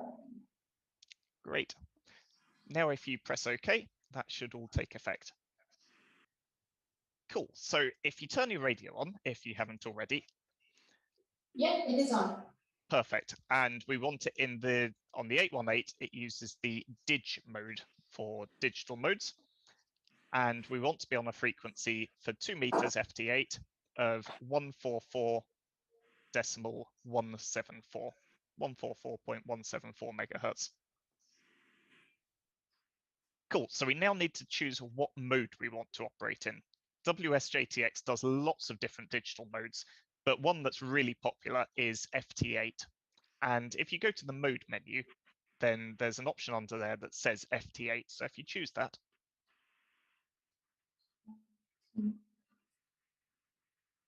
that's great. So you can now see down at the bottom left-hand corner of the window, there's the little pink thing saying FT8, and that shows you which mode you're running at the moment. As well as the main window up at the top there, you've also got the waterfall on spectrum down at the bottom, and that's showing you time going downwards and audio frequency going across. So at the moment, you can sort of see frequencies between sort of 100 hertz and about 600 or 700. If you make that window a bit wider, you'll see everything that you can hear coming out of your radio at the same time. That's perfect. We've got our transmit audio connected up, and you should definitely check your radio manual to make sure that your levels are correct. Generally speaking, this means looking at the ALC meter and adjusting your output level so that you get very little movement on the ALC meter. But yeah, this should all be okay for this demo. So I'm going to call CQ, and you should see my call sign and grid square appear in the band activity window on the left. So I'll enable that now, and in a few seconds, you should start seeing a decode of me. We work in these 15-second periods, so it might take 30 seconds for that to come through. Once you see a station that you want to work calling CQ, if you double click on their call sign in that band activity on the left, it'll automatically generate our standard QSO messages. And you can see these down in the bottom right of the window. So for example, message, the first message will be you calling me M0 VFC from M6JUT. After that, you'd expect to receive a report from me. This wouldn't be a 5 and 9 like you would use in voice, but instead it's a signal to noise ratio, so something like +10 or -5. After that, you'd send me my report, I'd acknowledge it, and then we'd say 73 to each other both ways. So that's the sort of flow that these QSOs take. So once you've got a decode of my CQ call, which you can see there, if you double click on it and then press the Enable TX button, and what that's going to do is to start the software automatically responding to me and working through that sequence of messages. Should I go for the bottom one or the top one? Any of them should be fine. Right. Yep, and then click the Enable TX button just up, and that's the one. Yep, perfect. Right, and that's going to go through these. Yep, so that will go through them, and if it will only progress to the next one if it hears the decode that it expects from me. So it won't start giving me my report until I come back to your call, for example.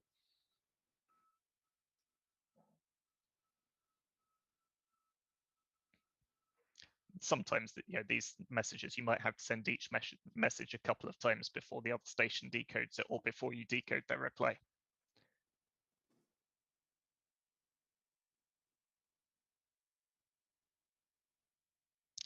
That's great. So you've sent your first response, and in fact, I received it here as well. So I'm now sending my first message back to you, which is going to be M6JUT, M0 VFC, +29. That's giving you a signal report of +29 dB signal to noise ratio. That's a really strong signal. If we weren't so close together, it'd be much less, and it could be into negative numbers as well. As you can see, without you having to do anything, you've automatically then sent me a report of R +15. So you've acknowledged my report to you. That's the R, and you're now sending my report to me. I've responded and I've sent RRR. That means, yep, thank you very much. I've got my report from you. That means you know that you've got my report. I know that I've got your report, and we can both say 73 to each other. And once it's completed that sequence, you'll notice that the Enable TX button, that's no longer lit up red. So you've just gone back into receive mode. And that's it. That's the QSO complete. It's also worth bearing in mind, if you do want to explore all of these different modes, all of the hardware that you've got is ready to do that. You don't need a different interface. You don't need a different radio. All you need to do is to either, if it's one of the JT family of modes like FT8 is, just go to that mode menu and choose the mode that you're interested in. Or if it's something different like PSK31, download a different bit of software, something like FLDigi or MMTTY, and then you'll be all ready to go on that mode. You don't need to change any of the connections to the computer.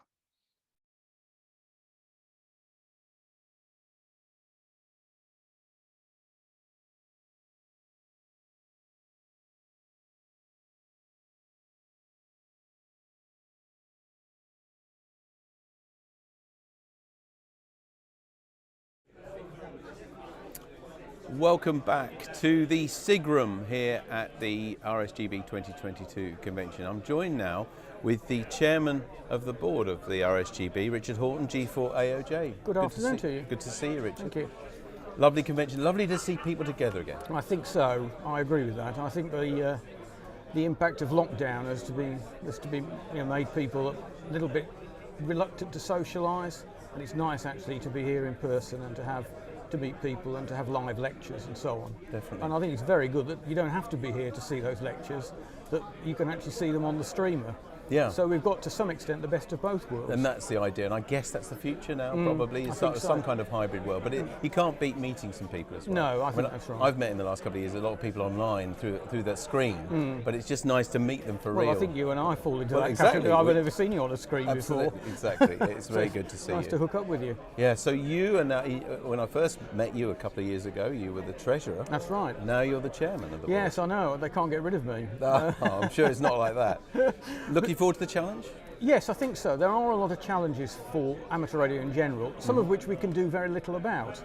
You know, we suffer from spectrum use and things. Spectrum challenges will continue. Yeah. We have an ageing population. To that extent, we partly mirror society. And I suppose we have a reluctance for people to communicate and congregate in groups. It seems to affect not just amateur radio clubs. I used to play professional bridge. I don't anymore, but bridge clubs are suffering the same sort of issue, that people are reluctant to go back. So there are quite a lot of challenges that we face as a society and as a hobby in order to keep going, as it were. Any idea of what we can do, all of us, not just you, but all of us, members of clubs and things like that? Are clubs quite an important part, do you think, of that future? I do, but I also think the best thing that the individual amateurs can do is be active. In terms of spectrum challenges, one of the big defences that we have is that we use the spectrum. So when you tune onto 2 meters of the weekend and you can't hear anything at all, you're actually opening up a commercial challenge. Well, they're not using it. Why should they have it? And so on. So it's important to engage in the hobby, use spectrum.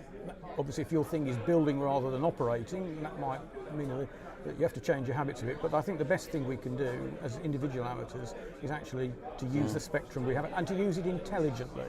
So develop new techniques and experiment, which is at the root of the base of the hobby, isn't it? Yeah, absolutely. What about Richard the amateur then? What are you interested in personally? Well, I've done most things since I was licensed in '71, but over the last 2 years or so, my focus has been QO100, which may not come as a surprise, and I've acquired quite a lot of kit, and I've had some successful contacts on narrowband, and now I'm turning my attention to the video television part of that package. The British Amateur Television Club have designed a TV transmitter called the Portsdown, built around a Raspberry Pi.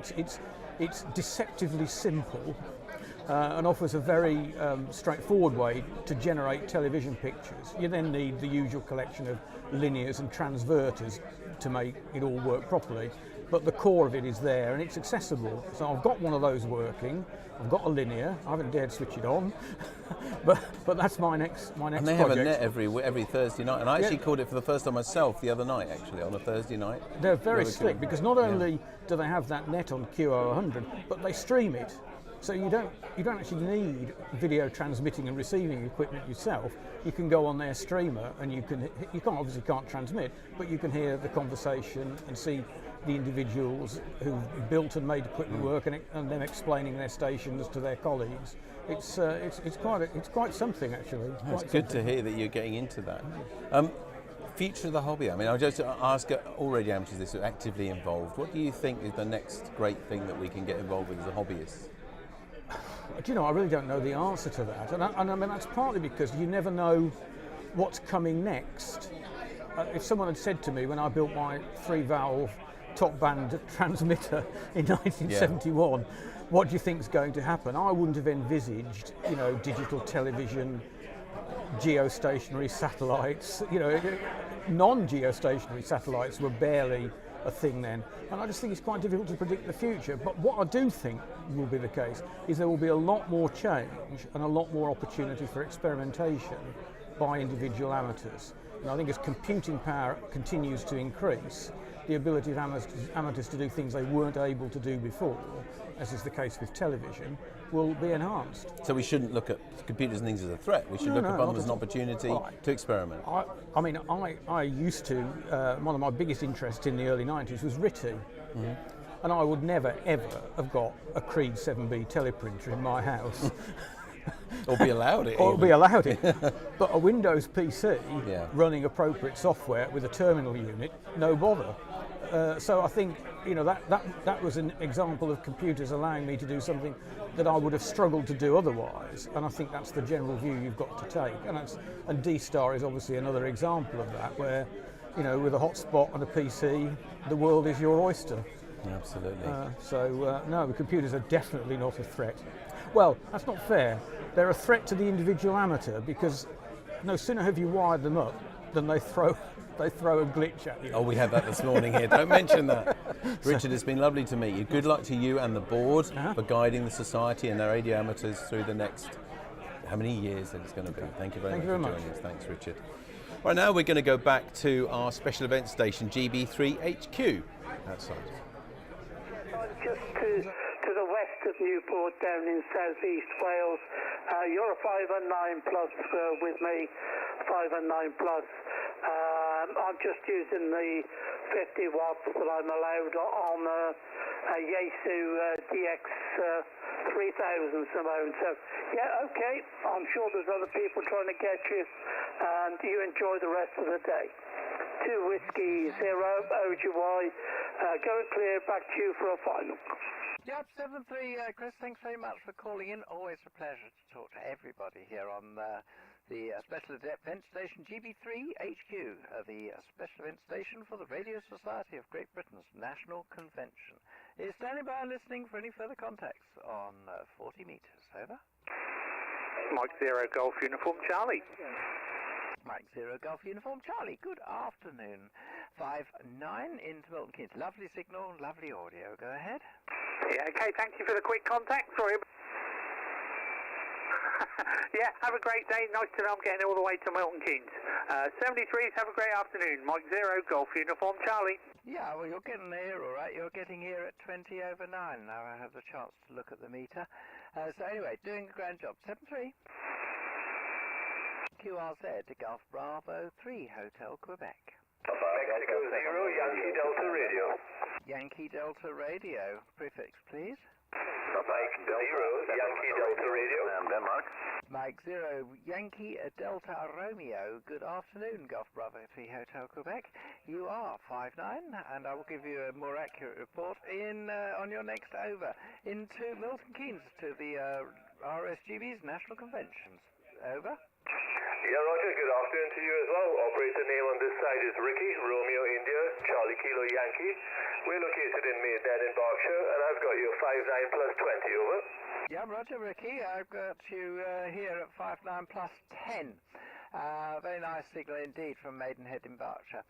So the operator name here, Simone. Sierra India Mike Oscar November Echo. Simone is the name.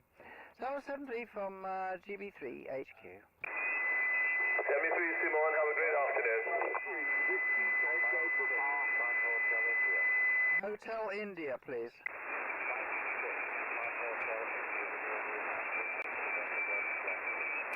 Is it Mike 6 Bravo Hotel India, over?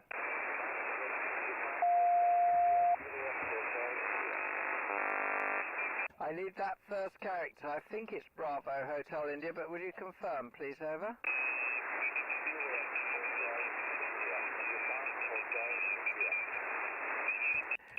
Got it. Mike 6 Japan Hotel India. 5 and 5. 55 into Milton Keynes. And the name is Simone this way. I can't hold it for long because you are right on the level of the noise floor here. So go ahead, please.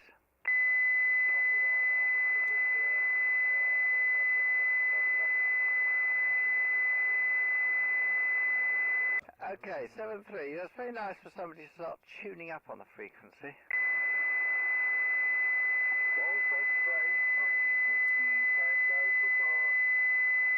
The station with... I've got a continuous tone across. Somebody's busy tuning. I don't know what their game is.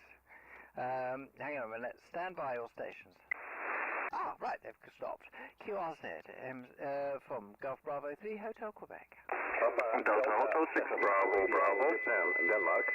Delta Hotel 6 Bravo Bravo, good afternoon.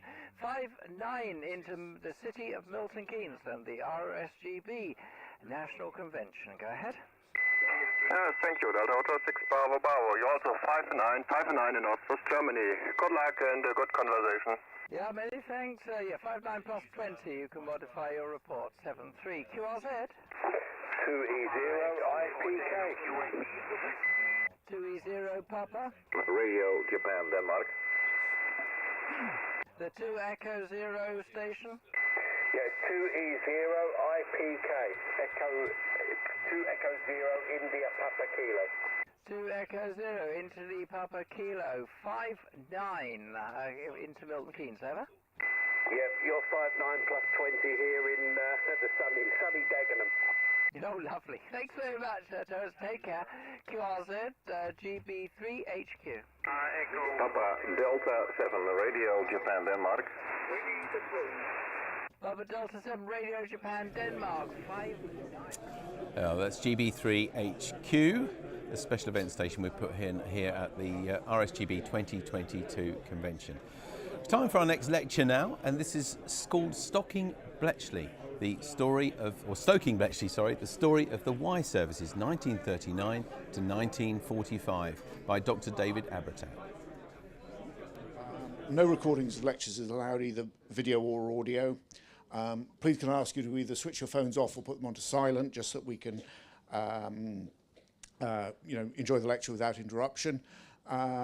Please don't forget to purchase DX Fund raffle tickets. I understand it's mandatory. You get fleeced on the way out if you haven't bought them already. And this afternoon's first talk is Stoking Bletchley, the story of the Y services 1939 to 1945 by David Abrutat. Bletchley Park was the home of the government Code and Cipher School during the Second World War, beginning as a small cryptoanalytic centre, working closely with the Y Service, Army, Navy and RAF, interception sites around the British Isles and overseas. Bletchley quickly expanded to become an industrial-scale producer of signals intelligence, and the Y Service is one of the core providers of intercepts.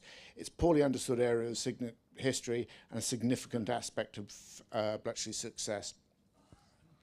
After serving in the military in the 1990s in the Royal Marine Commandos and RAF officer, David joined GCHQ in Cheltenham in 2002 and has had a long, passionate interest in World War II military history, and is a council member of the Royal Marines Historical Society. He's a published author on military history, Military Intelligence Service history, and became the departmental historian of GCHQ in 2019. He's a fellow of the Royal Historical Society and the Royal Geographical Society. Okay, good afternoon, everybody, and thank you for coming back from lunch. I think the organisers always value when you do come back, and it's most certainly great to be back in person. I was fortunate enough to do the RSGB convention last year online, but it's just great to be back to see physical human beings again. I'm sure you all feel the same. I'd just like to welcome JJ. I assume you're JJ because you're probably the youngest member of the audience by a margin. A quick shout out for you, JJ. I'll maybe start with a couple of apologies, as I often do when I'm speaking. Firstly, I unfortunately can't stand today.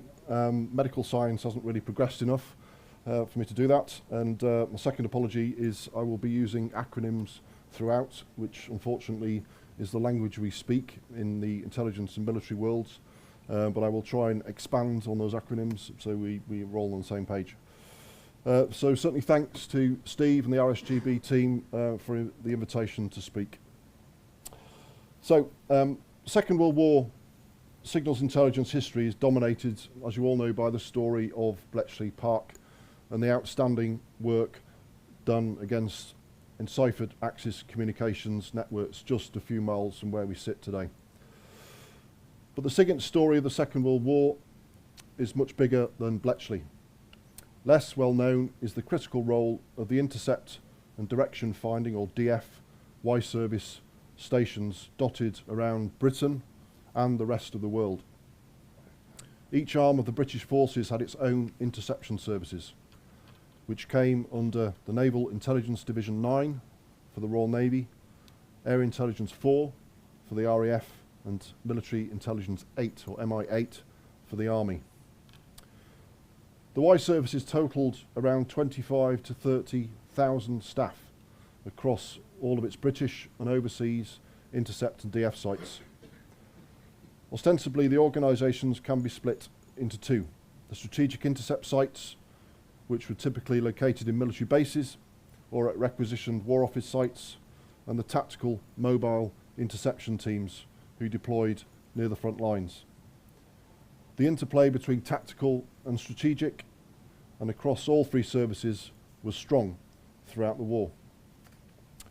During the months leading up to the outbreak of the Second World War, the Y services pushed to recruit civilian operators, many like yourselves, for the main strategic Y stations around Britain.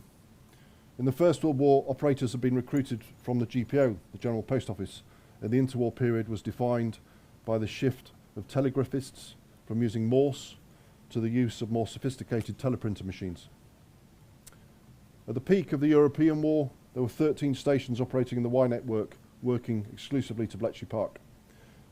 There are myths of the letter Y being derived directly from the word wireless, but we think its origins actually come back to the Royal Navy's use of something called Procedure Y, which started on ship around 1925-26 with the China squadrons in the Far East.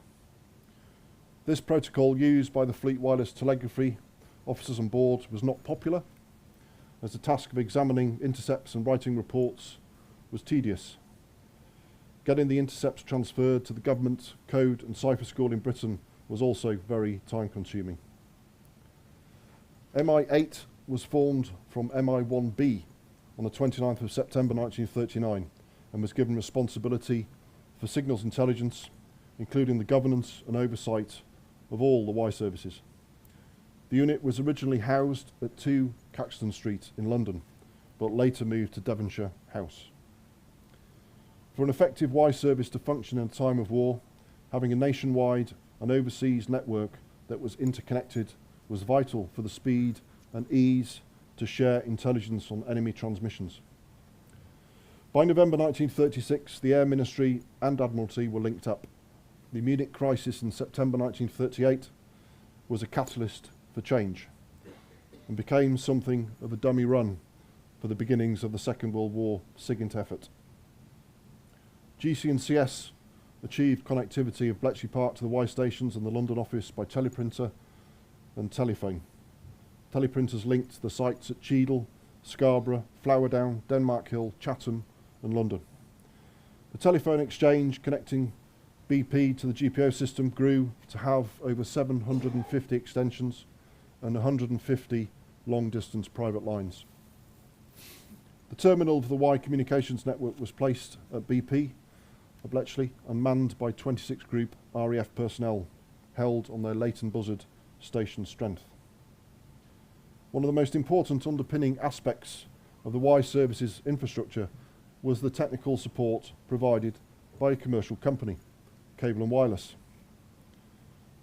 In one document I've read, it is difficult to overstate the value of this company's system to SIGINT.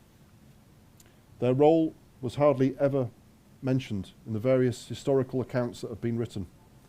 The vast majority of Y services traffic from and to overseas stations were carried on cable and wireless infrastructure before the Y services networks were mature enough to cope with the volumes. MI8 was expanded and reorganised in November 1940.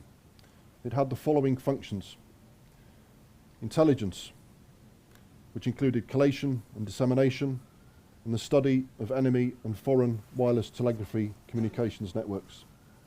Number 2, organisation, which included training of personnel, enemy, foreign, telegraph and wireless communication systems, procedures and equipment, and military Y organisation. The third function was policy and liaison, being things like developing and implementing Y policy and inter-service Y liaison. The problems of interconnectivity really didn't bear fruit until November 1942, when a decision was made to appoint a deputy director for the Y services, who would be answerable to the director signals and the director of military intelligence, or DMI, although that approval did not happen until April 1943. So what of oversight? That was two main entities, the Y Committee and the Y Board. The Y Committee was formed in 1928 to bring coordination to the interception operations of the three services. 1941 was a turning point in the coordination of SIGINT in Britain. There was a growing need for simpler and better telegraphic communications and to centralise intercept materials for cryptanalytic attack. In October 1941, the Y Board approved a new approach to the Wireless Telegraphy Board, giving the opinion at the beginning of January 1942 to a new expansion programme to the Y services. As the war ran on, there was a pressing need to further expand the Y services, and a programme was initiated to bring in more resources to support the work at Bletchley Park, so vital that the feed of ultra-intelligence was providing to Allied commanders around the world. They needed more interception sets. The DF exchange between the sites needed to be able to coordinate the order of more than 2,000 bearings per day. So an elaborate array of switchboard arrangements for connecting all the stations to the DF network, manned by Army and RAF personnel, was situated on technical grounds at the Bow Manor Wireless Telegraphy Station. As the military Y service collection effort expanded, notably with the opening of the Eastern Front, there was a need to acquire more stations. The Prime Minister, Winston Churchill, gave priority to the building of an additional Y stations. One of the first of the expansion programme was at Queen Ethelburga's College at Forest Moor, just outside Harrogate. At the cost of £100,000, the site was acquired and refurbished and was formally opened on the 1st of June 1944 and was known at the time as the War Office Wireless Station. Two main blocks are built at the site, each containing 3 set rooms with 32 positions and a control room, and personnel were provided by female ATS, Auxiliary Territorial Service personnel, and supervisors from the Royal Signals. And what of foreign partners? As our partnership with the American SIGINT services was beginning to evolve by early 1942, the Y Committee invited Captain Brown of the US Army Signals Corps to review the entire Y service operational structure in the UK. Captain Brown was to conclude, I quote, "The American Signal Intelligence Service maintain the closest contact and coordination with the British Y service, to the end that our units may be quickly trained to penetrate the complexities of the German system. In the spring of that year, the Y Committee continued this interaction with the Americans by sending a technical Y mission to North America. They subsequently reported that the Royal Canadian Navy had 3 Y stations, the Canadian Army had 3, but the Royal Canadian Air Force had no sites operational by this stage.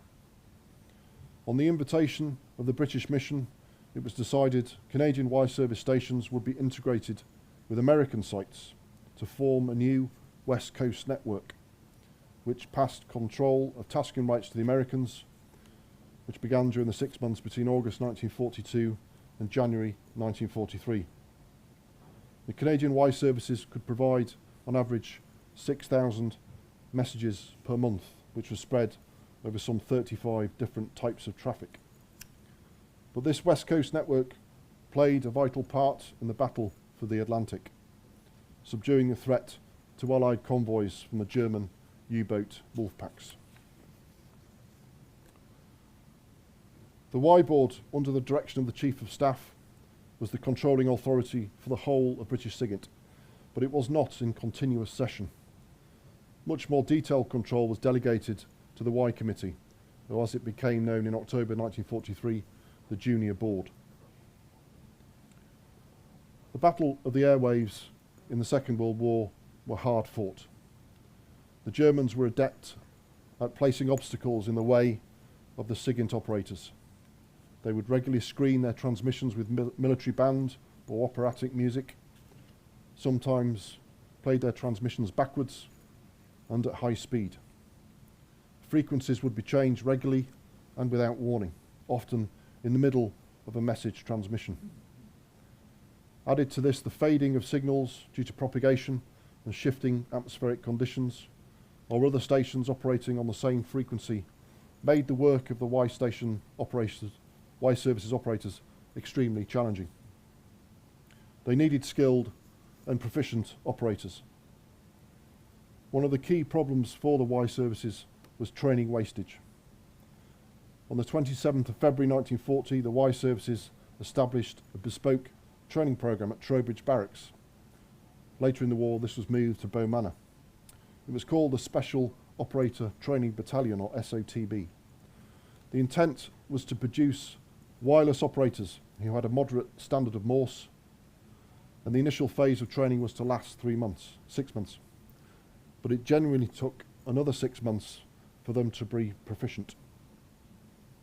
In reality, Morse operators would take 2 to 3 years of experience to reach their full potential. The aim was for the SOTB to produce 100 special operators every month. They had to draw on personnel from all 3 services, but much of the original signal staff had served in France with the British Expeditionary Force, who had returned to Britain from Dunkirk. Later, there was a reliance on women from the Auxiliary Territorial Service. Operators had to get a required level of Morse. Those who had been carefully selected did not always manage to attain the benchmark and were taken off the course. Even the 120 Post Office wireless operators who were loaned to the War Office Wireless Group, over half of them were returned because they hadn't performed to the right level. The Kedleston Hall War Office Y station near Derby became operational in November 1942, manned purely by female ATS operators and commanded by supervisors from the Royal Signals. In 1943, the site installed additional aerial arrays which allowed them to intercept Japanese traffic. After VE Day, Kedleston Hall became the main training centre for ATS-Y operators who had volunteered to deploy to India for the war against Japan. So I'll talk a little now about the 3 services. The RAF first established a Y service collection site at Branston Mere in 1922, just around the corner from RAF Waddington in Lincolnshire.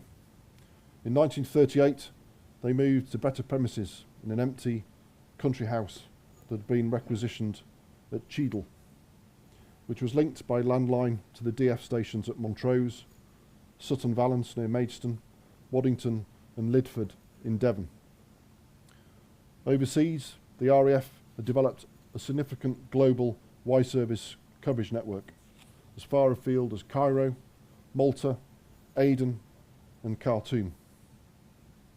In 1939, they also had a mobile unit operational in Hong Kong. The RAF made the decision in the early part of the war to build Chicksands Priory in Bedfordshire into a station capable of dealing with all the mainline German Air Force traffic, which would allow Cheadle to deal purely with tactical traffic. Cheadle would go on to play a significant part in the Battle of Britain. The RAF also opened a station in the Dorset town of Shaftesbury and a standby site at Sutton Valence. RAF Chicksands monitored Luftwaffe signals from North Africa and much of Europe and the Russian front, and at its peak had 200 receivers in operation. It also transmitted messages to Allied agents working in France. On the 25th of May 1941, broadcasts by Admiral Lütjens, who was the captain of the German battleship Bismarck, were picked up by Chicksands, along with a few other stations on the east coast, which allowed them to deduce the direction of travel through DF. The British sunk the vessel, as many of you know, on the 27th of May. Alongside their DF stations, a maintenance centre and a support depot, they had over 3,500 personnel. The Wireless Telegraphy Board agreed that the RAF, who were already installing their own long-distance communications network, should accept responsibility for providing a wireless telegraphy network for all 3 Y services. It was to be administered by number 26 Signals Group. The non-Morse chatter from Luftwaffe crews was picked up by a unit at RAF Hawkinge, but over time complemented by 9 stations at Sutton Valence, Stret, Beachy Head, Shaftesbury, Gordonston-on-Sea, Capel-le-Fern, Scarborough, Inglemells and West Kingsdown. They were collectively referred to as the Royal Air Force's Home Defence Units, or HDUs. And they were focused notably on Luftwaffe VHF tactical transmissions. Most of the staff at these sites were German linguists, familiar with the Luftwaffe operating procedures and slang used by the pilots. The HDU network provided vital warnings of impending raids during the Battle of Britain. RAF West Kingsdown pioneered a technique affectionately called ghost voices against the Luftwaffe. Operators at the site would tune into a German pilot's frequencies and pass themselves off as the Flight Command headquarters in Germany, effectively sending planes off to false targets or giving them incorrect coordinates. It was an effective game of deceit. The ghost voice technique was a foray into what we now call effects by the RAF Y services. The main RAF intercept site at Kingsdown suffered bomb damage from a Luftwaffe attack in August 1944, which prompted its relocation to Canterbury. This proved a necessity as the Luftwaffe air defence units were increasingly resorting to VHF as the Allies penetrated further into occupied Europe. The RAF Y stations were subsequently moved to sites on the continent to maintain their collection operations. The origins of the Army Y services date back to the First World War. One of the oldest sites for the fledgling service was at Fort Bridgewoods, one of the defensive forts built to protect the naval base at Chatham. It was first used as an intercept site in 1926, with just 1 officer and 2 wireless operators working 2 watches a day, and in a very Dickensian way had to operate at night using candles they'd supplied themselves. The site's original collect was against a Paris to Beirut communications link, but over the course of the 1930s the site expanded and became vital for the interception of traffic during the Spanish Civil War. The operators, before the outbreak of the Second World War, developed their own techniques in what we now call traffic analysis. By the end of 1939, Chatham had 75 civilian staff manning 25 sets, At the beginning of the Second World War, they were exclusively assigned to work on German Luftwaffe interception tasks. But Chatham had only a small set room space, consisting of 2 small rooms, which were very cramped. The aerial field outside was restricted to just half an acre, which couldn't provide adequate reception for their mounting number of tasks. So the Army requested the development of another site which could support a collection effort of over 158 receiver sets. The only site that was found to be suitable was Bow Manor Park, originally home to No. 6 Intelligence School, just 3 miles south of Loughborough in Leicestershire, with its large mansion house and surrounding 300 acres of land for the aerial farm. The site and name of the new outfit was to be the War Office Y Group, which was to remain until the end of the Second World War. Staff began to move in, largely from Chickshands, in October 1941. As the site on the edge of the Charnwood Forest expanded, there was a shortage of skilled intercept operators. A new initiative was brought in to recruit women operators from the Auxiliary Territorial Service. And I found another quote. They have to have good hearing and have the personality to work alone, combat boredom for long hours when a radio group was silent, and have the patience to sit like a cat watching a mouse hole, alert and waiting for the first sounds. Over time, the ATS would be responsible for 75% of the War Office Y Group's wartime intercept.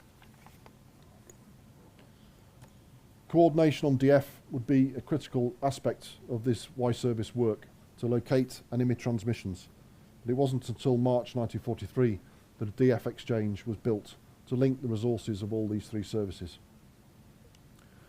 And if you're interested in the work of Bow Manor, there's a book by Hugh Skillen, which is essentially a compendium of the in-house magazine, which is a real insight into their social history of the personnel at the site.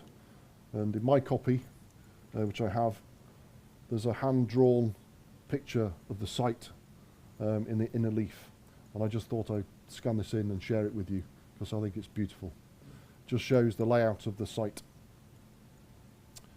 In 1943, a special section was established at Bow Manor called the Frequency Measuring Section to assist with directional fixes on axis transmissions. All the War Office Y Group DF plots that were taken were undertaken at the plotting room in Bow Manor, which was adjacent to the DF control. The DF exchange was installed at site, which enabled signals from any intercept site to be sent to any service DF network. Essentially, it helped combine the DF resources of all 3 services together, leading to a much more efficient operational use. The DF sites scattered around the country were typically manned by civilian operators. The HF DF sites included Sutton Valence, Purton, Chasewater, Montrose, Moulton and Thurso. Chasewater and Thurso also had medium frequency DF stations alongside Chasewater and Crossbar. The War Office Y Group developed their own training regime to meet the demand for operators, and a new course was created on the Isle of Man, which lasted 26 weeks.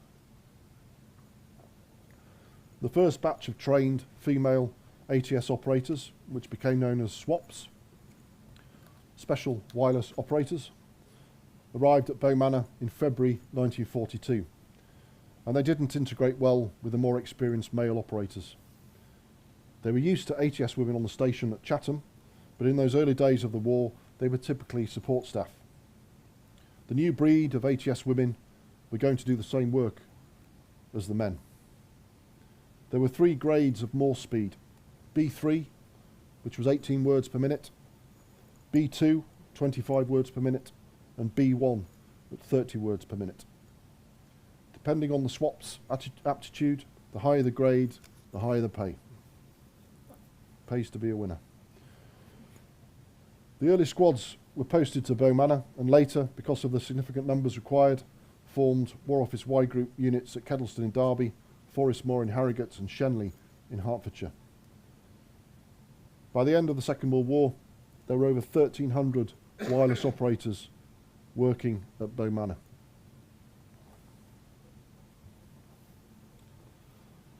SIGINT was a critical enabler for the Allies in all theatres during the Second World War. The Y services created a number of what they call special wireless groups, or SWGs, who would serve Army or Corps headquarters. They were essentially tactical mobile signals intelligence collectors, providing SIGINT to the front line, which was particularly important for the British Army. Most of the personnel came from the Intelligence Corps depot at Winchester, many of which had a good grasp of German. Bow Manor ran 8 to 10 week-long courses for these intelligence officers who were going to deploy into these tactical Y groups, teaching upwards of 24 students at a time the nuances of German wireless systems. They typically deployed in large 10-ton trucks to support an Army or Corps headquarters with the provision of Morse or plain speech signals intercept. And I just draw out a quick passage from the Manual of Military Intelligence in the Field, which states, "Wireless telegraphy is such a reliable and efficient medium of intercommunication that its use in war is indispensable to a modern army. Indeed, it is likely that it may prove the only practicable method of signal communications in campaigns involving rapid movements over long distances." And I just draw out one example from an SWG. It began as 4-company War Office signals, created in 1934, which morphed into 2-company CHQ signals in 1938 and was deployed into France with the British Expeditionary Force in 1939. After the evacuation at Dunkirk, the unit was rebadged 1 SWG on the 6th of July 1940. During the Normandy campaign, the unit was attached to 21st Army Group, assisting both 2nd British Army and the 1st Canadian Army. At the end of the Second World War, the unit was rebadged again as the 1st Special Wireless Regiment, which would evolve into what would become what is now known as 13 Signals Regiment. At the beginning of the war, the Naval Y Service consisted of under 200 personnel who manned 50 receivers in 20 stations, ranging from Scarborough, which had 20 receivers, to single-channel DF stations.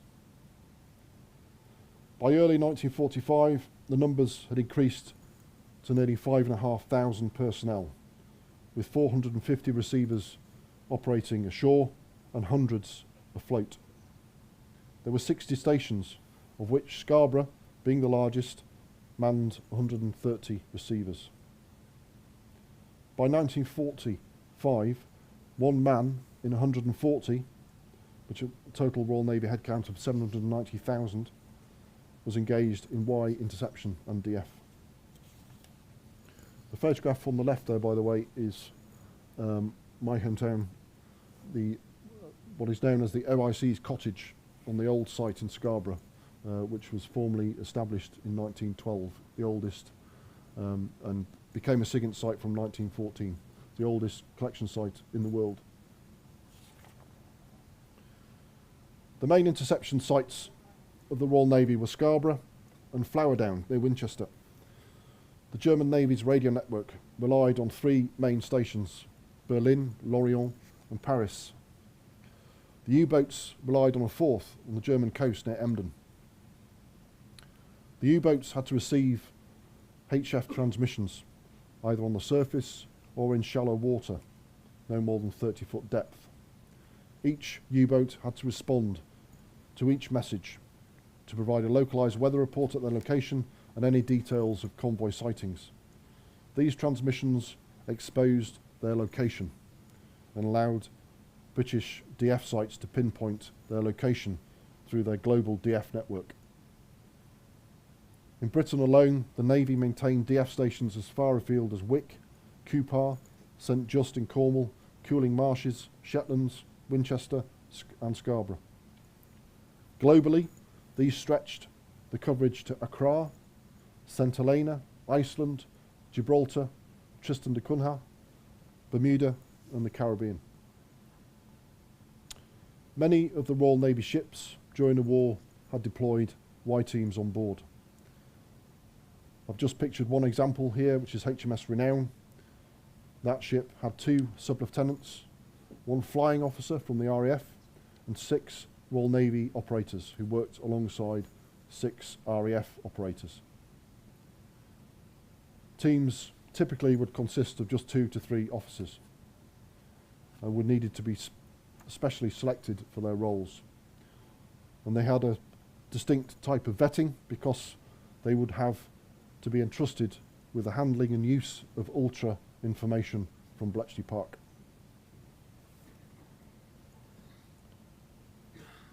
In May 1943, the Y Board put forward a proposal that SIGINT and the Y authorities should have representation on the planning for Operation Overlord to assist with the coordination between Allied Y Service resources.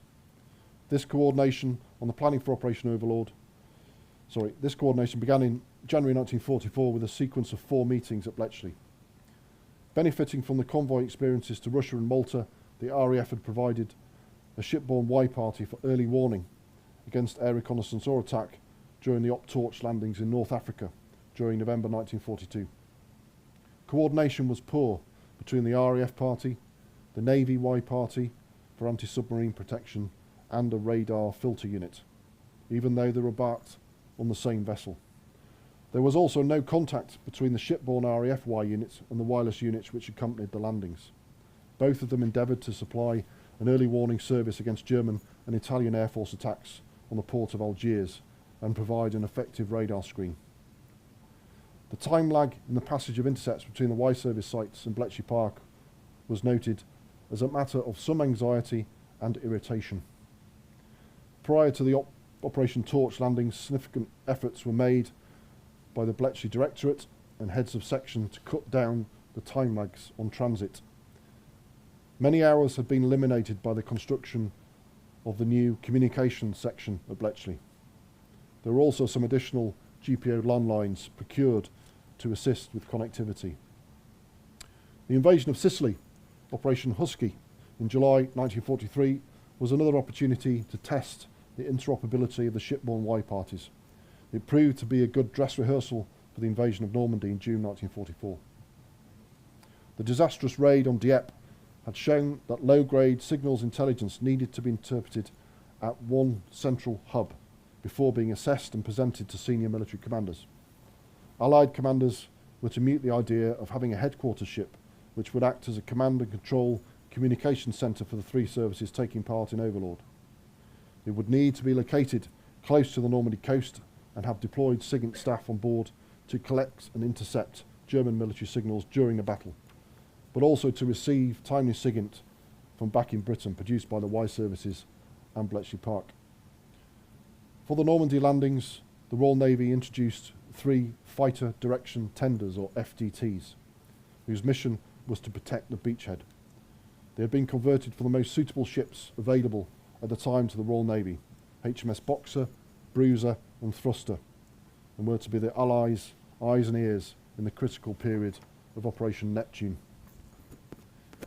In the early stages of the landings, the 3 FDTs, FDT 13, 216 and 217, were to be responsible for providing immediate tactical intelligence from radio intercept to the controller of fighters back in England. Their role was vital for the RAF and US Air Force to dominate the airspace above Normandy, to protect the huge logistical chain from the south coast of England. The Luftwaffe had been decimated through a concerted bombing campaign in northern France in the preceding weeks, and they had less than 300 operational aircraft by D-Day. Fitting out the 3 of the FDTs with the most sophisticated communications and radar equipment available began in February 1944. The fits included a new Type 11 radar system which could operate on German frequencies and was situated on the deck with a rotating gantry. Each FDT had in the region of 250 highly trained military staff, most of whom were RAF radar and communications specialists. One role the FDT teams would play would be as a deployed Y-service collection platform to intercept German wireless communications from ashore, most notably those command and control communications networks between ships, between Luftwaffe ground control to airborne pilots, or from ship to shore. As I mentioned, Overlord had learnt many lessons from Dieppe in 1942, and Allied planners had understood that an operation the size and scale of Overlord would require very effective command and control communications and effective radar and radio countermeasure plans. A former passenger liner, HMS Hillary, was employed as a headquarters and SIGINT ship for the commander of Naval Force J on Juno Beach. Hillary also had a number of other HQ sister ships, HMS Largs, which was operating off Sword Beach with Force S, HMS Bololo, which was operating off Gold Beach with Force G. These three vessels were referred to as headquarters landing ships, or HQLS. They were responsible for control and management of the Neptune landings and of all the naval vessels taking part in the operation into the designated zones and beaches. It was Hillary that would distribute air raid warnings over the invasion fleet with intelligence gleaned from the FDT Y-service teams. The ships were in place on the 6th of June 1944.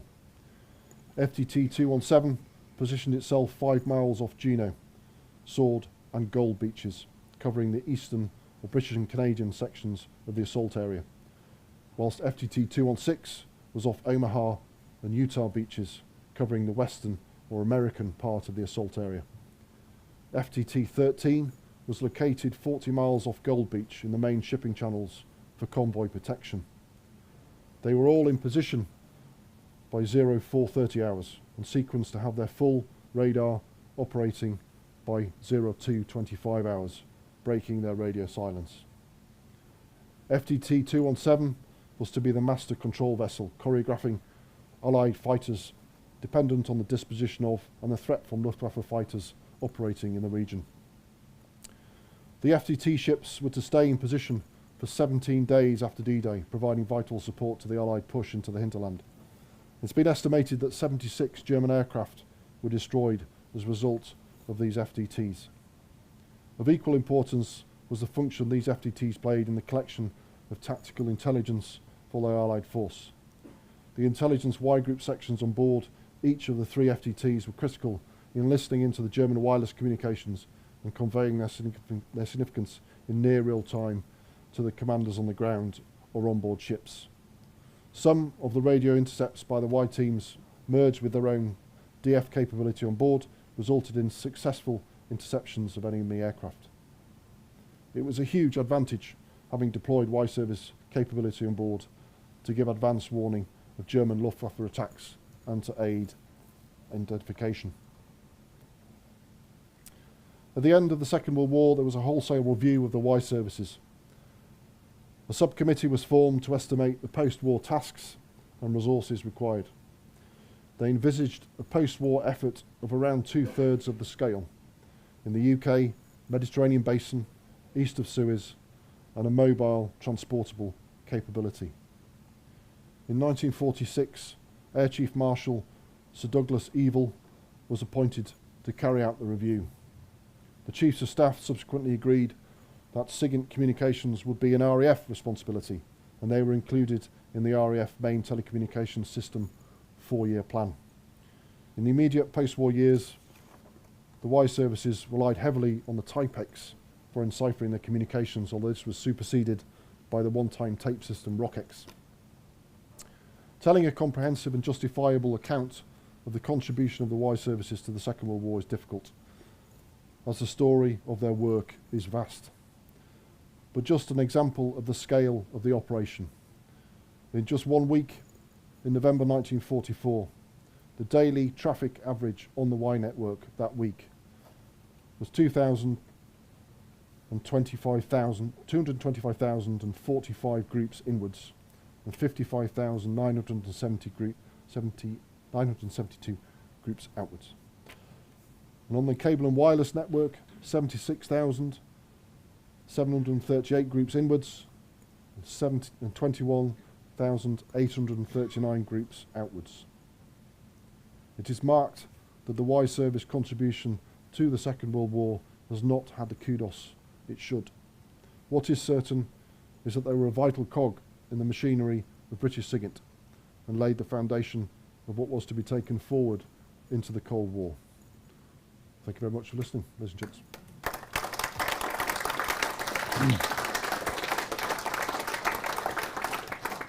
Right, if there's any questions, raise your hand and I'll run over with the microphone.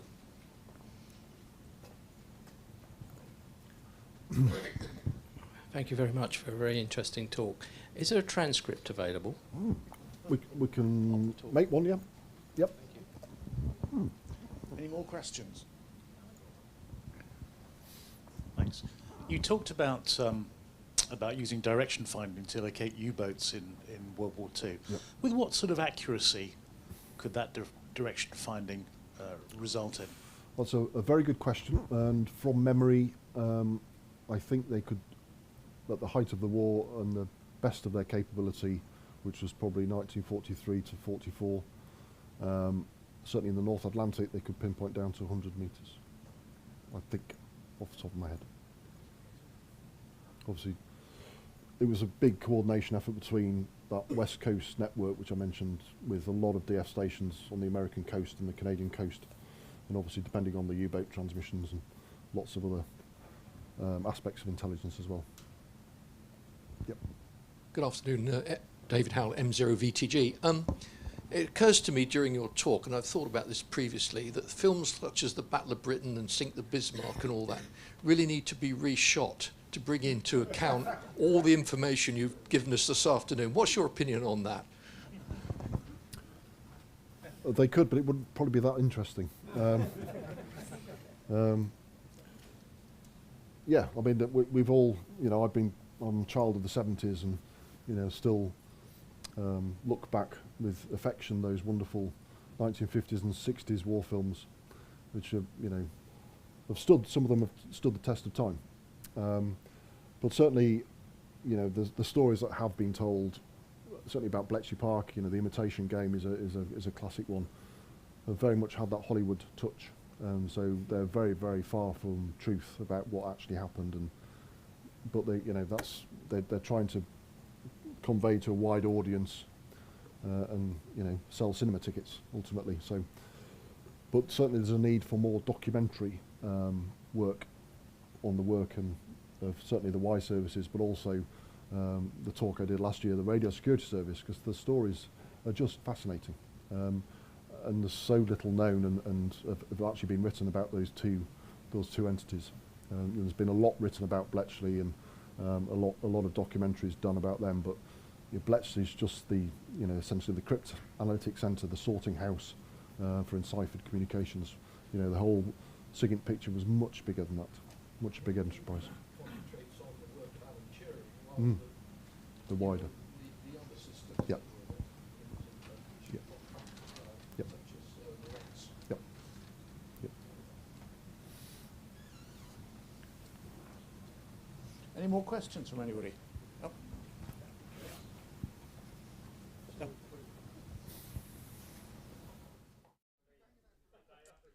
Hello, welcome back. Hope you enjoyed that talk.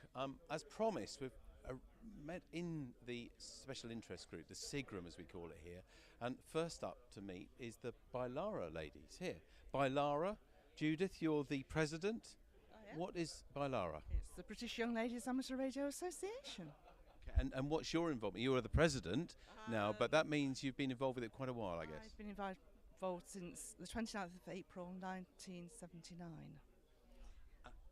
And what were you one of the founders then? One of the founding members. There were 8 of us. We met in the cafe at Drayton Manor Park and over a cup of tea. Was it one of the rallies they had there? Yeah, I remember those. Yeah, the rallies, and tried to decide what our constitution should be.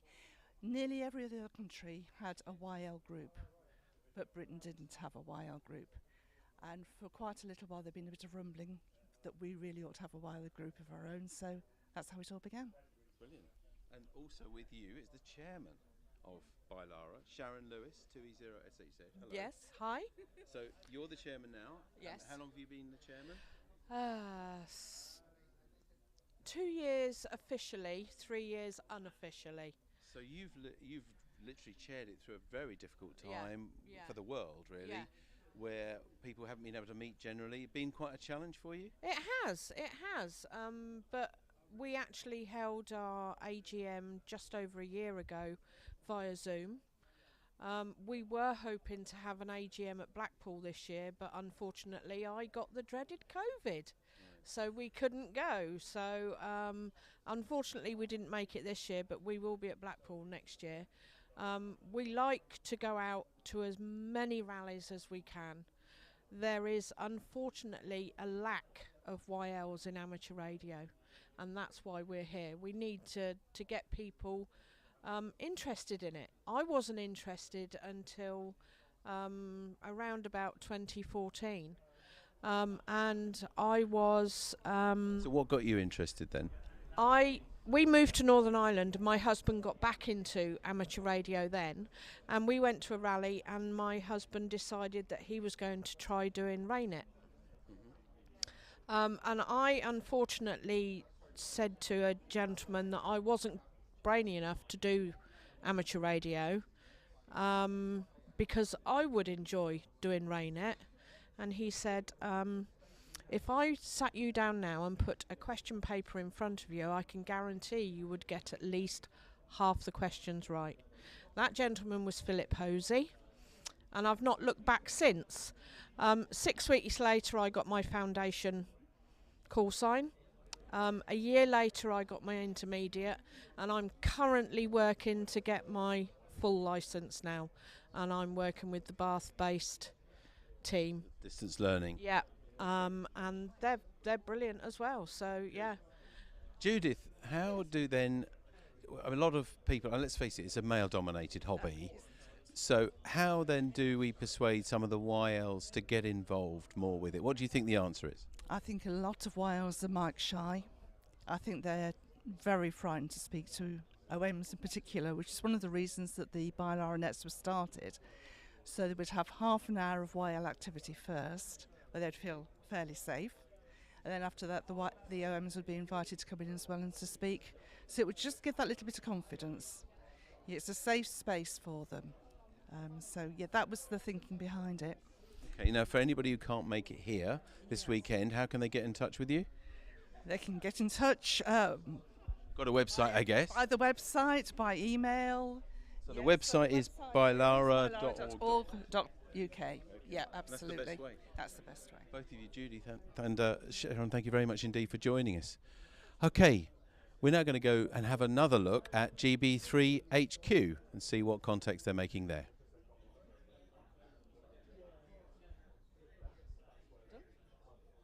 We're not, maybe. Is that right? If someone can tell.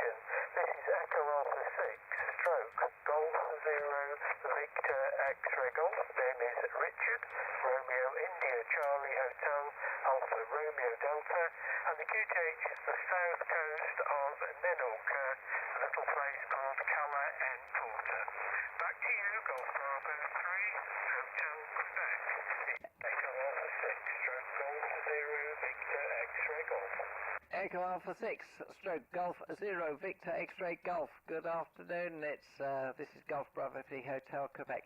Thank you very much for calling in. Your signal, lovely, 59 from Menorca. Really good. We have probably very similar weather. It's just not as warm as it will be with you. But thanks very much for calling in, 73. Okay, QR said Golf Bravo 3 Hotel Quebec. Golf Bravo 3 Hotel Quebec, over. Sugar Alpha 3 Sugar Hotel November. Sugar Alpha 3 Sugar Hotel November. This is Golf Bravo 3 Hotel Quebec. Good afternoon to you. Big signal 5959 here into the Radio Society of Great Britain's National Convention in Milton Keynes. How copy? Over. Roger, Golf Bravo 3 Hotel Queen, SA3 SHN. Name on this side is Hogan like hotel, Oscar Golf Alpha November, located in the north of Sweden, and you're coming in 5 and 8 into north of Sweden, over. Yeah, hi Hagen, good afternoon to you. Thank you very much for the 5 and 8 into Sweden. Much appreciated. Like I say, you can catch the RSGB convention on the live stream on YouTube. Look up RSGB convention and you'll find us on YouTube. And currently you've got me showing on the screen as I'm operating the station. So thanks very much for calling in, Hagen, 73. Okay, no problems at all. I will check it out and say hello to your friends there at the convention from here from Sweden. 73, be well and hey, hey. You just did actually, because you are live on the convention stream. 73 QRZ Golf Bravo 3 Hotel Quebec. Papa Sierra Charlie, please. Papa Sierra Charlie, over. Roger, roger, thank you. My call is Foxtrot 5, Papa Sierra Charlie, roger. Papa Sierra, Papa Foxtrot 5, Papa Sierra Charlie. I'll get it right in a minute. Good afternoon to you. Lovely signal here into the RSGB convention in Milton Keynes. You are coming to me, 5 and 9, 5 and 9. How copy? Over. Roger, thank you. Thank you for 5-9. You report also 5-9. My name is Peter, roger. Yes, roger, roger, Peter. Or so is it Pierre? Anyway, thank you very much for your call. 73. Roger, roger, thank you. 73, good luck. Au revoir. QRZ, this is Golf Bravo 3, Hotel Quebec. Lima Alpha 7, Charlie Foxtrot Alpha. Lima Alpha 7, Charlie Foxtrot Alpha. Good afternoon, 5-9. Good afternoon, you're 5-9 as well. Good luck with the convention. Thank you very much, 73 QRZ Golf Bravo 3 Hotel Quebec.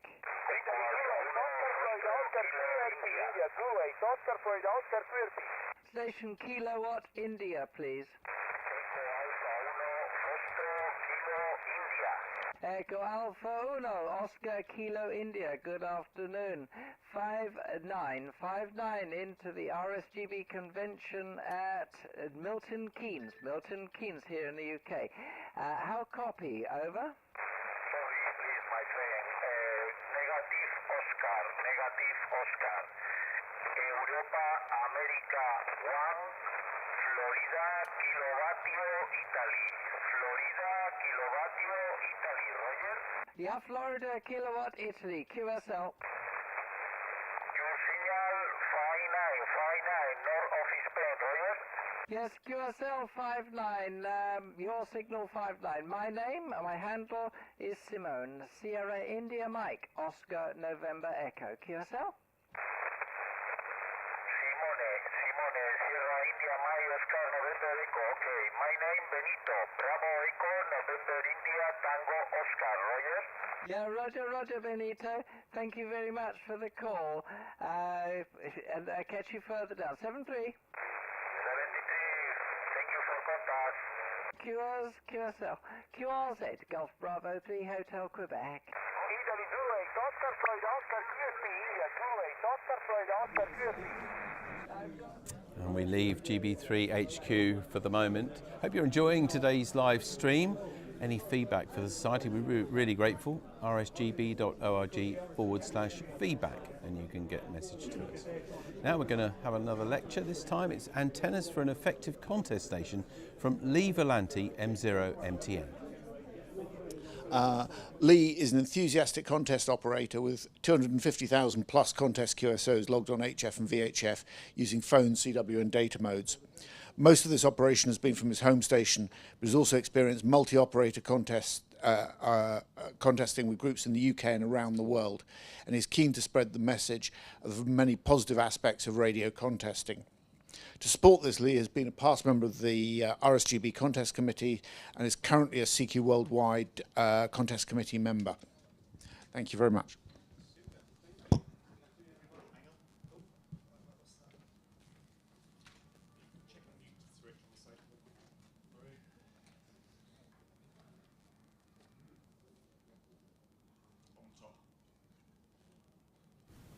Hello. That's better.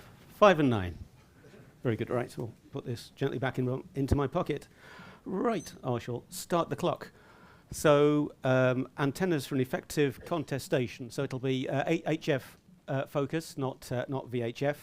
And anyone that is a world or European contest record holder may actually be able to teach me things, but you will try and give a good précis. So this is what I was asked to talk about, and we'll see if we end up summarising all of HF antenna theory in about 40 minutes, so this could be fun. So obviously I did my homework. You go away, do some research, ask some other contesters, what's going to be the answer? And this is what they came up with. So success guaranteed, absolutely nothing to worry about. So just put up 3 or 4 of these in your back garden and you'll be top of the tables and have all those nice trophies on the shelves. Some people thought that that may not be applicable to everyone, especially say for a UK audience, so was there something a bit more simple that would still be effective? The plan B solution was a dipole. Unfortunately, it was in North Korea, so again, would be very good for getting big contest scores, but again, maybe not so practical. So some of you look towards the door, maybe think they want to go to the presentation next door. Yeah, don't worry, I will calm down and we'll sort things out. But it turns out that we've got plenty of time for questions. So no, more seriously. So when we're thinking about contest antennas, we need to think about the contests that we're going to try to enter. Are we considering all band events, commonly 10 meters through to 80, or maybe 160 meters as well, or are we going to have a single band focus? So with a single band, you may be able to put more or bigger antennas up. You can dedicate more of your time and money to that. And I guess the most recent example has been in the post-contest chatter after, say, CQ Worldwide RTTY. We saw ENG3 SEK doing well with a 40 meter square. We saw TIM G4FJK with a 6 element for 10 meters and posting very good scores, but across an all band effort that then most people have to compromise. Need to think if we're also operating single operator or multi-operator. So again, if there are multi transmitters going at once, or we might want to share antennas. Again, is this properly feasible and applicable for what we want to do? We're operating at home, or we're operating on a field day site where we may need to construct things quite quickly. How often are we contesting? Many may be contesting every weekend. There's always an event on, and so they'll be looking for a reliable antenna system. Many other entrants just prefer to operate in a handful of the more major contests each year, and maybe going then the extra mile for that, and with a lot of preparation and bigger antenna systems. And our expectations. So what do we want to do? We're just pleased that we're on air? Are we having fun, happy to be taking part and reasonably competitive? Are we trying to incrementally do better than last year? Or are we really gunning for those leading UK, Europe or worldwide scores? Our resources, I think it's already been mentioned in at least one presentation today already. It's the space that we have, the budget that we have, and the time that we have to get everything ready. And later on, I'm not proud, we can do a show and tell, and you can see how I sometimes got it right and also got it wrong later on. So I thought we'd look at, say, several different HF contest types, and then also we'll work through the different individual bands to look at different antennas that are commonly used and are used to do well. So for the HF sort of intra-UK contests, I'm sure you'll be aware that there are many mostly sort of UK-centric weekday contests on 80 meters. And I think if you add up between the RSGB and UK EI events, there's 41 of them. So certainly you can be kept very busy. And traditionally here, say the common antennas used and the winning antenna used are the variants of course, say the wire dipole, doublets, Wyndhams, and other wires of that type. So we know for 80 meters that height, say, shouldn't be maybe a significant factor to making any contacts at all. Excuse me. As we know with NVIS and some very low antennas, you can still make many contacts. But looking at the results tables, as at the very top of the tables, the antennas generally sort of above 40 and commonly above 60 feet, and whereas at the bottom of the table, they are sort of much lower. But it's also interesting to look at the types of antennas. Again, at the bottom of the table, we've got antennas for 40 meters. There's more NFEDs. That there are verticals in here as well. If you do struggle with space for 80 meters at home, as many of us do, so again, when we're looking at, say, shortening antennas, certainly bent antennas for 80, so with the ends of the dipole legs bent, won't give a significant performance degradation. And again, if you're having trouble horizontally, then do consider the vertical plane as well with an inverted L or a loop. So if you've only got so many feet horizontally, see if you can bend it around the rest of the garden with 10 feet, 20 feet up or down at either end. Okay, looking at this further, we can do a nice scatter plot of a random 80-meter club championship of height versus score, not looking at any particular subset of categories and just the overall number of contacts that were made.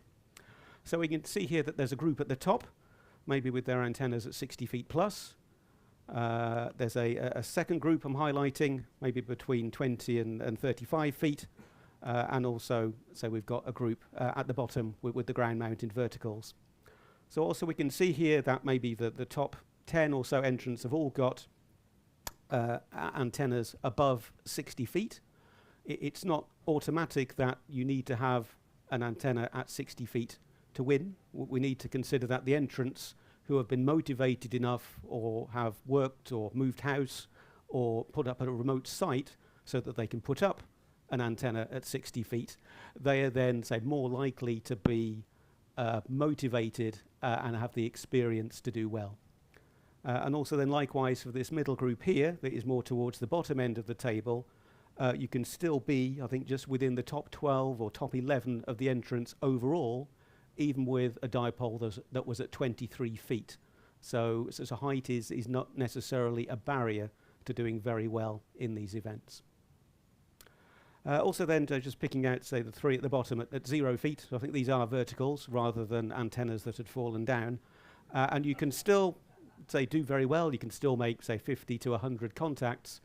But in terms of, say, getting a winning score or being in that top third or top a quarter, maybe a vertical isn't the way to go.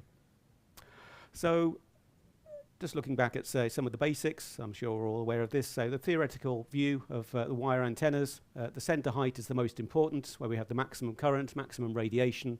So a center support is often ideal. Practically, a lot of the time that we're dealing with something like this, we'll be using our house as a support. And again, how ambitious or how brave have we been to get that end high? Have we just put it up where we can on a nearby step ladder, or have we put up, say, a little stub mast on some T&K brackets just to get the end up an extra 10 or 15 feet? It can make a difference. Likewise, lots of us using trees. How ambitious have we been to get our wire into the tree? And there's various methods of getting those wires into the trees. And again, so say for those where we do, you don't have that horizontal space, you can let the ends drag down. And then number 3, of course, that center height. And again, if you do have an extra pole, if you're lucky enough to have a tower, or there's a convenient tree on your property, you can get some good center feed point height there. Cool. So quick photo from the archives. So showing how some things that you may not have expected to make a difference can do. So this is a sideband field day years ago. It's one of those motorway lighting towers with a fiberglass pole on top. We were, not very generously allocated a very small patch of the park to operate from, and we hadn't realised that we might be able to use that end lighting tower as a support. So the angle in the inverted V is quite sharp. We noticed when the results come out, we were absolutely trounced by our friends at Worthing District, who were using the 2 supports allowed with the rules at that time, and much more of a flat top antenna. Now there's many things we don't know. They may have had a far better takeoff, as it may appear here. They may have had a far better strategy and operators, all possible. But just when we plot the the inverted V with the sharp angle against a relatively flat top dipole, we could see from the predicted radiation plots in MMANA that it did make quite a significant impact. So something that we didn't think about at the time, but we did think about afterwards. Next contest type, so European-centric. So there's lots and lots of these, so you could work perhaps all of Europe or maybe a particular organising country or area.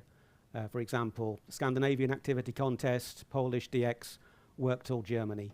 So for these contacts on the HF bands, it's going to be a high takeoff angle. If we do have a simpler lower antenna between 7 meters, 12 meters, that's going to be, say, very competitive. You can do well with a multiband wire. You can do well with zero gain antennas.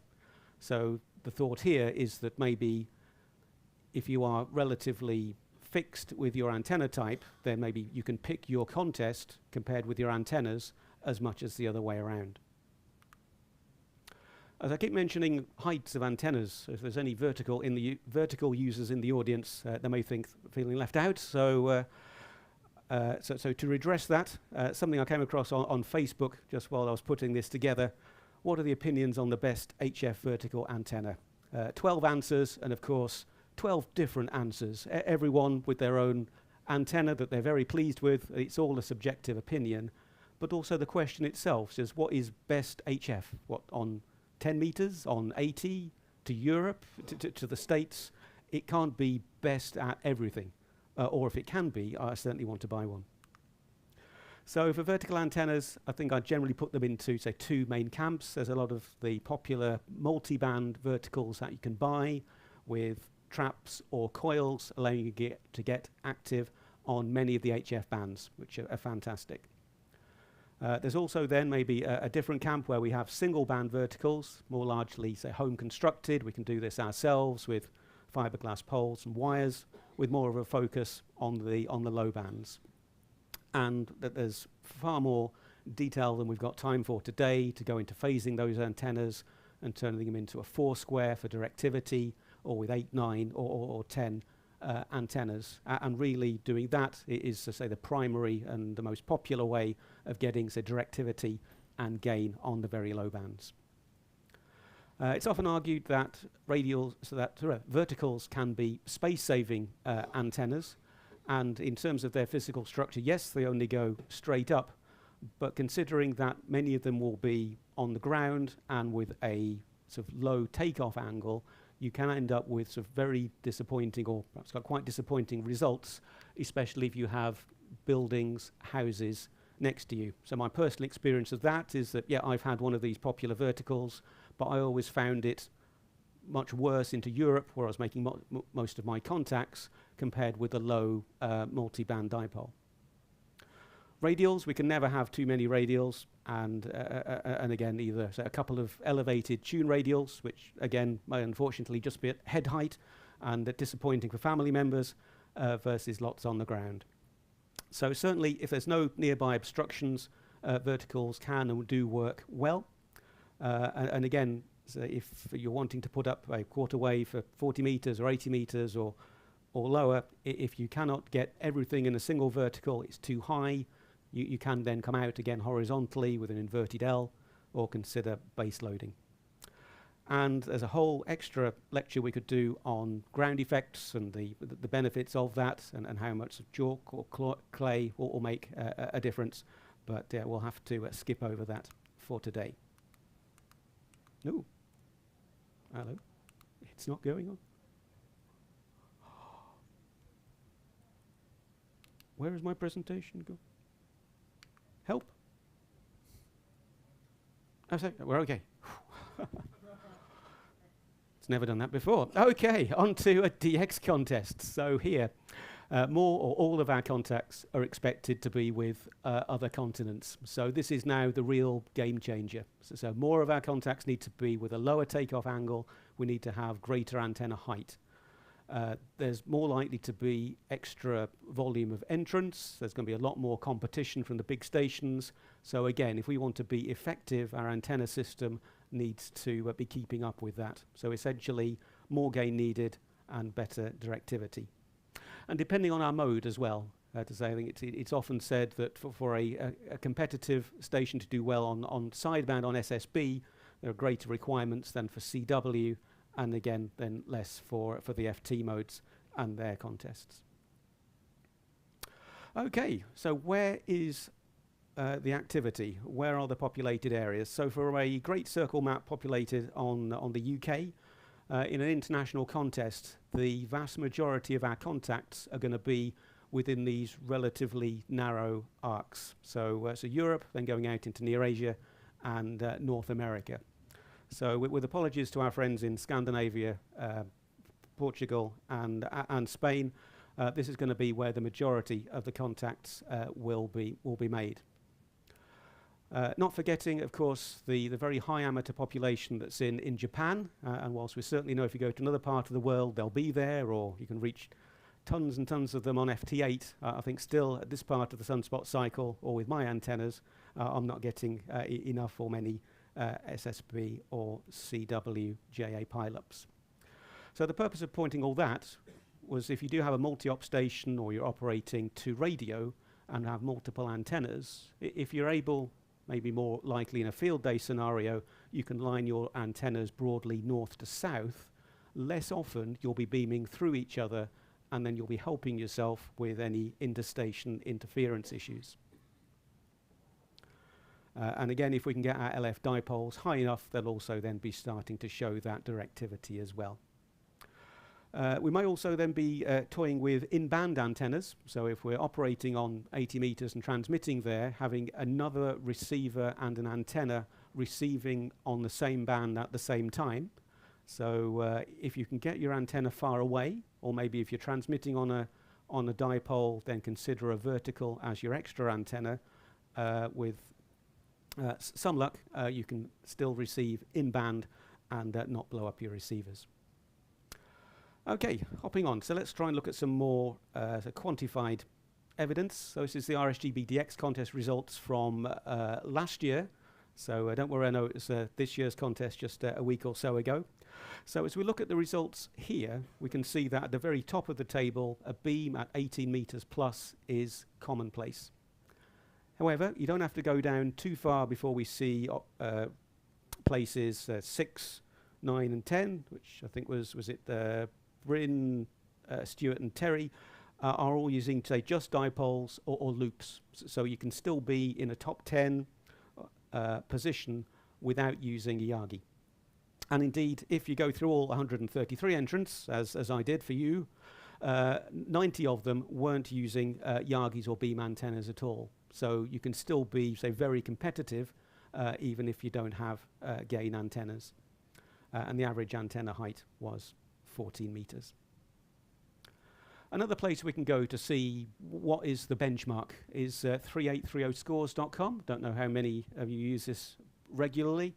So after most HF contests, entrants will put in their claimed scores, some details about how they found conditions, and also then quite commonly list their working conditions. So this is great. You can just browse up and down, see who has had maybe a score nearer to your claim score, and then see what sort of antennas were they running. And again, that will help you find out maybe to be in the running or in the pack, do you need to do more. And additionally, of course, QRZ.com, I'm sure everyone's aware of. Again, people are very good at putting in their biographies and sharing details of their stations, which can give lots of inspiration. Okay, so we've talked about the what. I think now we need to talk about the where. So location, location, location, very important. If any of you are not aware, this is Kirsty and Phil from the Channel 4 TV program, helping to find would-be home buyers find a suitable place for them to live.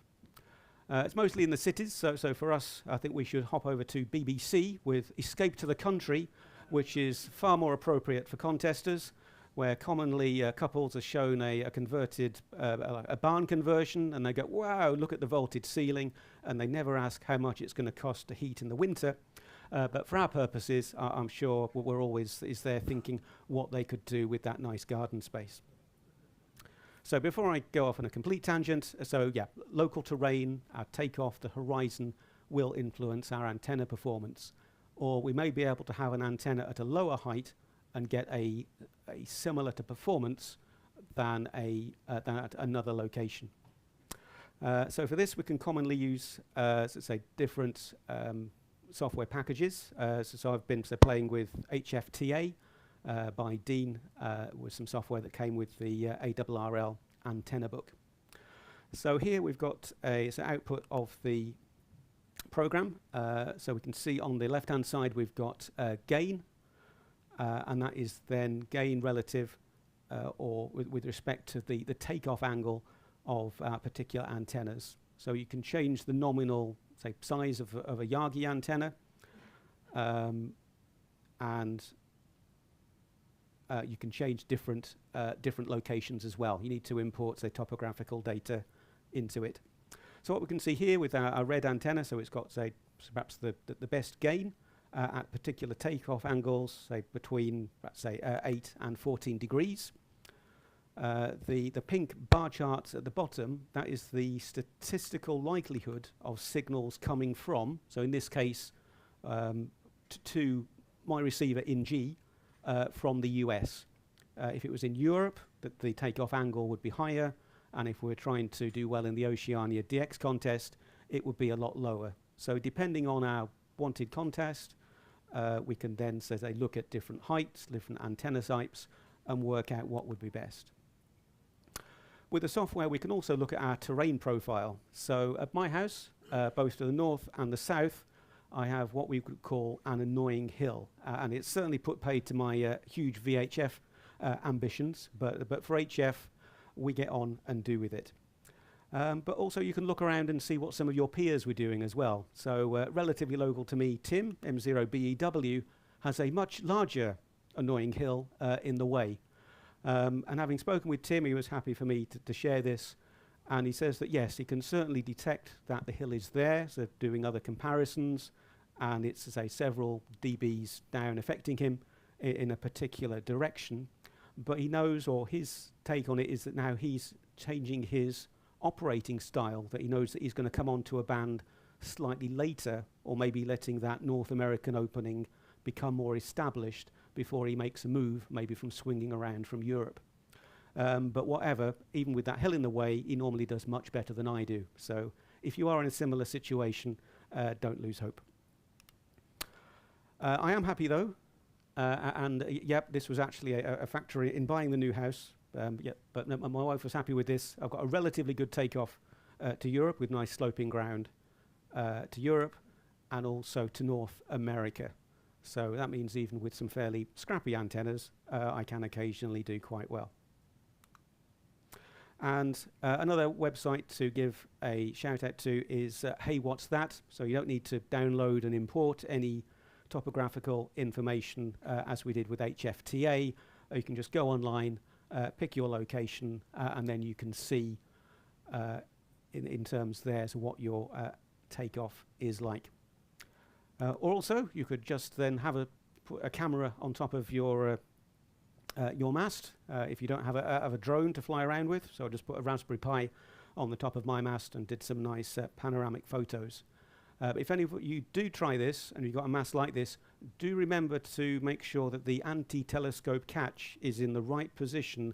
Otherwise, you'll see that the mast telescopes out and pile drives the Raspberry Pi into the ground. Anyway, so we wanted to get something like this. This isn't my house, this is somewhere in Scandinavia. So again, we're coming back to that point, essentially with the nice Yagi looking towards the horizon. Is this what we want, to be as high as possible, to be effective? And then this photo also then showed me something else. Practicing this talk, I've looked at this dozens of times, but then it's only been very recently I've spotted that where the coax seems to go into the balun, that does look like a non-weatherproofed RF connector. So I hope it's meant to be like that, because your antenna is only as good as its weakest link.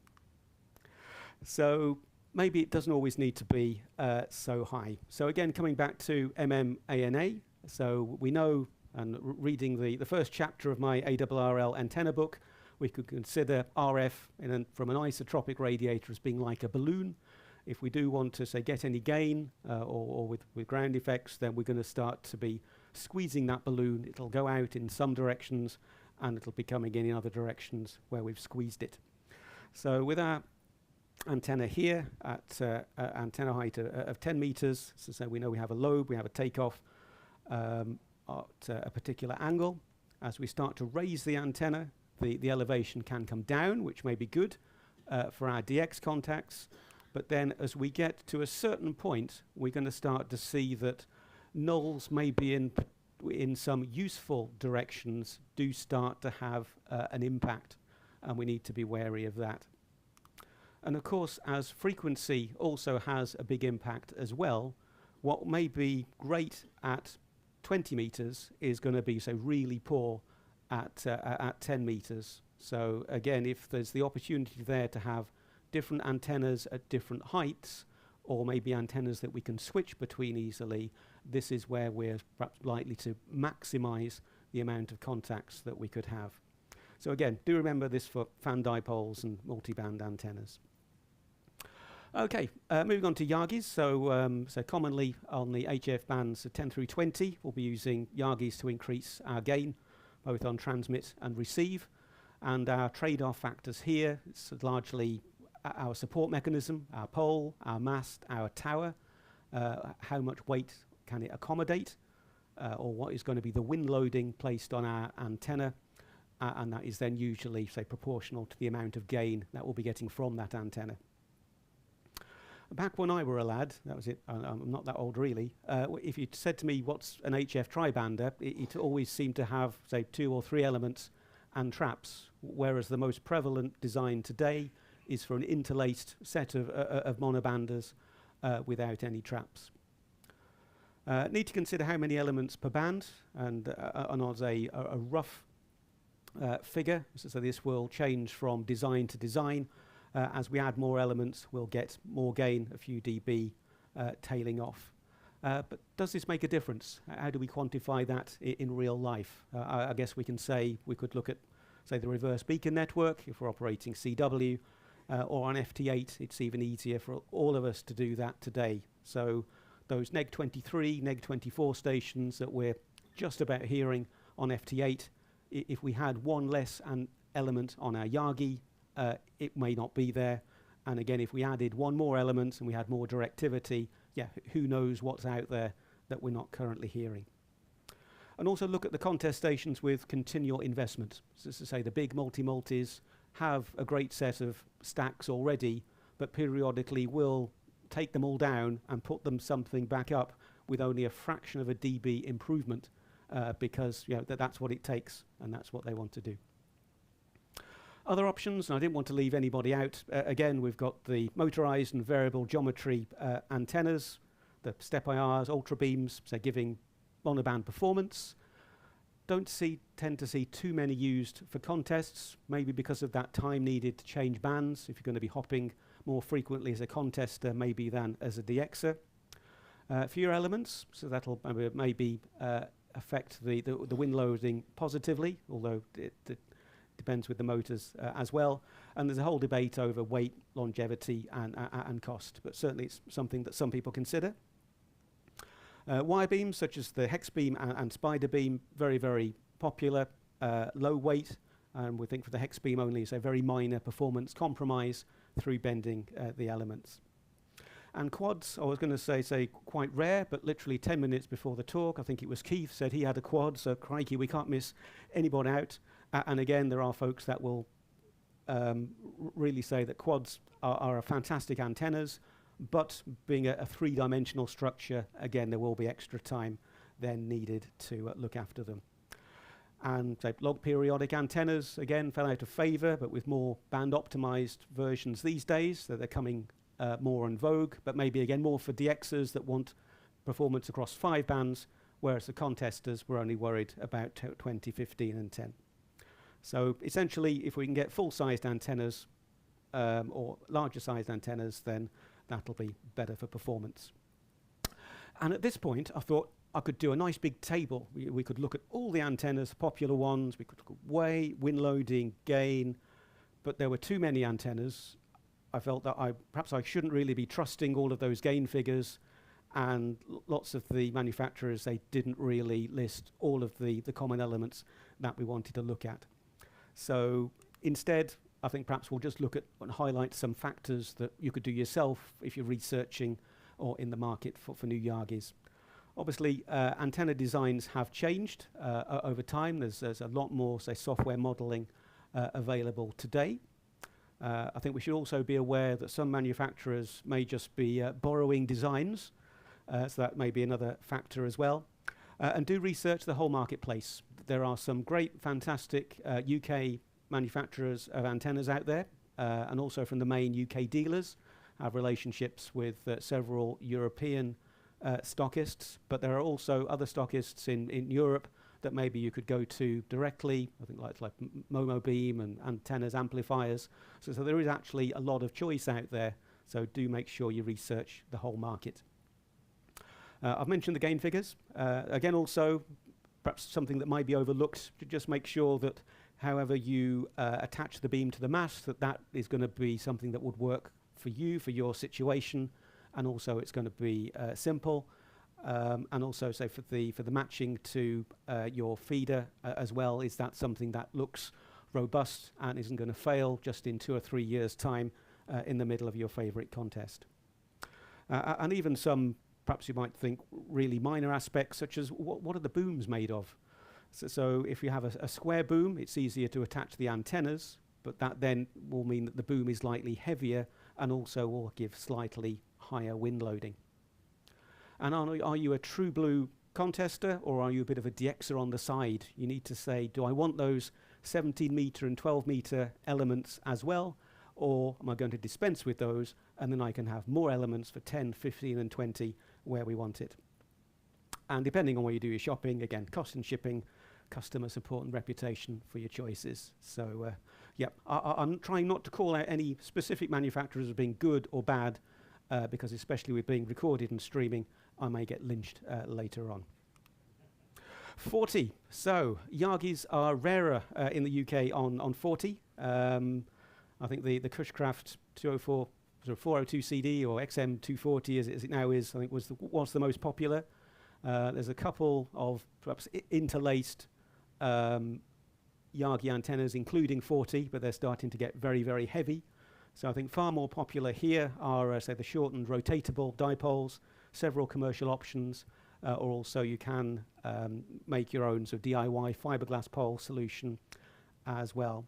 So some decision points here, again, depending on how high you can elevate from your HF Yagi, if you need to use the same support. You don't want any interaction with 15 meters. So again, you may be forced, or you may prefer to then put your antenna at 90 degrees, but that makes it difficult when you're luffing over the mast, and also then you'll be rotating your antennas a lot more.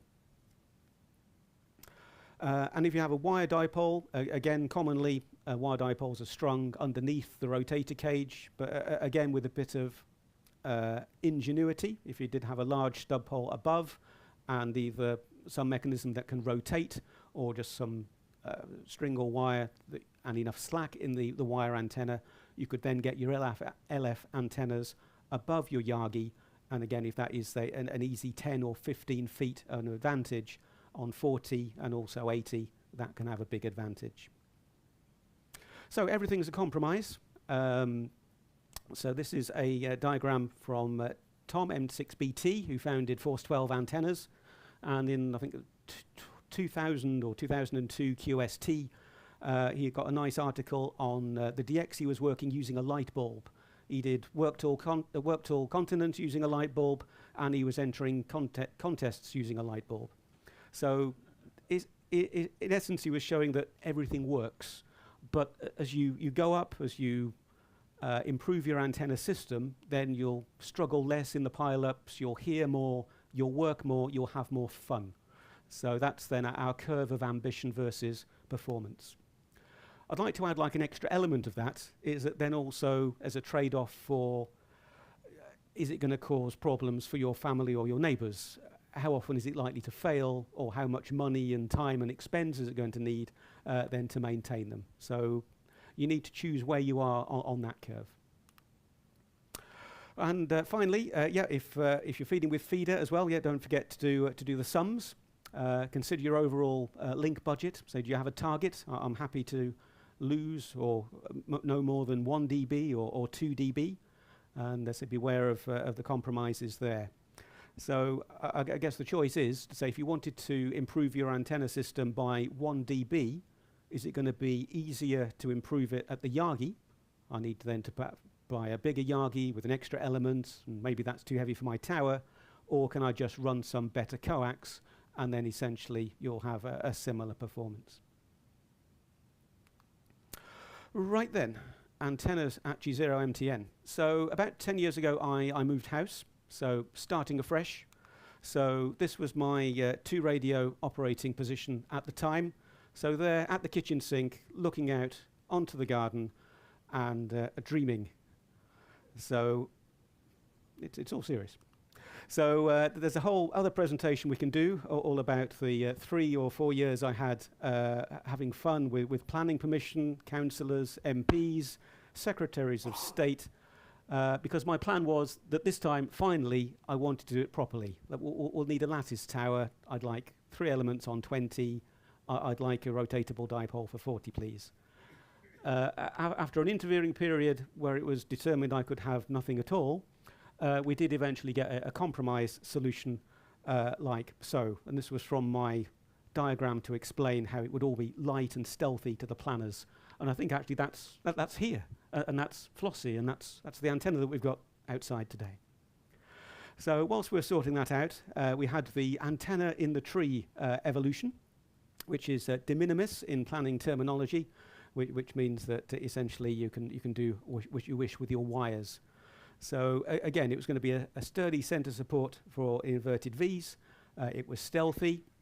As it was an oak tree, as compared with a nice fir, I did have this complexity trade-off, as I couldn't get the antenna high in the tree, but essentially was going for one of the lower branches and limbs, and started off with a doublet, which was great, twin feeder, remote auto ATU, except the ATU was meant to have all these memories, and it would remember where you've last been on that band and tune, and it didn't.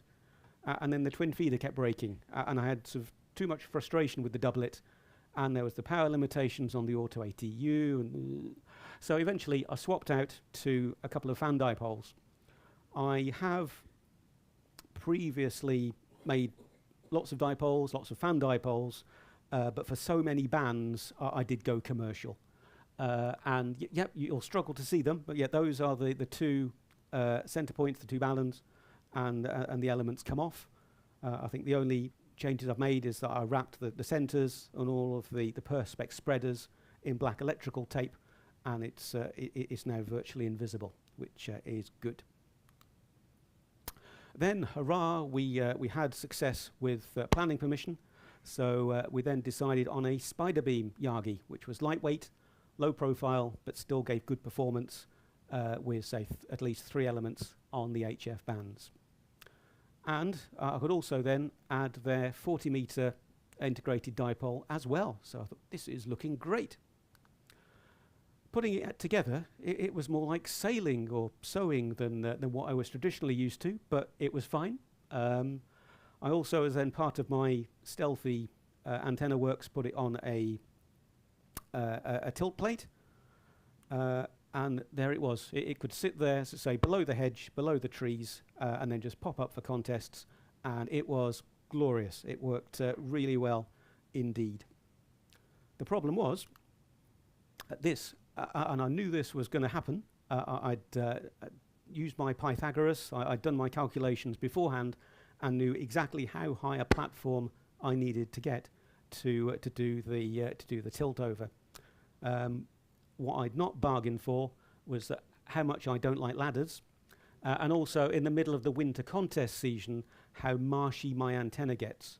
And in health and safety parlance, there were a couple of what they would call near misses. So over time, I found that I got this lovely antenna, but I just wasn't using it because I didn't feel happy enough to go and play for a few hours. I also wanted to make a broadband 80-meter dipole. I operate sideband and CW. So we start, because I wanted to operate 2 radio, and we need to have resonant antennas, mostly because of a traumatic experience a long time ago where I was operating at a field day station and the bandpass filter literally went up in smoke before my eyes. It traumatized me somewhat. So we tried a broadband antenna with just several wires to make the antenna element seem very wide, so effectively giving it a high bandwidth. Didn't work. Tried a CW length dipole, sideband length dipole together. Didn't work. And eventually David G3YYD showed me how he had made his dipole. So I did put the elements very close together, awful lot of soaring. But eventually on this push-up mast that again needed to be stealthy, I just didn't have the strength to put it up and in the rain, and I was all fairly miserable with that. So that unfortunately got abandoned. So if you have a permanent setup, it would be great, but for me, it didn't work. And then the inverted L I've tried as well. So yeah, repurposed the pole there. It goes up and down. Use my daughter's trampoline when she's not using that, and a fishing pole just to get some height at the other end, and then I do waterproof this, and it's been really interesting that you add hundreds more meters of radials. I think I've now got about 1,000 meters down there. You can see that the resonance of the inverted L changes. So the SWR goes from good, and it's now not good, but the books tell me that it's actually then more efficient, and I just then need to be sorting out more capacitance and inductance. But yeah, that's been a fun experiment. And because my neighbours have over 200 LED lights in their house, thanks neighbours, I'm also then investigating loops and also beverages as well, as I think my friends in Norfolk, Andy M0NKR, is always kind enough to tell me when I'm accidentally transmitting all over the VK on top band that everybody else wanted to work. So I do know that there are still things to do. So as I know we've only got a couple of minutes left according to my kitchen timer, just wrapping up. So I went with a smaller Optibeam in the end. Other choices are available, but because it's very lightweight and it allows me to do the tilting mechanism effectively at ground level, this has been great. And even though I'm a hypocrite, I've not managed to get my dipoles above the Yagi with the mast, and also the other dipoles in the tree, providing that diversity we talked about later. If I've picked my category correctly, maybe not going in with the high power boys, maybe world fifth out of almost 900 wasn't bad from an effort just with this a couple of weeks ago. So overall then, to wrap up, the subjective order of preference. So I guess where we came in right at the start, those stacks of monobanders would be really ideal for what we want. And then we can go down in terms of effectiveness for what we're perhaps able to use or likely to use. Do want to call out that, of course, a well-placed wire dipole or vertical in the right location is certainly going to outperform a low beam. And indeed also a smaller, higher beam may also outperform a larger antenna if you're not able to get that up to a particular height. And as I found, yeah, any second switched antenna will be useful. So that's about it. So I think everything is a compromise. Every antenna will work. Everyone has a particular favorite or well-working antenna for their location. So just for your use case in the contests, consider what effective means for you. Do you want something that's easy to put up in a portable environment? Do you want something that's going to work every weekend?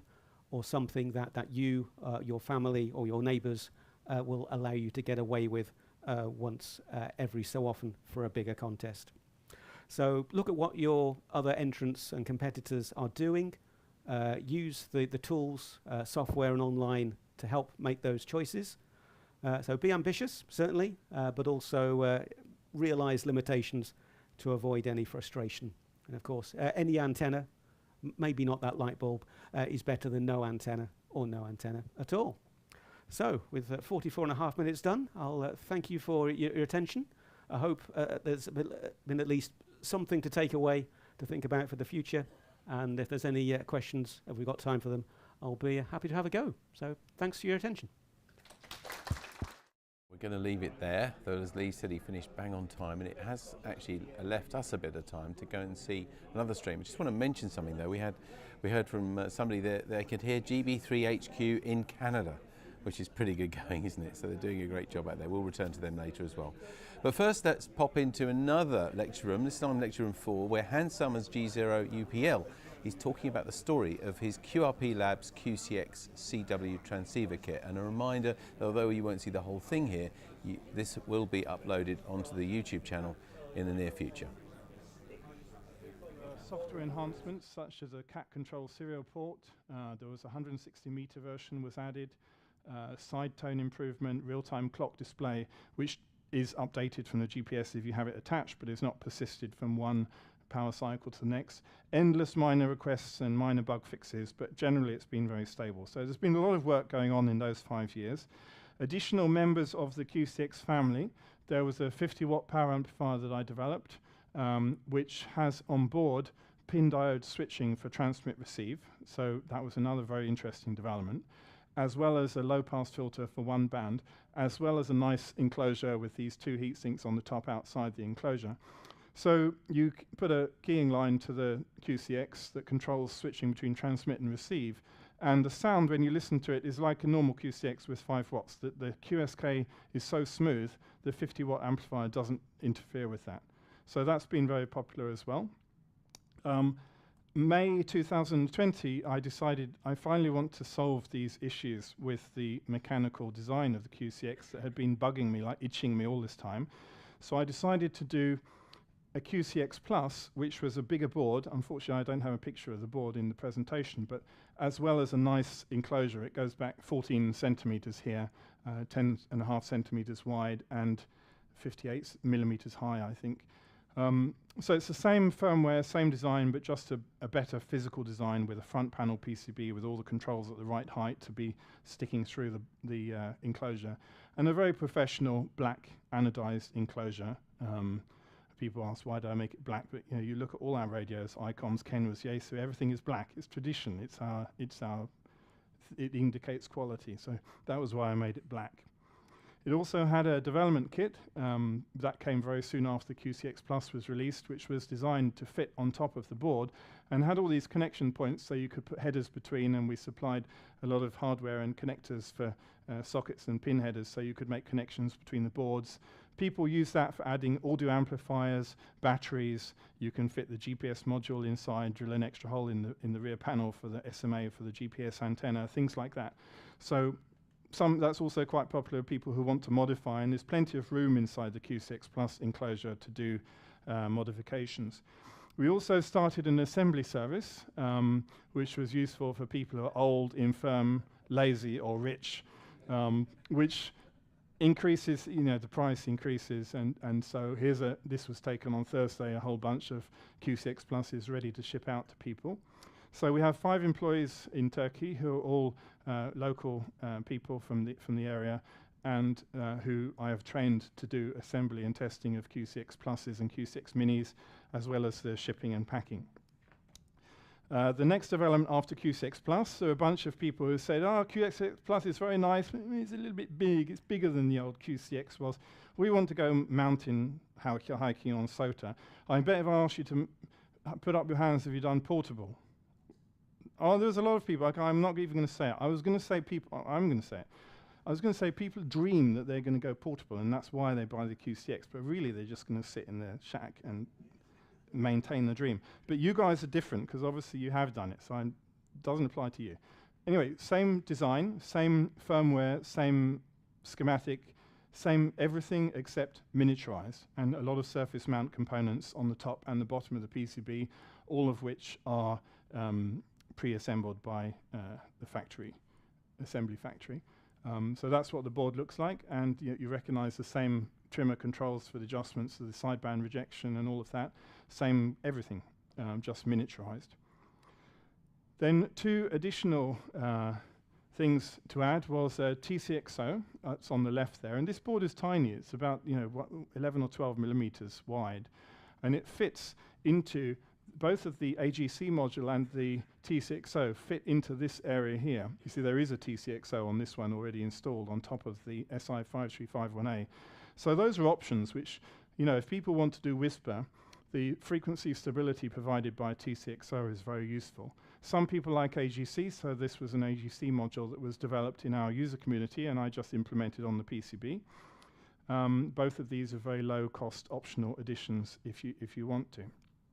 So I'm watching the clock, don't worry. Endless challenges in the last couple of years have been very tough. There was the pandemic and kids being home from school and needing IT support for their Zoom classes. Oh, Daddy, my internet froze, and I have to go running up and down and fixing it. There's been component shortages, as I'm sure you all know. The SI5351A chip just disappeared out of production. When I heard that it was getting in short supply, I went to DigiKey and I bought the last 1,500 they had. And I went to Arrow and I bought the last 2,500 complete reel that they had. So I had about 4,000 stock at the beginning of the shortages. But that was used up in a few months, and then we're in trouble. Fortunately, the Chinese have made a version called MS5351M, and there's nothing to indicate that this is any kind of fake or clone, other than just a reproduction of the same functionality. So I don't think you can call it a fake or a clone. I did a lot of testing on some samples, and the performance is actually slightly better than the SI5351A in terms of the output amplitude and the phase noise. It consumes a couple milliamps more supply current. That's not really important in our application. We had problems with op-amps. There were fakes in the supply chain. So the first couple of batches of QCX Mini that went out, about 10% of the op-amps were failures. And I don't know if they were fakes or pulls or rejects or what, but their 5 op-amps have the same part number, and they're about 10% fail. In the second batch of QCX Mini, I had a 38.5% failure rate. So I literally had to get more op-amps and personally remove more than 1,000 of those 8-pin SMG chips and replace them with working versions and then retest everything to make sure that it was still working, or that it was then working. So this has been a big challenge. Mega 328s have gone through phases of being unavailable or being 3 times the normal price. There was a big panic at one point. I couldn't find any in DigiKey or RS or Farnell or anyone. And then I thought to look at the Turkish distributors, and one of these guys had over 2,000 listed on their website. So I quickly called my wife, come, bring the credit card, we're going to buy these things. 15 minutes later, we had a phone call from the company, and I was expecting them to, this company, Direnç, Turkish company, they like me so much, they send me a book at the end of each year, you see. And I was fully expecting this guy to say, no, sorry, our stock level on the shop was wrong, we're going to have to refund all your money. But instead, he said, you made a very big order, so we want to give you a 5% discount. So it was very nice, and the chips turned up, and we had 2,000 to continue. And so, for all of these challenges, we've been able to continue with the growth of the company, and the sales have continued to grow year by year. Probably without these troubles, it could have grown faster, but at least we're still in business and still growing, so it's very nice. And thank you also for all your support on that in buying these kits. So for the future, I imagine personally that I will make other radio designs in the future, but we will continue to keep the production of the QCX, because I think a monoband CW transceiver that is easy to build, particularly the QCX Plus, is very easy to build and very educational, good soldering practice, because it's all through-hole components. I think there's always a place in amateur radio and in my own heart for a monoband CW transceiver, so I have no plans to retire that. I want to keep that going. However, I often call it the last analog transceiver. I'm sure it isn't the last analog transceiver, but it's probably my last analog transceiver, because for my more recent things like the QDX digital modes transceiver, I've gone to using an embedded SDR, which I think is the future. And the reason for this is simply you can get higher performance. You can get higher performance with a lower parts cost and a lower parts count and a lower cost. It's easy to then implement firmware updates to add more features. The power of that, even in QCX, we were able to do that to an extent because the microcontroller was controlling everything. But with SDR, it's so much easier to do that. So I think, you know, higher performance, lower cost, it increases the performance to price ratio. My radios in future are going to be using embedded SDRs, but we'll keep the QCX going. So that's very much the end, and thank you very much for listening. The last slide got slightly corrupted because I use Linux and LibreOffice, not Microsoft, but you can still see the idea. Both the QCX's kits are £51. In the current currency, they were a little bit less before, but the pound hasn't done so well recently, and everything is based in dollars. The enclosures start from £18 for the QCX Mini, and there's a few pounds more for the bigger enclosure of the QCX Plus. The links are on there for QCX Plus and QCX Mini, and the link to the shop. I should have put my email on there if you wanted to contact me, but it's very easy, just hans.summers@gmail.com. Also, you can put your inquiry from the website. So thank you very much for listening, and hopefully some questions. Thank you.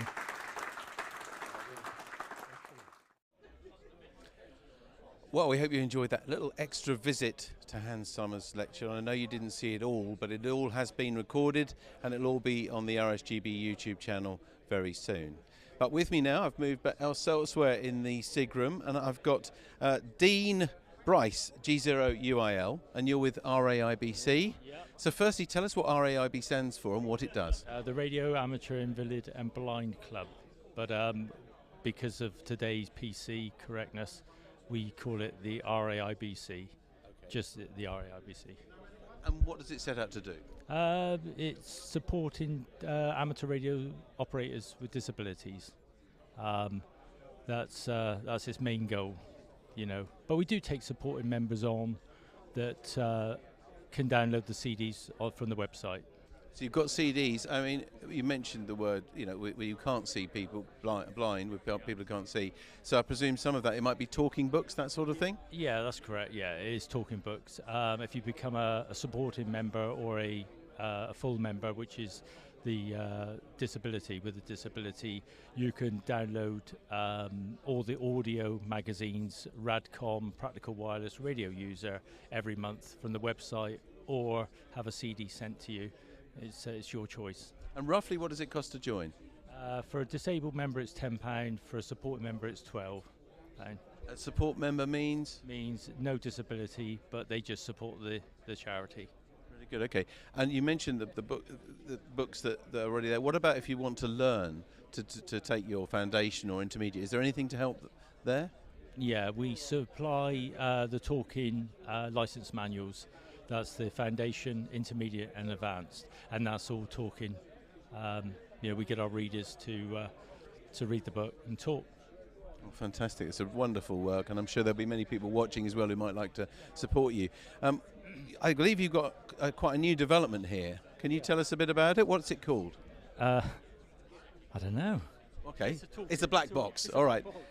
Radio amateurs are used to black boxes. What does it do? It's actually an SWR power and voltage from the power supply, and it also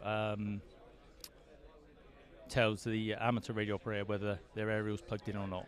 So how does it do that then? Does it speak or something like that? Yeah. It speaks. First button on it is SWR. The second button is power. The third button is voltage, and the fourth button is the warning on and off, depending on whether you want to have the warning on or off. I should have talked to you about this before, but does it work now, and could we show it working maybe? Yeah. I can hold the mic near. Now, I don't know if Kevin, our cameraman, can get in a bit closer on this, and then maybe we can get it to talk. Where's the sound going to come from? Is it out of the radio? Comes from this speaker here. Okay, so if I press now, what I'll do is I'll just go through it, each button now, and then SWR .0. Okay, that's SWR, and then we've got power. Watts .0.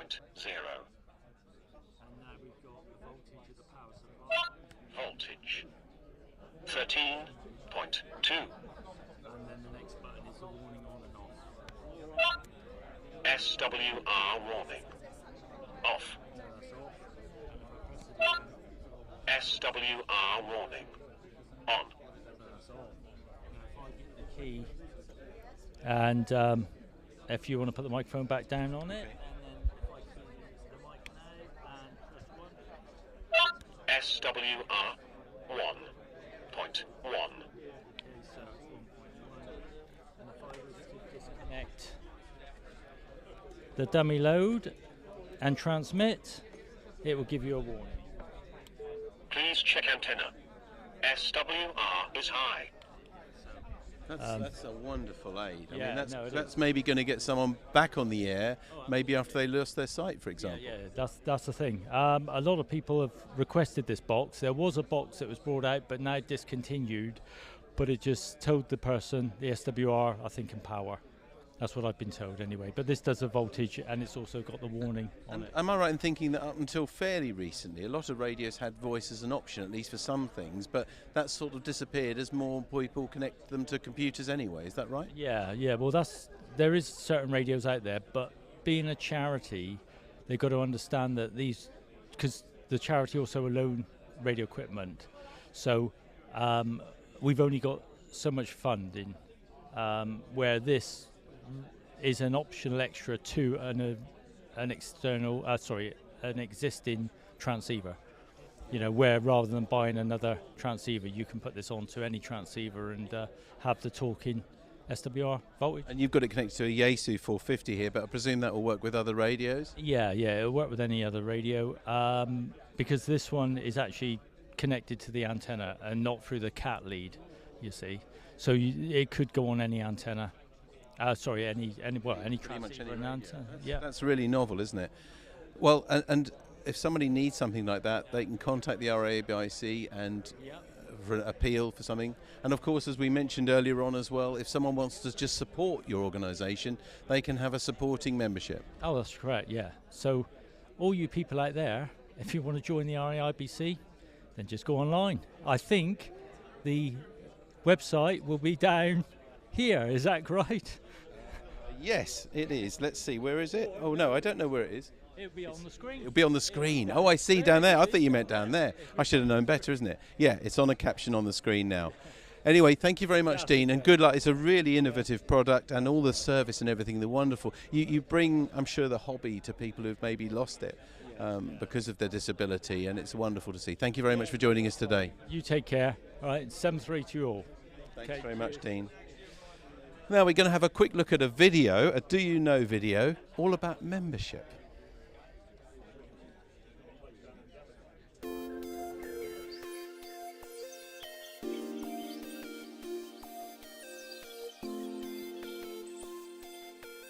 Have you gained your license recently or rediscovered your love of amateur radio?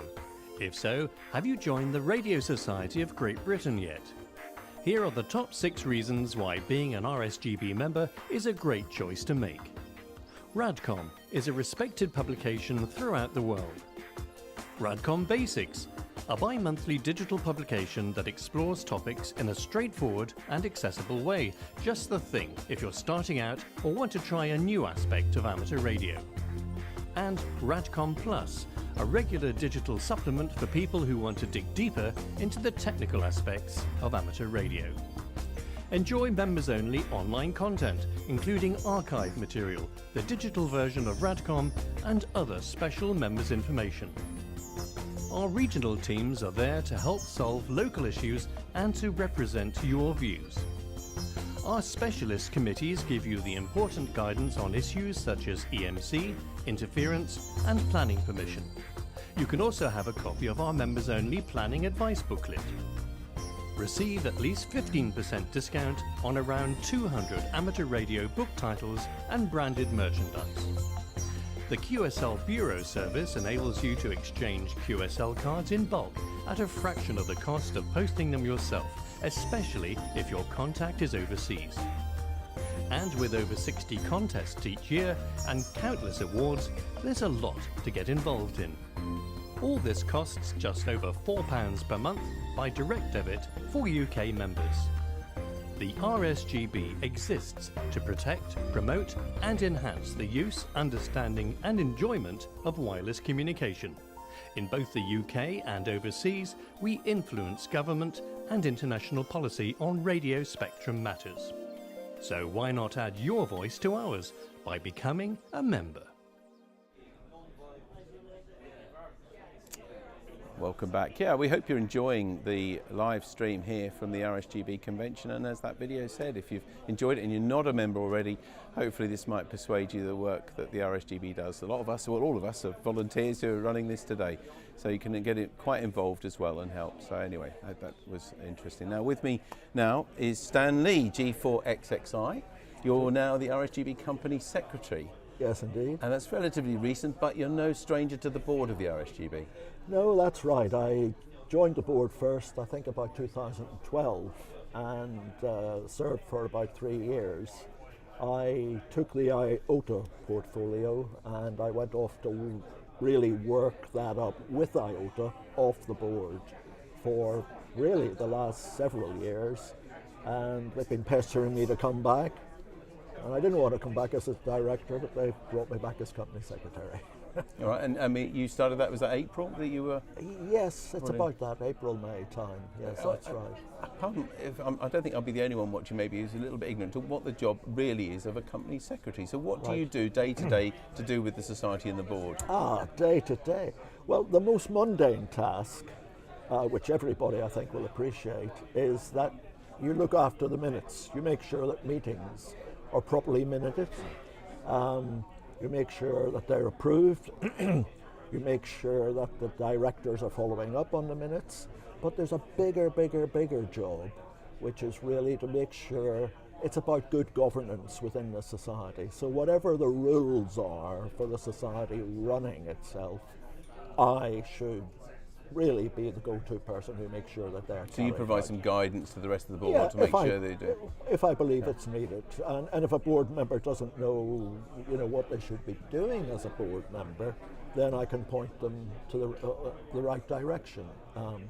What does a board member do? And I think that's quite important today. People have misconceptions about that sometimes. And it's a busy job.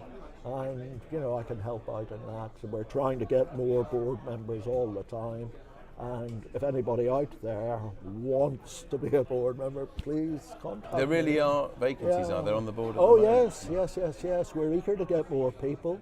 We're under strength at the moment, and we'd like more people. We'd like more women, and we'd like more, to be less of a elderly white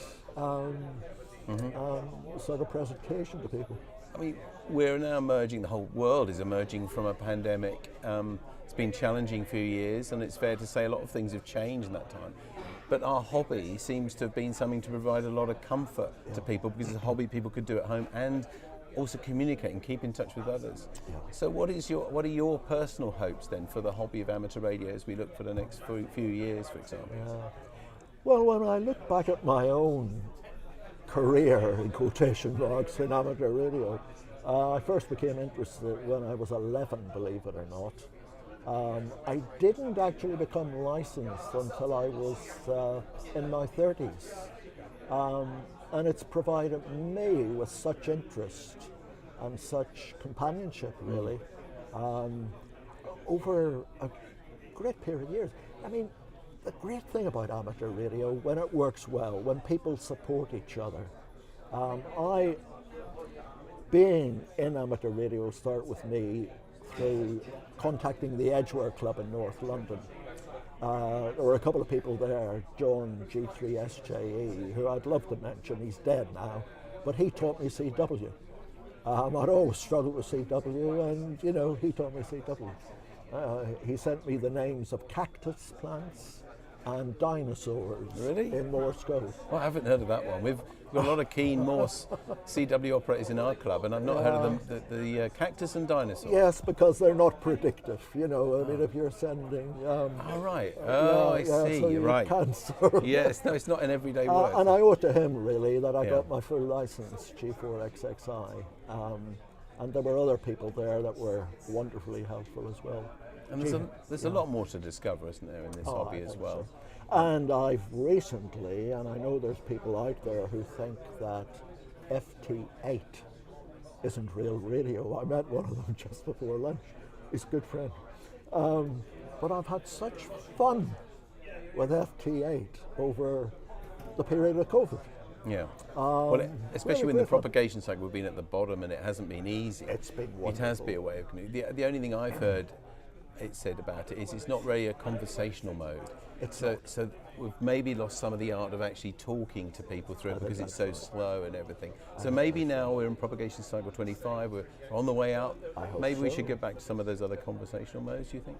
I hope that happens, but I've seen a tendency in amateur radio for QSOs to become more and more formulaic, you know. What's the weather like? It's, you know, it's sunny, the temperature's this, and even not as much as that, you know, the name is Stan, thanks for the QSO, you're 5 and 9, goodbye type of thing. But I think that undersells the hobby. There's always a chance to make real friendships. And absolutely, and now that we're back in real conventions like this, people meeting each other, seeing each other again, hopefully that means that people are going to start having chats and conversations. I hope they do. Yeah. I haven't been able to go to many of the talks because I've bumped into so many people that I've known. Yes. That it's. But that's part of the convention, isn't it? Absolutely. It's been good. It's been great. I should mention everybody at home now, if you are not too far from Milton Keynes, it's not too late to get a ticket for tomorrow. You can walk up of the door and buy a ticket on the door tomorrow to look at it on Sunday. But if not, we hope that bringing it to people at home, of course, has inspired them to come along next year. Stan, it's been lovely to meet you. Thank you very much indeed for joining us. Thank you very much indeed. Right, now we're going to go to GB3 HQ, our special events station, for a little while before the next lecture.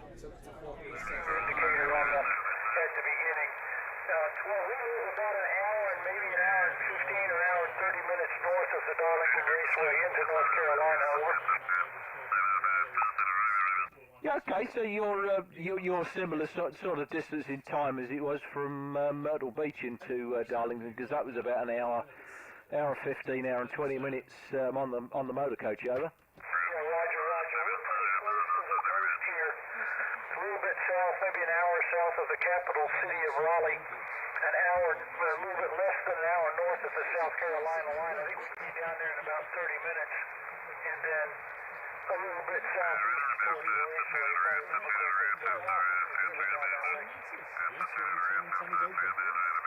Yeah, that's great to hear. I mean, when you think where we were at Myrtle Beach, I mean, it's only almost walking distance to the North Carolina line, over. Wilmington, North Carolina, down towards Myrtle Beach is pretty heavily traveled. Some of it's a very nice drive, some of it's a little bit commercial. Yeah, sure. Anyway, thanks for the call, David. So if you look on the RSGB YouTube page, you'll see that there's a picture of me operating the station. It is a bit delayed from where we are right at the very moment, but we're there. And that'll be, I guess, me working you. From GB3 HQ, over.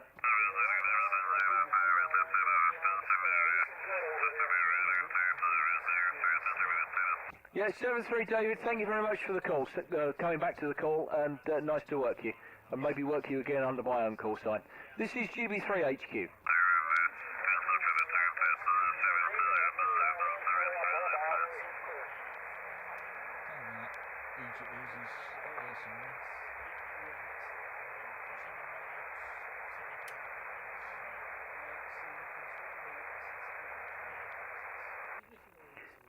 CQ10, CQ10. Now, a quick look at GB3 HQ. We're going for another lecture now, this time DXpeditions to 3B8 with Olof Lundberg, G0CKV.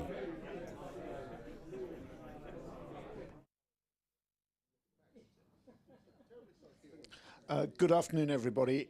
Welcome to the final session of the day after the coffee break.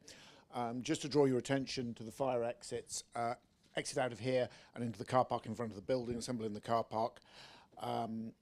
There's no planned fire alarm, so if it goes off, it's for real. No recording of the lectures is allowed, either video or audio. Can I please ask you to all switch off your phones so we don't get interrupted? And I understand it's mandatory to purchase DXpedition fund raffle tickets, otherwise you won't be allowed to leave. So if you can do that, it would be great. and introduce our speaker, DXpeditions to 3B8 by Olof Lundberg, G0CKV.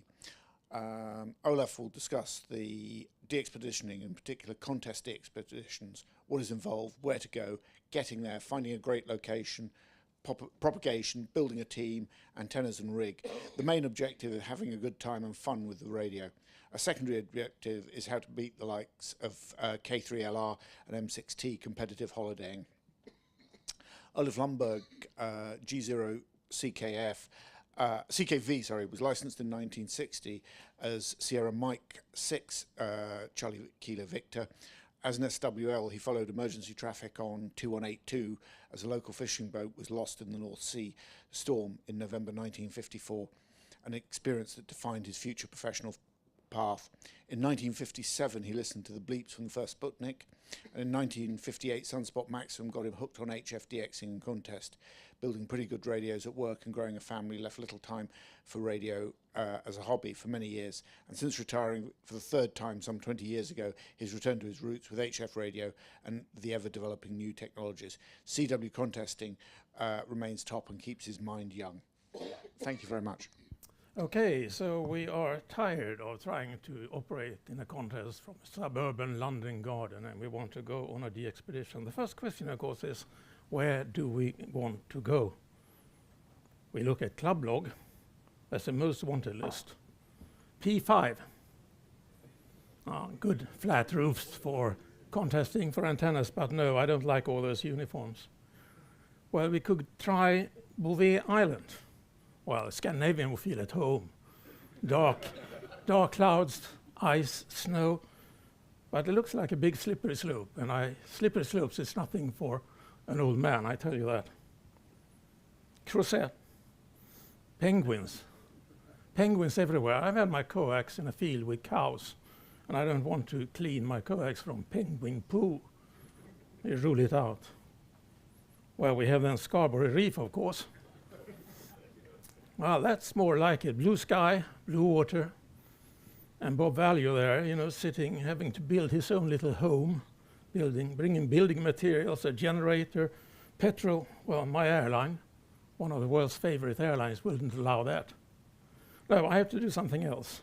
But first I conclude that that most wanted list, maybe yours, I don't know, but it's not my most wanted list when I go on the expedition. I want it family friendly. I like a sunset on the beach. All Scandinavians do that, where you can have your tropical drink as the sun is setting.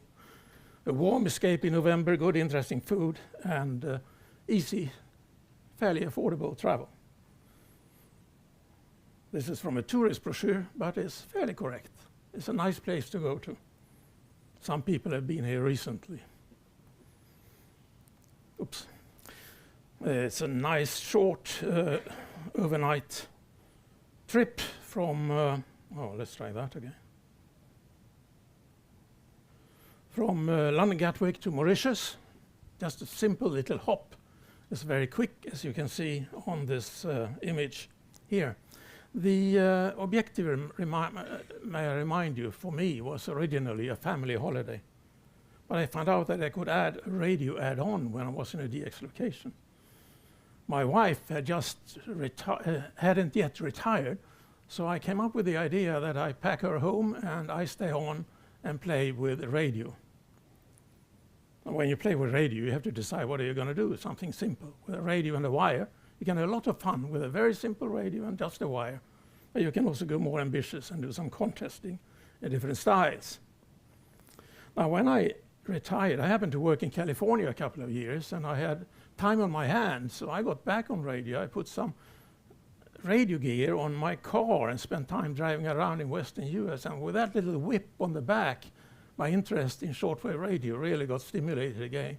Because with a 100-watt radio and a short mobile whip, I got up from my camping or my motel before sunrise, and I could work Japan, Australia, and Southeast Asia. And it was really fun. It really piqued my interest in getting back on HF. Back home, I started operating my suburban garden a little bit. And I also did a couple of DXpeditions, IOTA DXpeditions. And again, wire antennas, a simple pole on top of a little hill, with water on both sides in the Baltic, made me win a couple of DXpedition trophies in IOTA, also piqued my interest. Now, when you go abroad, you have to find a place where to operate. The easiest, of course, is to go to a hotel. But hotels are often noisy places. And hotels have neighbors, other guests, and they are funny people. They don't like antennas. I am always astounded by the fact that they don't see the beauty in our antennas. So if you're really going to do serious radio, you want to look for a small hotel, perhaps a guest house, or try to rent a bungalow, a small house, whatever. And you want a location. You want to choose a location that is better than your suburban London location. You maybe want to be high up. You may want to slope down to the sea in the direction where you're going to operate, or you want to be on the beach, which is my favorite. So when I was in Mauritius, I found out I could do a 90-minute flight to Rodrigues 3B9. There I found a little cottage on the northeastern side or the northwestern side of the island, not on the beach, but not far away, and had a wonderful view from the cottage down towards northwest, where we have Europe and US. And this is what it looked like from the sea, with a beautiful slope that helps your elevation angle when you work DX. While there, by the way, I also set up FT8. I think this was 2016, 2017, and it really lit up the skies. It wasn't for me, actually, it was for Robert, 3B9FR. Most of you who have worked Rodrigues must have worked Robert. He has been active for many years. I spent a lot of time when I was there. I spent more time talking with him than operating, doing DX pile-ups, I must admit. And I got to know him quite well, a very interesting guy with an interesting life story. I was also very lucky because I had a wonderful host family. The big guy, the guy who's bigger than me there on my right in the picture is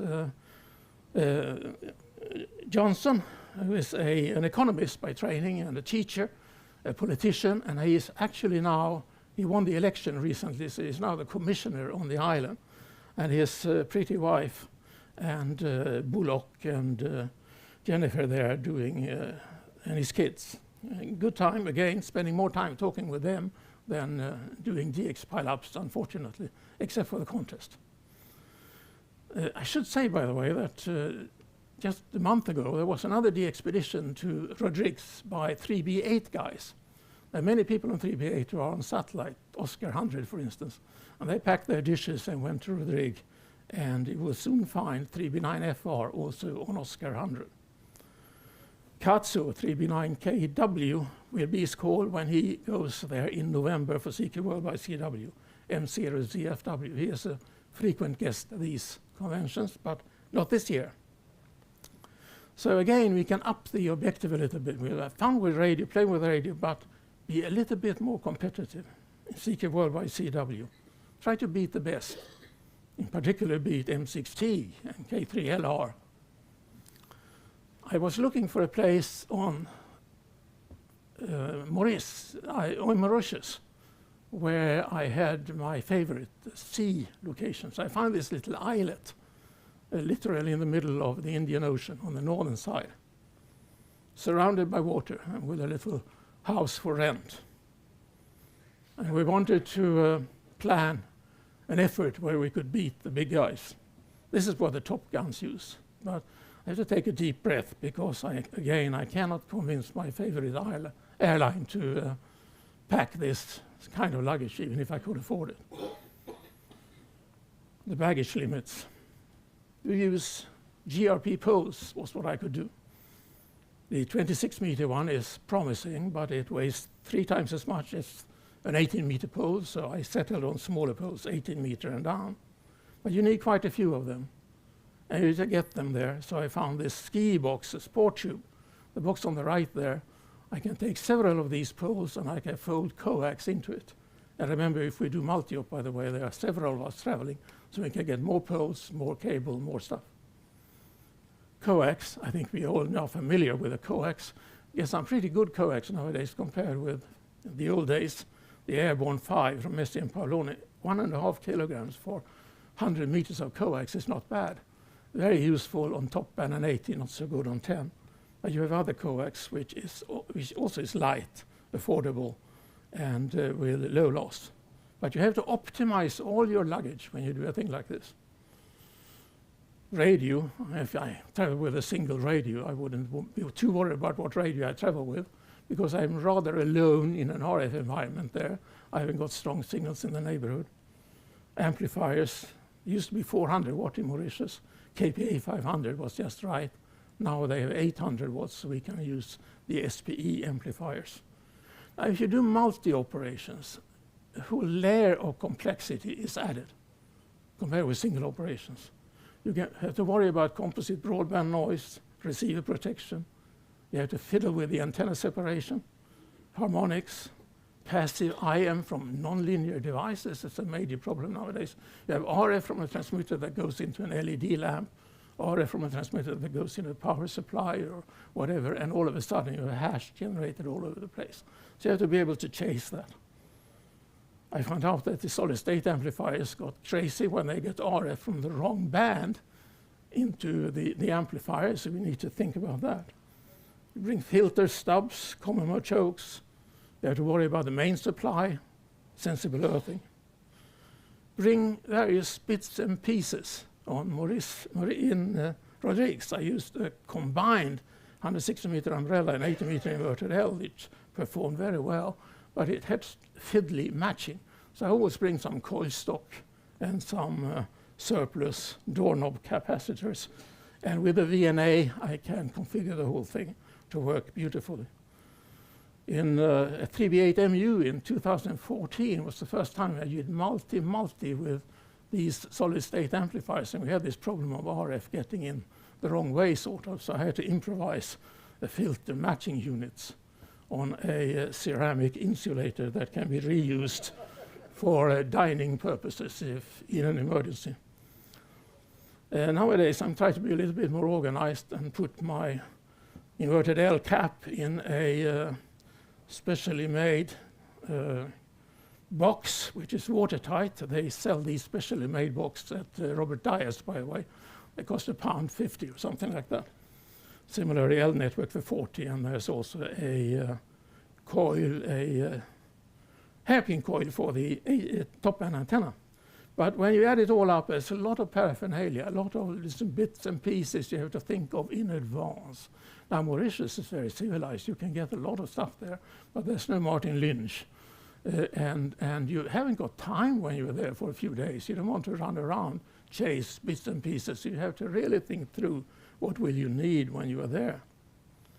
Now, you need some personal gear, but it's all a very personal decision. You don't need a toothbrush because you get it in flight overnight. A spare set of underwear can be used to protect your sensitive radio gear.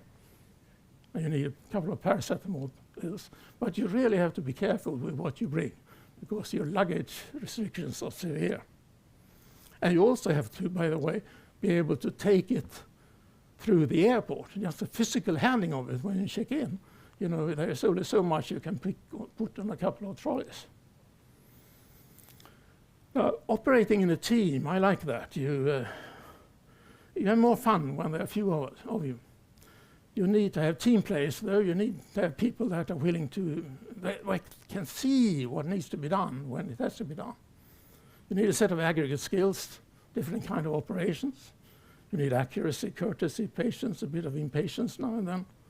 You need people who can deal with antennas in theory and practice.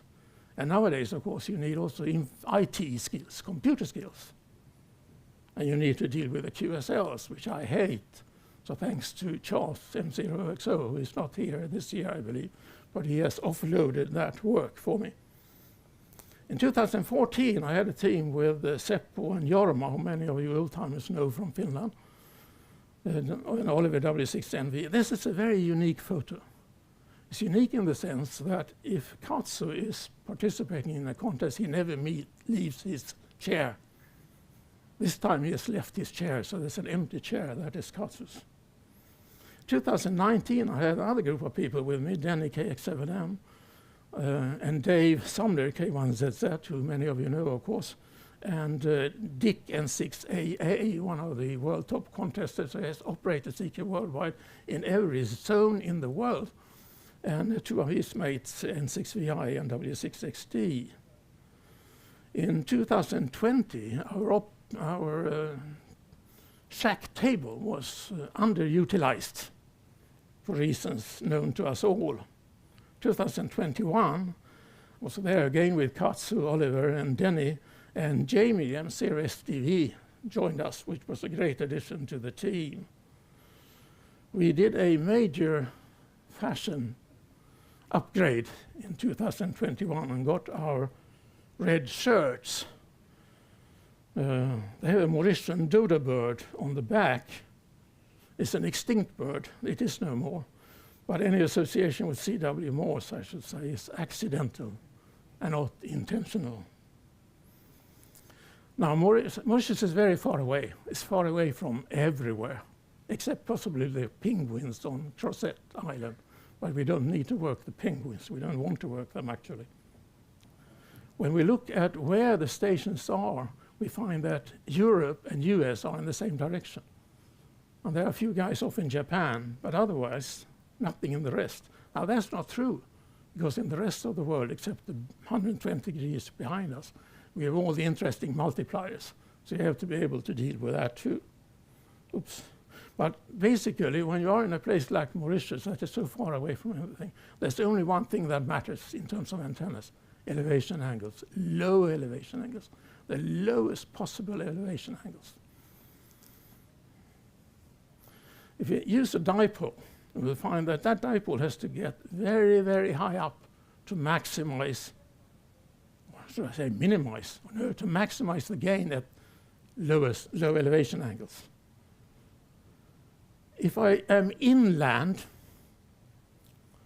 a vertical is outperformed, nevertheless, by the horizontal antennas, as long as you can get the horizontal antennas half wavelength up if you are inland. If you go to the beach, you have an entirely different situation. On the left in this picture is the radiation diagram on land. On the right is the radiation diagram towards the sea. Because the salt water, the seawater, reflects the vertically polarized waves from the vertical antenna so much better than land, so you get fabulous low elevation radiation. If I overlay a horizontal antenna there, that horizontal antenna will easily beat the land side diagram, but not the seaside diagram.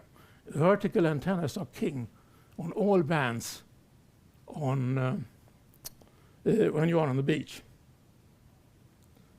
Here's an example of a vertical antenna. This is a vertical dipole array, reflector left, driven element right, using cheap cutting boards as a boom bracket, held by me, admired by Oliver. If we use a vertical dipole, we have a good overall diagram, of course, radiation diagram at low elevation angles, but we don't need to work the penguins. I should say that again. We want to work the guys who are northwest. So doing a two-element VDA, we gain some 3 dB in that direction over the vertical dipole. Now I can do better than that. If I build two VDAs and I use them as an array, I gain another 3 dB. But we then have a problem, of course, because many of the multipliers in the Caribbean on the left, Southeast Asia Pacific on the right, we will miss. So this year I'm going to try this. If I take those two phased arrays and I feed them out of phase, one of them 180 degrees out of phase, I get a minimum towards Europe, US, but we get better lobes towards, let's say, the multipliers, if I call it that.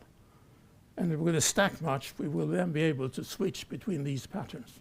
Never tried it before, we'll try it this year. Now, I take much joy out of playing with the technology on paper. It's much easier to play with it on paper or on a computer than build it in real life. So all the stuff we do here, I have model in EasyNet, but the extra thing here is I use a piece of software called AutoEasy. in which I can put in, if you play with Ethernet, you know, it can be quite fiddly, quite time consuming. But without too easy, I can use the variables, trigonometric equations to find out the coordinates. I can play with all these variables and equations, and I can optimize. It looks, we haven't got time to look at this, but in principle, I put in my antenna height. The mast height is 9 meters. I want the bottom 1 meter up. This is a 10-meter VDA, which means the center will be in the middle. I can then go to the optimizer and indicate what do I want to optimize. Well, the dipole length, the reflector length, and the boom length. And I can say that I want the gain maximized, but with an SWR at 1.1 or less. And out comes the numbers again. And I can test it, of course, through Ethernet again, sweep it, and I have an SWR of 1.1 or less over the whole CW band on 10. And the gain and pattern is good. And best of all, it actually works when you cut the antenna in practice. You get very close to what it turns out to be in reality. Let's go back to ClubLog. ClubLog can do something called DXEC analysis. And Mauritius is number 200 on the most wanted. Quite undesirable, actually. But you see, there are some nice slots here, 160, 80, 60, which is not permitted yet. But it's the low bands, essentially, that is a challenge. This can guide us when we think about what are we going to do outside contest hours. We should try to help people fill these slots. VOACAP is another piece of software I love. And the guy, Jari, who has done this, has done a tremendous job in the graphical interface there. If you haven't tried it, you should really play with it. It's very impressive. If I put in the path between UK and Mauritius right now, I can get, I think he calls it a propagation wheel, where you can see what the propagation is on the different bands between UK and Mauritius, with the particular sunspot activity right now around the clock. Useful if you want to know when you should try to call us. It's another thing I have done with VOACAP. 10 meters is very interesting, and it's getting more interesting. It's, however, very boring when sunspot number is nil.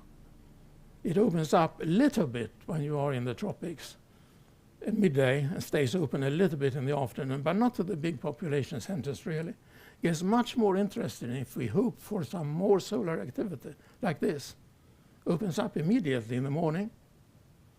And wow, all of a sudden we have good 10-meter coverage all over the world. These are GIFs. VOACAP can give me an hourly forecast like this, and I have added the GIFs and made a, what do you call it, a dynamic GIF of it. 10 meters looks very interesting with the kind of solar activity we are talking about now. Another piece of software which has helped me when planning effort like this is a piece of software called SH5. I think it's Russian, actually. It's a contest log analyzer. That is the software that gave me this diagram. It shows in what direction are all the QSOs we have had. 10, 11,000 QSOs. Where are the guys? Well, in Europe and North America. Can also show me where were we on 80? When did we make the QSOs on 80? When did we make the QSOs on 20? Coming back to ClubLog, of course, we have a propagation tool which I think is one of the best, because that propagation tool is based on real QSOs. It's based on the QSOs in the logs that have been submitted to ClubLog. As an example, I can see here, if you want to work Mauritius or Rodrigues on 80 and 160, when have previous QSOs from UK taken place? Well, actually, right when I would have expected them. Take midnight at the midpoint between Mauritius and UK, and you will find that that's where you have the peaks. Now we go to try to do all bands with 4 radios, if all radios work, and with 5 operators, 6 operators. So we have to think carefully about how are we going to schedule this. And you see the 6 bands here, and you see the time on the left, the sun on the right, You notice that in the tropics, midday is the slow time. Well, the rate is high on 10 and 15, I hope. But on 20 meters behave like 40 or 80 up here, because the attenuation is so high. So we will never run a big pile up on 20 in the middle of the day. But the challenge for us will be just before sunset and the evening, when all 6 bands are likely to be open. And we have 4 radios and perhaps 5 operators. So we will then have to be a little bit flexible and schedule, and probably actually 40, 80, 160 at sunset. And the hours after will probably be 1 guy, 1 radio. Now, having done 3 multi-ops from Mauritius, this it gives a very interesting illustration of the effect of the solar activity. 2014 activities was actually unusually good in November. We met in more than 3,000 QSOs. In 2019, sunspots were null, zilch, 200 QSOs still. Last year, well, not bad, almost 2,000 QSOs. And this year, of course, we are hoping for more, but you never know with the ionosphere. So, again, we couldn't build this antenna farm, but we did this. 160-meter umbrella vertical on an 80-meter pole, 80-meter inverted L on 80-meter pole. Last year, we tried something new. Instead of a quarter wave with elevated radios on 40, we put up a 40-meter vertical dipole on an 80-meter pole, out in the middle of the ocean, actually, on a rock. We did 20-meter VDAs, 15 and 10, same. And this year we're going to try a K9AY for LF receive. It's not easy to improve LF receive because the environment down there is rather low noise as it is. So I'm not convinced that it would help very much. But it's fun to try and fun to experiment. Now here you have this beautiful island, beautified by our antennas, improved, I would say, with a set of antennas. This is what it looks like when we got it all up. That's the 40-meter vertical dipole out on the rock, 80 and 160.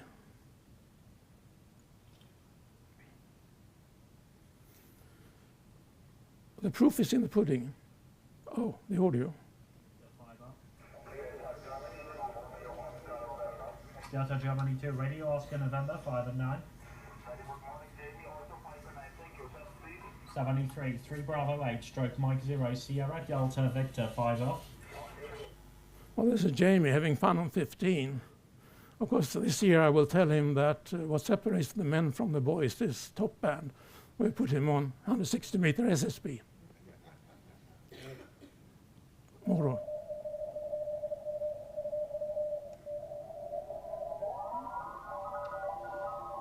We are looking at a North American mess for 3 Baker 8 Mike from Mauritius Island here on 80-meter CW. Time is 23:58 Zulu, just before 6 p.m.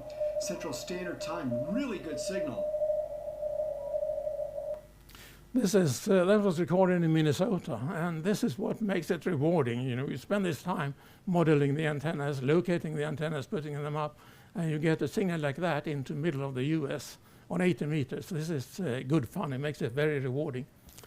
In 2014, I had one of the things I enjoy when I travel is actually to learn about the country where I am, read about history, meet up with people, and get into it a little bit. In 2014, we had several of those interactions, and we had the old-timers, so you certainly all remember 3B8 Charlie Fox. He's probably in everyone's log, because he used to run well, he still does a little bit, CW from 3B8 for maybe 30, 40 years, I don't know. He's a grand old man of Mauritius, Jackie. Behind him is 3B8 Golf Lima, that's Ashwin, his son. He's into satellites and stuff, and he's also the guy who keeps the government helicopters flying in Mauritius. The strong, tall, big guy on the right, Pat, 3B8 Golf Fox, is a little bit active and almost from satellites to HF. He's an ex-police commissioner, so he's good to have on your side. 3B8 CW, Clive, That's CW, not as in CW, but CW as in cable and wireless, where he worked all his life. He keeps, I brought a QS1R to set up as an RBN node there, I think probably 8 years ago, and he keeps that going in good style. In 2019, this was, we also had 3B8DU and 3B8FA visiting us, Jean-Marc and Pat, two brothers. They're also into satellites a lot. Jean-Marc is now the president of the Mauritian Amateur Radio Society, and he's been doing great work in stimulating satellite activity also in schools and at the university. And actually last year or the year before, they launched the first Mauritian designed satellite, Mir-1, one of the CubeSats, and they were very proud of that. It was very successful, much due to his enthusiasm and drive behind the project. Here's a nice one. We thought if they can do it at Scarborough, we can do it too. This is Jamie sitting on our 40-meter rock, rotating the 40-meter vertical dipole by hand, and we have to bring him back when the water runs out. Did we do it? Yes, we did beat K3LR and M6T. Pretty good for being so far away from everywhere. There's no chance we can beat CR3W Madeira or PJ2T in Curacao or even TK0C in Corsica, I think they are, because they are so close to the population center. In Corsica, you can run 40 and 80, 24 hours a day, for instance. But it was good fun to beat them with wires and fishing poles. I should say, though, that we didn't win Africa. CR3W, I think, is in Africa, or they're not. So we will never win Africa against those guys. What can we do better next time? That's the question. That's always one of the most fun questions, because after the contest you are high. You have experience, you know what has worked, what hasn't worked, so you ask yourself, what can you do better next time? Better antennas, always. Better station, yeah, perhaps. Low band receive. Similar things to talk about and make notes, which you then can forget about, of course, which you then will forget when you travel there next time. Okay, it's the last evening. Everything is packed. We're about to go to the airport, pack off, and had a tough final job, finishing off what's left in the food cabinet and drinks cabinet. The sun is setting. We have to start thinking about where we're going to go next. Will it be P5, Beauvais, or the Penguins? And the decision is easy. We'll go back, same place this year. Thank you very much.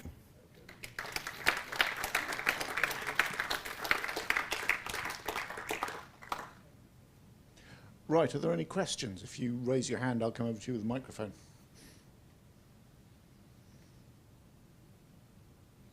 No? Well,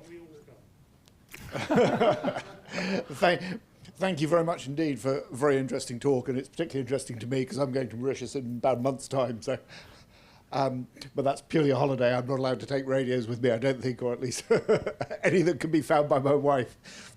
So thank you very much. Thank you.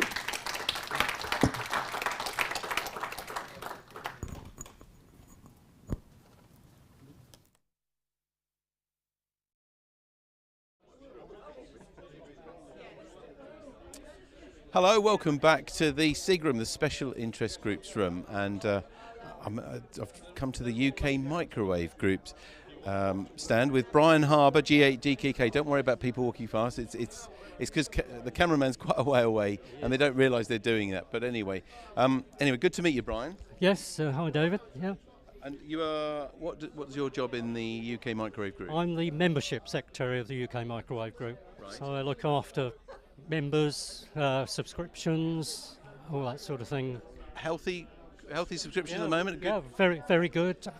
We've got about 570 members, majority in the UK. There's about 100 overseas members as well, spread around the world, but mainly in the English-speaking part of the world and near Europe. And lots of interest in microwaves, I guess. Yeah, lots. And just for the formal side, where does microwave start? Where do they start, frequency-wise? Well, traditionally 1 gigahertz upwards. Okay. So that our lowest amateur band in the microwave region is 1296, 23 centimetres.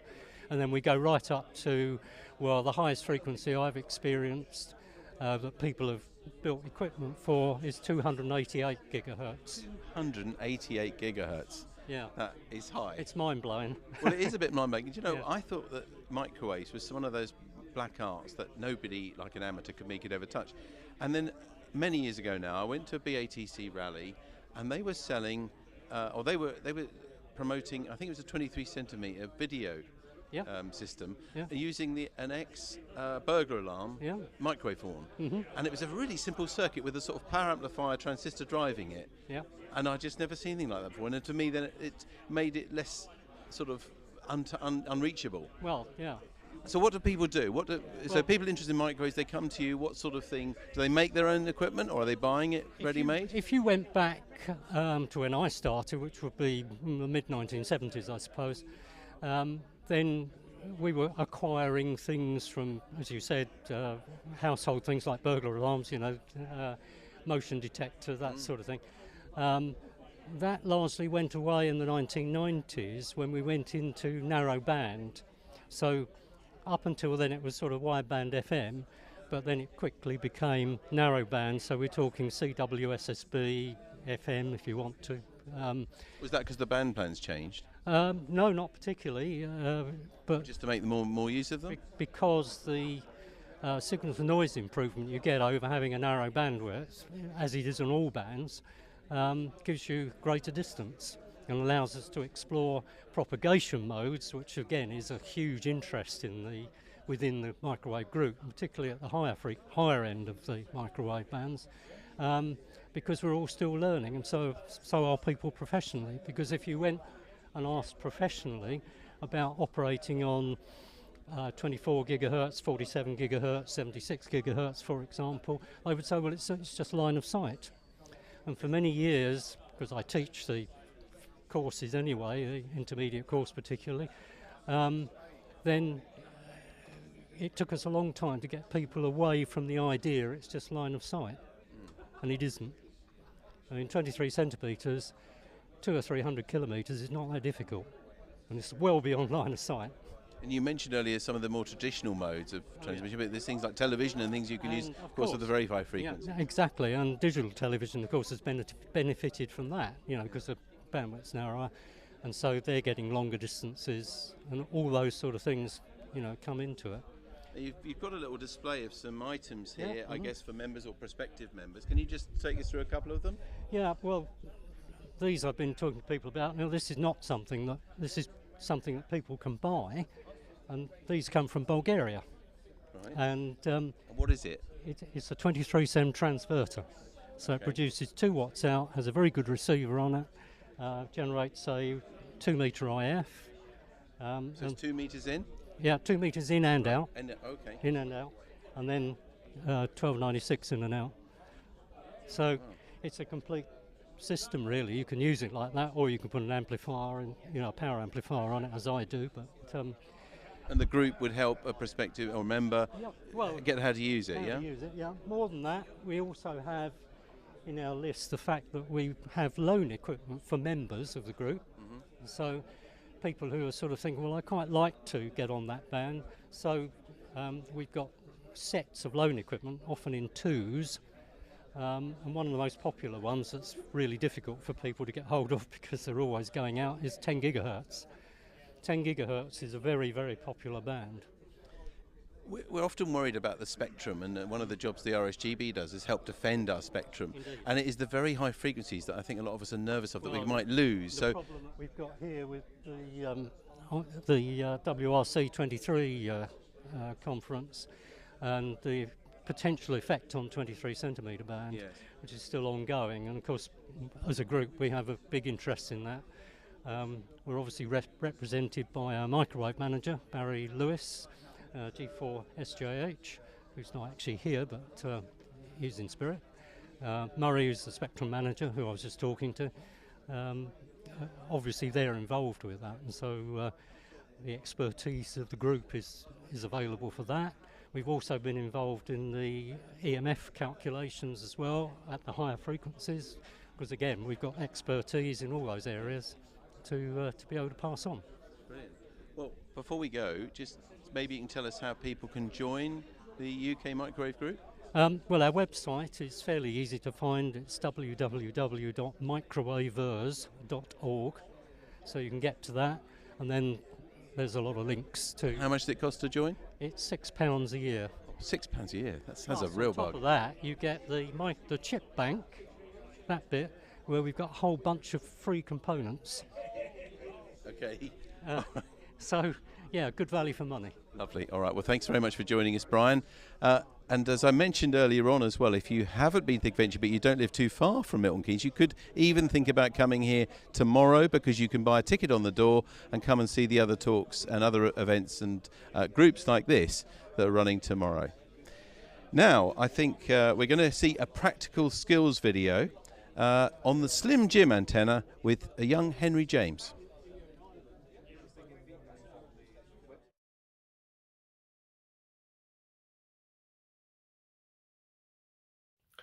This video describes building a simple antenna suitable for the 2 metre or 70 centimetres band. It's often referred to as a Slim Jim or a J-pole antenna. It's lightweight, can be rolled up into a very small size, and carried in a coat pocket or small rucksack, which makes it ideal for using outdoors with a handheld transceiver. You can use a Slim Jim at home more permanently by building the antenna and inserting it into a length of PVC pipe. Seal the pipe at both ends and then mount it like any similar antenna. Hello and welcome to this, the first in a new mini-series, Useful Practical Skills for New Licensees. Over the course of the next few episodes, we'll be building some of the things you might find useful around your Radio Shack, including balance, soldering a PL259, and then moving on to some slightly more advanced things like building an audio interface and a CAT control lead so you can control your transceiver from your computer.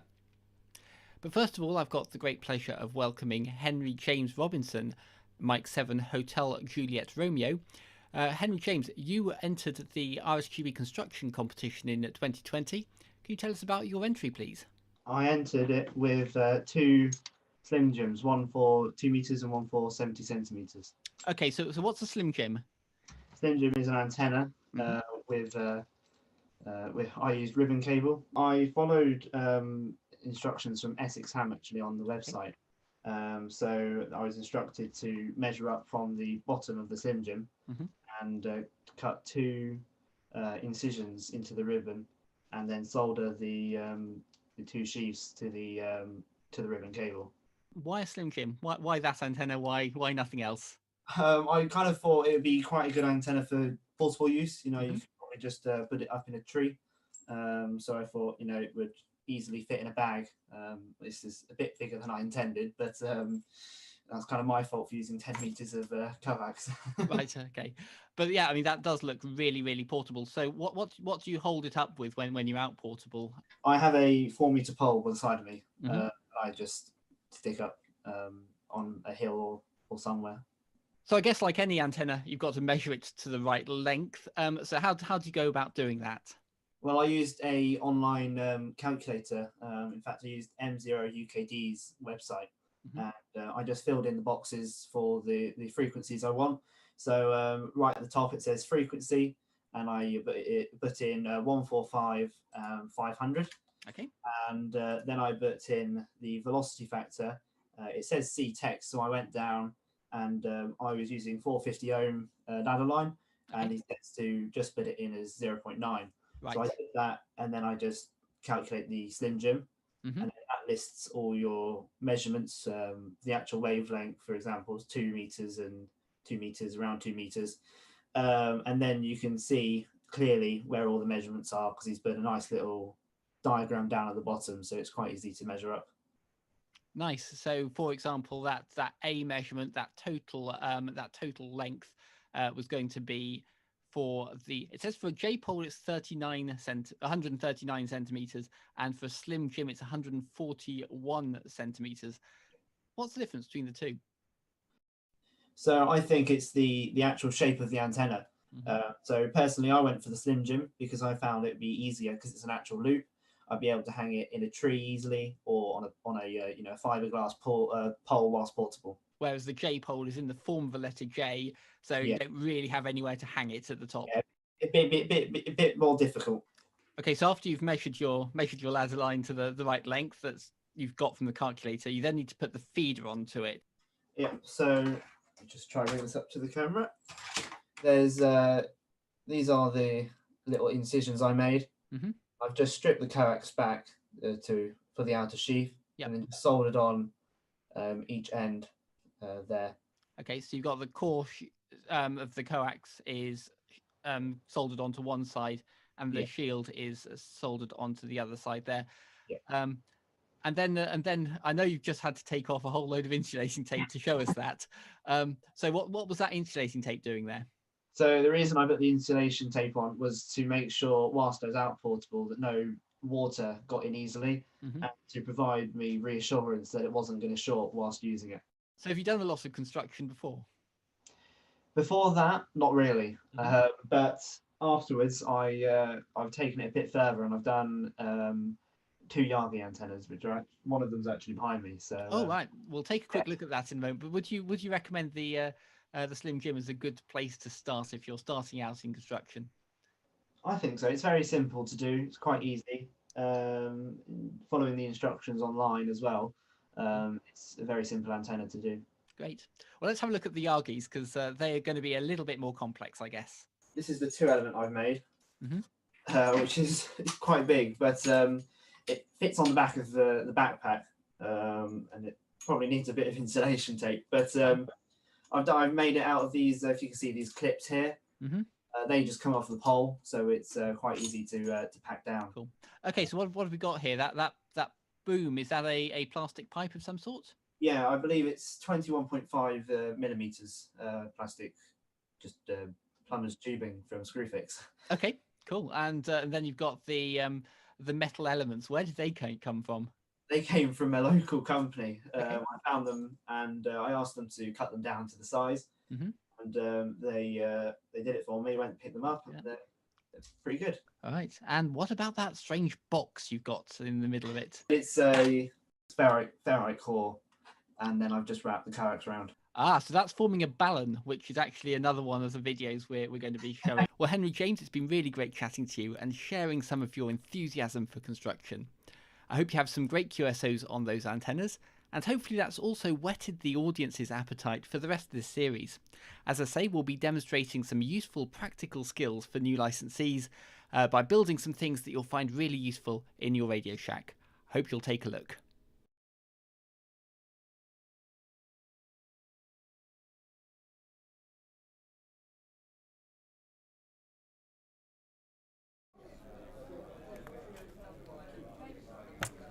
Hello again. We've moved back to the studio area, and we thought we'd show you a different shot. Quite a few of you are interested apparently in how we're operating and what's it all taking. So you can see a large chunk of the studio here. This is what we're calling continuity. This is where I talk to a camera here, mainly a link between a lot of the lectures. We've also got, just out of shot, we've got a couple of sofas and things. We've done some of the interviews.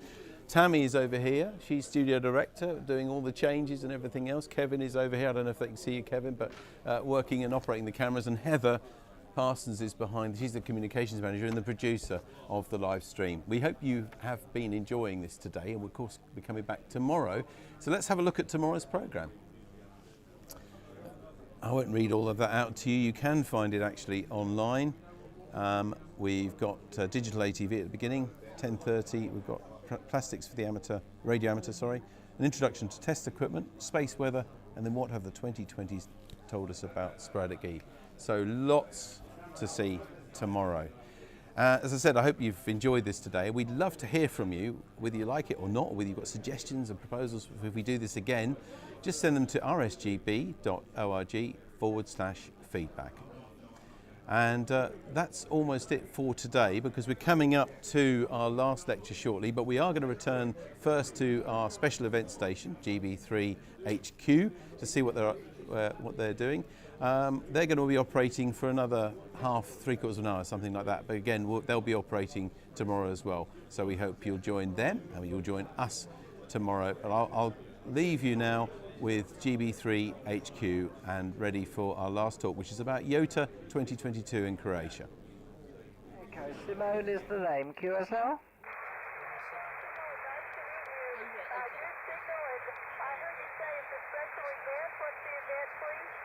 The special event is the RSGB, the Radio Society of Great Britain. We're holding our national convention today. It is currently live on YouTube. You can watch the stream on YouTube, although we're coming to the end of our day here now, but there is still output on the air. In fact, I am currently live on air at the moment on the YouTube channel. But it is our national convention, and this is the radio station that is the headquarters station of the Radio Society of Great Britain. Over.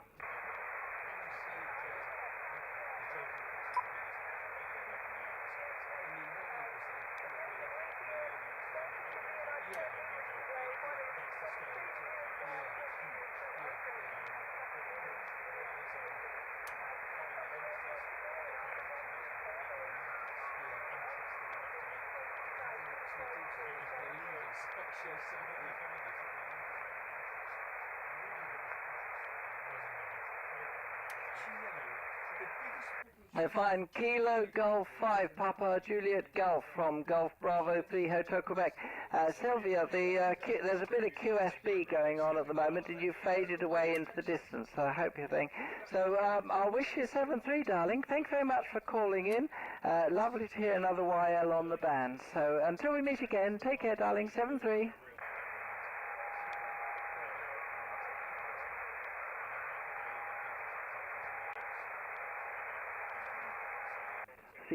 CQ, Golf Bravo 3 Hotel Quebec, Golf Bravo 3 Hotel Quebec, headquarters station of the Radio Society of Great Britain. CQ, Golf Bravo 3 Hotel Quebec, over.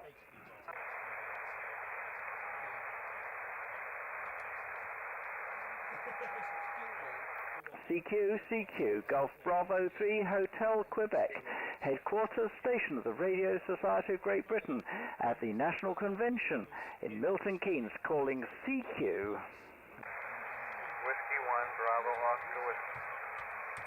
Whiskey 1, Bravo Oscar Whiskey. Good morning to you. This is Golf Bravo 3 Hotel Quebec, the headquarters station of the Radio Society of Great Britain at the National Convention. So thanks very much for calling in. Lovely signal from you, 5x7, 57 here at the National Convention in Milton Keynes. The operator name here is Simone, Sierra India Mike Oscar November Echo. Mike, back to you. Whiskey 1, Bravo Oscar Whiskey, Golf Bravo 3 Hotel Quebec, over.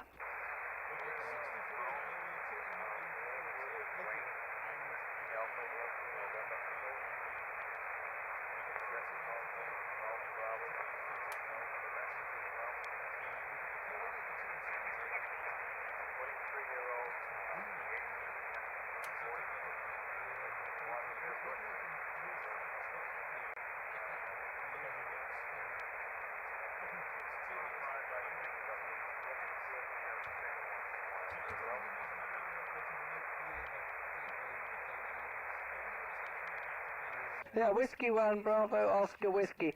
The QSB's got hold of your signal, I am sorry to say, but I got 5x6, 5x6, is that correct, over?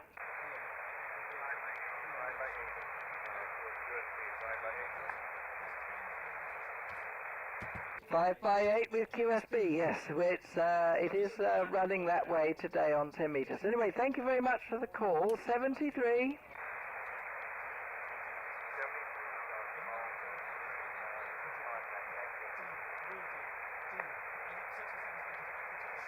Yeah, 73 QRZ, this is Golf Bravo 3 Hotel Quebec. Golf Bravo 3 Hotel Quebec, calling CQ on 10 meters at the RSGB National Convention.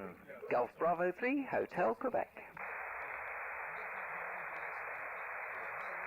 CQ, Golf Bravo 3 Hotel Quebec, headquarters station of the Radio Society of Great Britain at the National Convention in Milton Keynes, calling CQ.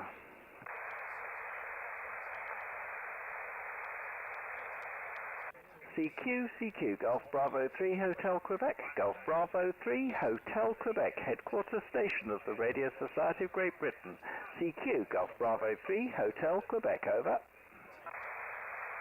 Golf Bravo 3 Romeo Sierra, GB3RS. GB3RS, would you mind turning your output power down? You kind of blow my head off, over.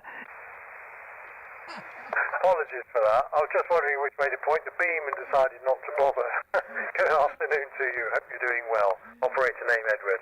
Hey, Ed, anyway, how's things over at Bletchley? How's your day been there, over? Oh, it's been very busy actually. A very interesting selection of people. Quite a few radio amateurs have popped in as well. It's very interesting. Some very nice conversations. Yeah, apologies. I could try turning the power down, but I'll just talk further from the microphone. It's got a bit quiet now, so we're sort of getting towards wrapping up time. So anyway, yeah, so back to you. So your signal, zillions of dBs over 9. TV3RS. Yeah, well, actually yours is too. No, so I had my AF turned up because I was listening to some fairly quiet signals coming across the pond. 10 metres is rocking. You might want to pop yourself up there for a bit, over. So I was on it actually, 10 metres, 8.5, yeah, I thought it looked quite good from the cluster, so I popped in. Yeah, so, you know, I've been on the radio for hours today, but yes, indeed, 10 metres, that's where we are right now. What am I like, eh? I don't know. I had a little run down on 15. That wasn't working too badly either, but I didn't get much on 20. Anyway, thanks very much, Ed. It's Simone here, Sierra India Mike Oscar November Echo. And currently all live on YouTube, so... There we go. Anyway, thanks very much for the call. I'll bid you 7-3. Good luck in the DX hunt. Yeah, good luck to you too as well. Yeah, have a lovely rest of the afternoon. Look forward to watching the videos. TV3RS clear. 7-3. M0, but I'm giving my own call sign. GB3 HQ, Golf Bravo 3, Hotel Quebec, CQ. CQ, Golf Bravo 3 Hotel Quebec, Golf Bravo 3 Hotel Quebec, headquarters station of the Radio Society of Great Britain. CQ, Golf Bravo 3 Hotel Quebec, over. Kilo Alpha 7, Sierra Whiskey Papa. Sierra, oh dear, I keep doing this. I've got to put that in, 5 and 9. Right, sorry, Kilo Alpha 7, please. Yes, Kilo Alpha 7, Sierra Whiskey Papa, KA7 SWP. KA7 SWP, Sierra Whiskey Papa. 5 and 6, 56, making a nice trip across the pond to Milton Keynes, the Radio Society of Great Britain's National Convention Special Event Station. Over. Oh, very good. Well, thank you very much there. And you are also about a 5-6 here, but some heavy QSB this morning. It's a little bit early for us to be getting into you, but nonetheless, a very nice signal. Name here is Bob, Bravo, Oscar, Bravo, and we're in the eastern mountains of Arizona. And I wonder, could you tell me what is the special event that you guys are commemorating there? Over. Okay, Bob, thank you very much for the 5 and 6. The special event station is for the National Convention, so it's our National Convention. We've got lectures and so on going on here at the Radio Society of Great Britain. We're currently live on YouTube, and this QSO is actually going out on YouTube right now. So if you go to the Radio Society of Great Britain's YouTube channel, you'll be able to see the next of the lectures that's coming up in just about a minute's time. Go ahead. Oh, very good. Well, thank you very much, and I appreciate it. I hope you have a chance to make a number of contacts there. I won't keep you too long, as I bet you'd like to get as many contacts in there as possible this morning. Over. Oh, yeah. I've been working a steady stream of American stations today. It's been really good on 10 meters. And you're in Arizona, I was there. Back to the studio for pretty much the final time. That was GB3HQ.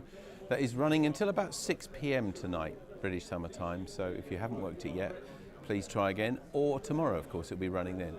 Maybe you can come and join us tomorrow. Remember, tickets are available on the door, or join us again on the live stream. There is a new link that's being put up for tomorrow's programmes though. But for now, we're now going to go live to the lecture room 1 for YOTA 2022 Croatia with Dan McGraw, M0WT, and Hamzah Shah, 2E0HQS, and the YOTA team. On the YOTA 2022 summer camp in Croatia, what happened during the event and what learnings the UK team have brought back to engage with other youngsters in ham radio. Dan McGraw was first licensed at the age of 11 and since then has enjoyed nearly every aspect of it. His main interests are construction and HF contesting. He's an active member of the Cam Hands and regularly travels on DXpeditions, most recently activating ZC4 in January 2020. His previous presentations at the convention have been construction focused, a crash course in soldering and designing circuits for home construction. I will now hand over to Dan and Hamzah. Thank you very much. For coming. Get this on. Cool. So yeah, we're going to be presenting on our experience at the YOTA 2022 camp and some of the learnings that we've got from it to try and bring back. But first, let's have a quick look at what is YOTA. So YOTA stands for Youngsters on the Air, and it is primarily IARU region, started in IARU region 1, but has slowly spread out to be worldwide. And what its main focus is, it's a quickly growing group of young radio amateurs from region 1, whose goal is to get more young people interested in amateur radio and grow the community. So this is their own mission statement from their website. Who counts as a youngster in the terms of amateur radio. So this is defined as anyone who is 25 years old or younger, and they organise a wide range of activities throughout the year. So these include YOTA contests, December, which is defined as YOTA month, and the YOTA summer camp, which is what we're mainly going to talk about today. So the YOTA contest, there are 3 of these each year, which take place in May, July and December. They're relatively short contests and essentially all bands SSB and CW, and the exchange is your signal report plus the age on the 1st of January that year. And the points you score for each contact are related to the age, so the younger the operator, the more points you get. The theory with this is that younger operators, perhaps with less competitive stations, can still sort of get the same interest and pile-ups without having either a huge amount of metalwork in the sky or needing to travel halfway around the world to qualify as an interesting DXCC. There is also YOTA month, so the goal of this is less competitive, but the aim is to use it as an opportunity to get youngsters on the air. So we have used this in the past to sort of encourage schools and local scout groups and various other members to come along and try radio in a perhaps more relaxed scenario. There are, of course, people who want to... There are awards for working as many YOTA stations as possible, so there are people who just sort of want the 5.9 job done in the log so they can get the sort of trophy for doing so. But it is also an opportunity to sort of invite them over to some of the bigger stations, put them on the air, show sort of how big a pile-up you can get, you know, that realization that you can just work, 4 hours straight of sort of US and Caribbean stations at the right time of day. For some of them is still quite a thrill, which is an impressive thing to achieve in an age of mobile phones and Skype, where communication can be valued almost as a given. And this encompasses basically every single mode of operation, HF, VHF there, but contacts on any band are valid, satellites, voice, Morse, data, anything goes. It's just about trying to get people who are either new to amateur radio or sort of taking their first steps in amateur radio, trying to get them on the air, just get them making the contacts, because ultimately it's about filling the bands with activity and trying to encourage new operators. The YOTA Summer Camp is another thing that is part of the Youngsters on the Air scheme. Every year since 2011, there's been a YOTA Summer Camp, apart from COVID. The first one was in Romania in 2011. The next was in Belgium and Netherlands. Then we had Estonia, Italy, Austria, Great Britain in 2017, South Africa in 2018, Bulgaria 2019, and then the next one was Croatia 2022. This year there were 100 youngsters from over 24 countries.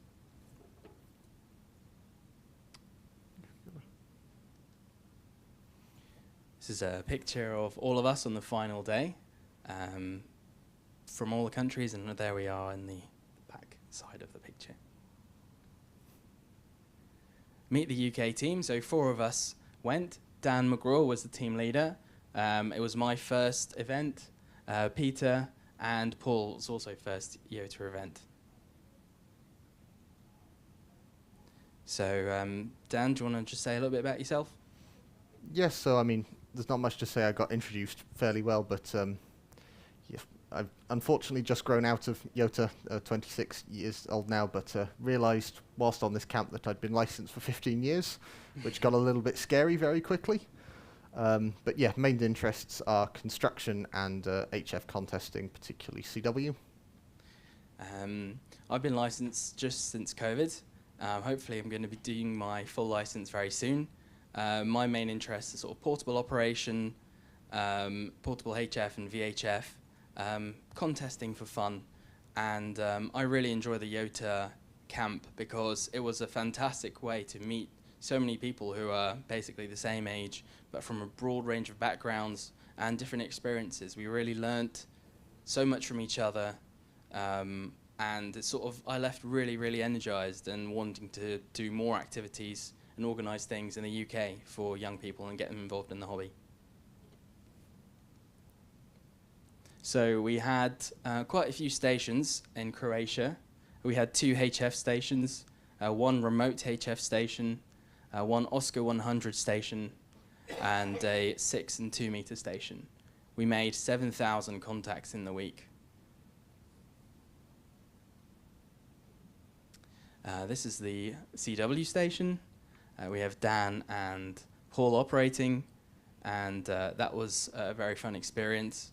Even I, who don't know Morse code, got to sort of operate with the keyboard interface. So I made a few contacts on Morse too. That was quite cool. We used flex radios for sideband. That was another very interesting experience because often youngsters, one of the problems is budget. So a lot of people have lower end transceivers. So it was very nice to be able to use some of the more expensive radios, basically, as well as operating. It was just fun to use the radios, and that sort of engaged a lot of people as well. And they were thinking, you know, look at what we can do with these radios, and this is how sort of modern radio can be. Just a nice picture of the antennas at sunset. I just thought it was a beautiful picture to include. So one of the highlight events is the intercultural evening. So this is an opportunity for all the teams to bring sort of food, drink, and sort of any snapshots of their culture they can to the evening. So you'll quite often get people dressing up in traditional dress. Some people brought board games from their country. And every team sort of goes around, shows off what they have brought, describes it to the other, and then you get a sort of evening trying it all. Trying to think up things that were stereotypically British and sort of would be interesting was a bit of a challenge. But based on our survey, I can confirm that Iron Brew does not go down well. But any slightly nervous of Gav in the front row for that one. Twiglets not popular. So, even less so than the Iron but Brew. Proud to confirm that dairy milk is very well received throughout. So fairly solid representation there. What else we got? We've got sort of Lithuanian team and the Spanish team there showing, you know, some of the countries have bought sort of cured meats, cheeses. We were sort of a bit more limited by taking it on a plane. But no, it's a great evening and a great chance to sort of socialise in a slightly more casual environment. You know, and find out about people's lives outside of radio, because their radio experiences are all interesting, but there is more to people, and actually finding out some of that was a really interesting part of it as well. Now, some of the other things that they had organised, which were sort of tangential but are still incredibly interesting. One of the big things was they had the Astronomy Society in Zagreb had come along and brought several telescopes with them. So this photo of the moon was actually taken by someone sort of pointing a smartphone down a telescope. You could see it in this detail. And later in the evening, Saturn came up, and they recounted seeing sort of 3 or 4 of its moons as well. So, you know, very impressive setup, you know, just taken in the middle of a park in Zagreb. Also a fire pit, you know, a chance to sort of play games and just sort of talk. This was on the last night, so this was sort of socialising before the relatively long journey home for most people. So going back to radio, one of the big things that they wanted to do is do the side of radio that you can't just do in a shack, that takes that more organisation and planning to sort of relieve the burden, so you could try out all these different things. One of them was COTA, which was Castles on the Air. So this is a Dubovac Castle, which is at the top of a very, very long flight of stairs. But lovely place, great to operate there. So we spent about half a day operating from there. It's also, you can do a tour around it. It's one of the sort of many hill forts that were built around Karlovac to sort of defend the local area. It's quite a strange geography, actually. It's mostly fairly flat with these sort of fairly sudden hills, and every one of those has a sort of similar castle to this on it, these hill forts. So a great opportunity, and where we were operating from is, sort of about where this picture was taken. So that was put on air using the call sign 9 Alpha 3, I believe, YOTA for that one. Sorry, 9 Alpha 5 YOTA. So that was to give a bit of opportunity for, they were doing an award for people working the stations. So for some of the different big events, they had their own call sign to sort of count off as an extra thing to help encourage activity. So this is one of the shots from the site. So most of us were on top of this sort of grassy hill. The castle is just in the background behind those. And we sort of, the Croatians know how to seriously do portable operation. You know, you can see the cobweb there. That antenna was bought by the French team for operating on 4 meters, which was quite exciting for them because they don't have that in their country, I believe. So they were all very excited to try that. And there is also a 2 meter beam there. Not very high up, but this hill just dropped off, so it actually performed really, really well. The next exciting activity we did was IOTA, Islands on the Air. We went to Kirk Island. This was a very, very long coach journey, but it was completely worth it. It was stunning, and the weather was fantastic, and we also got to spend some time on the beach just further along, and the water was amazingly blue, almost like in that picture, actually.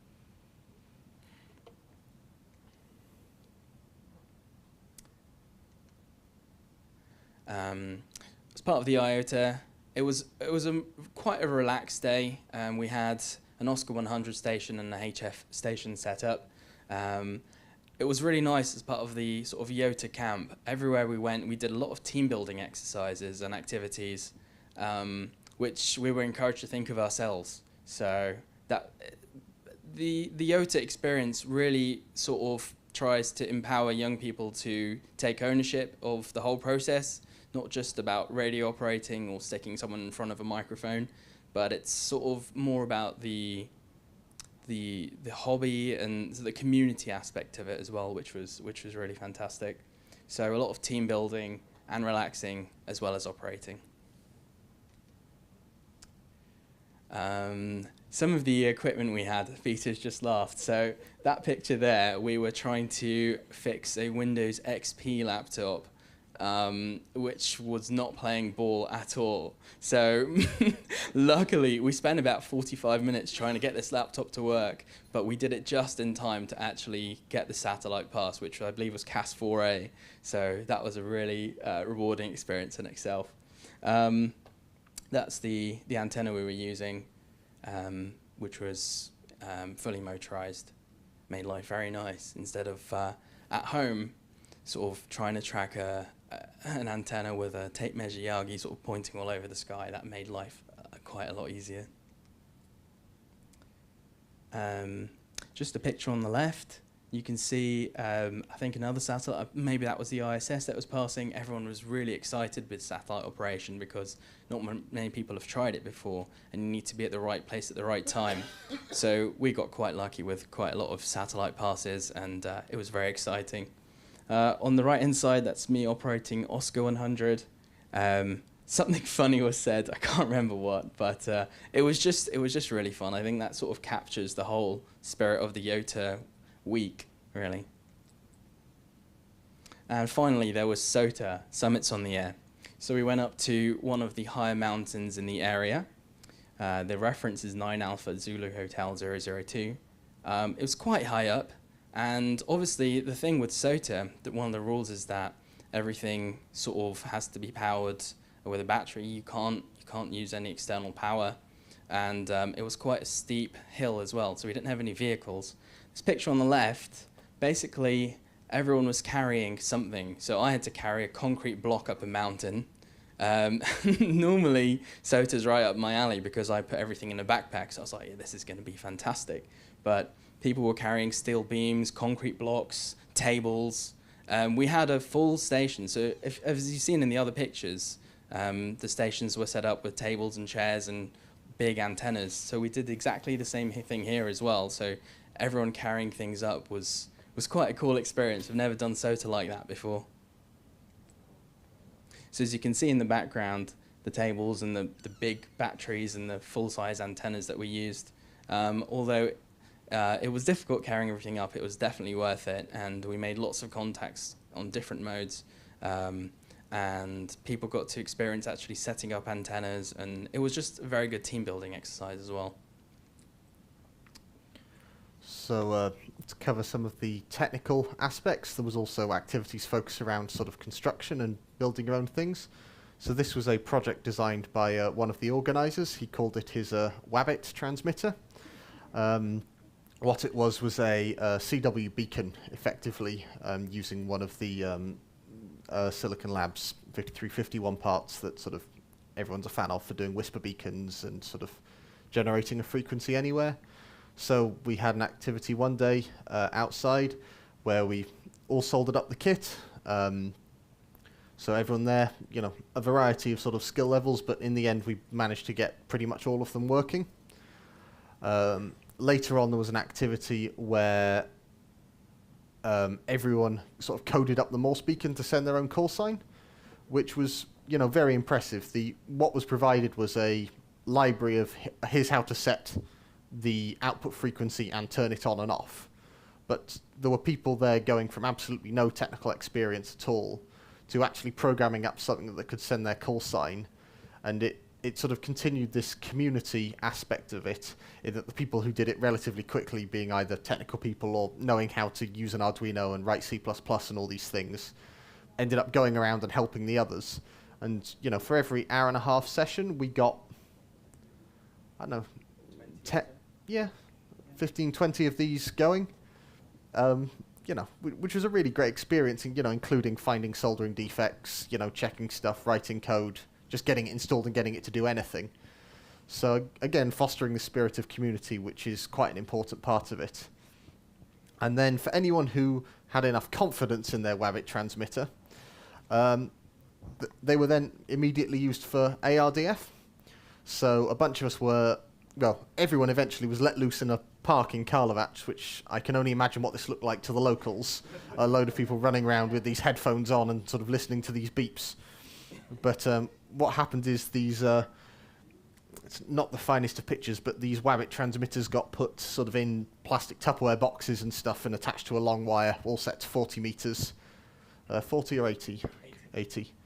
And then going around the place, so the experience of, you know, how to do the nulls with your sort of two antennas, your vertical antenna and then your ferrite rod one, trying to find the null, and an excellent 2 hours running around in the grass looking for that. Absolutely. So the previous two things, sort of the construction side and the ARDF, is something I had never done personally, and it's something that I want to bring to other young people in the country and actually organise sort of actually pretty much the same thing, building that Wabbit where, you know, I wasn't confident with soldering or anything like that. I was able to, even mine worked, so I was really happy.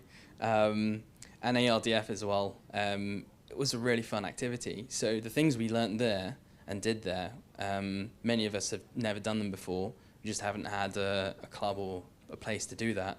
And, you know, we'll be bringing it here as well. So it was very worthwhile. One thing I will say as a shameless plug, the RSGB do have a set of ARDF transmitters and receivers that can be lent out for club nights. And this is really good fun. You know, they don't even need to be radio people, but, you know, it's for some reason just running around finding these things is a really exciting evening, and I believe you can borrow it for free with enough notice to them. So I would really encourage you to do that as a club night if you're thinking of something, you know, something a bit different to do.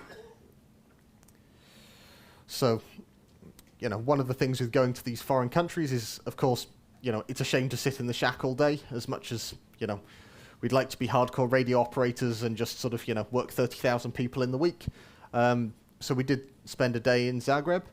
So this was, they had found a team of tour guides. So we got split up and got shown around Zagreb. You know, very beautiful city. This is one of the chapels there. But, you know, a lot of sort of history and a lot of culture there, and a lot of really quirky things, such as the Museum of Broken Relationships was a strange thing to see on a sign. But we didn't actually visit it, but what it seemed to be was a museum of sort of letters of people getting dumped. But, but, you know, experiencing that sort of other culture and, you know, just seeing these different places was, you know, again, very eye-opening. Here is Zagreb Cathedral, and one of the things they were saying is that that most of the people who live there have never actually seen both towers simultaneously, in that they're always fixing one or the other. And there were people who were sort of, 50 years old, going, they've lived there their whole life, never seen it without scaffolding on it. So, and every time they get close, there was an earthquake. So, but no, was that? And again, just some sort of more of the photos. This is looking a little bit like a tourist brochure, but it really is a beautiful place, and I'd highly recommend going to see it if you ever get the chance.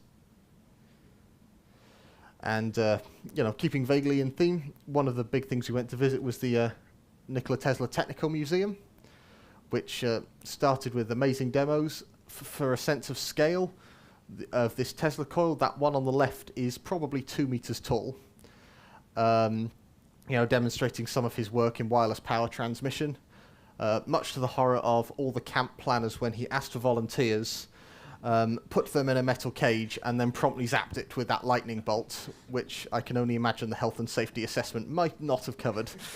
But, you know, an excellent talk. And the other thing they don't tell you on YouTube videos is these things are really loud, like painfully so.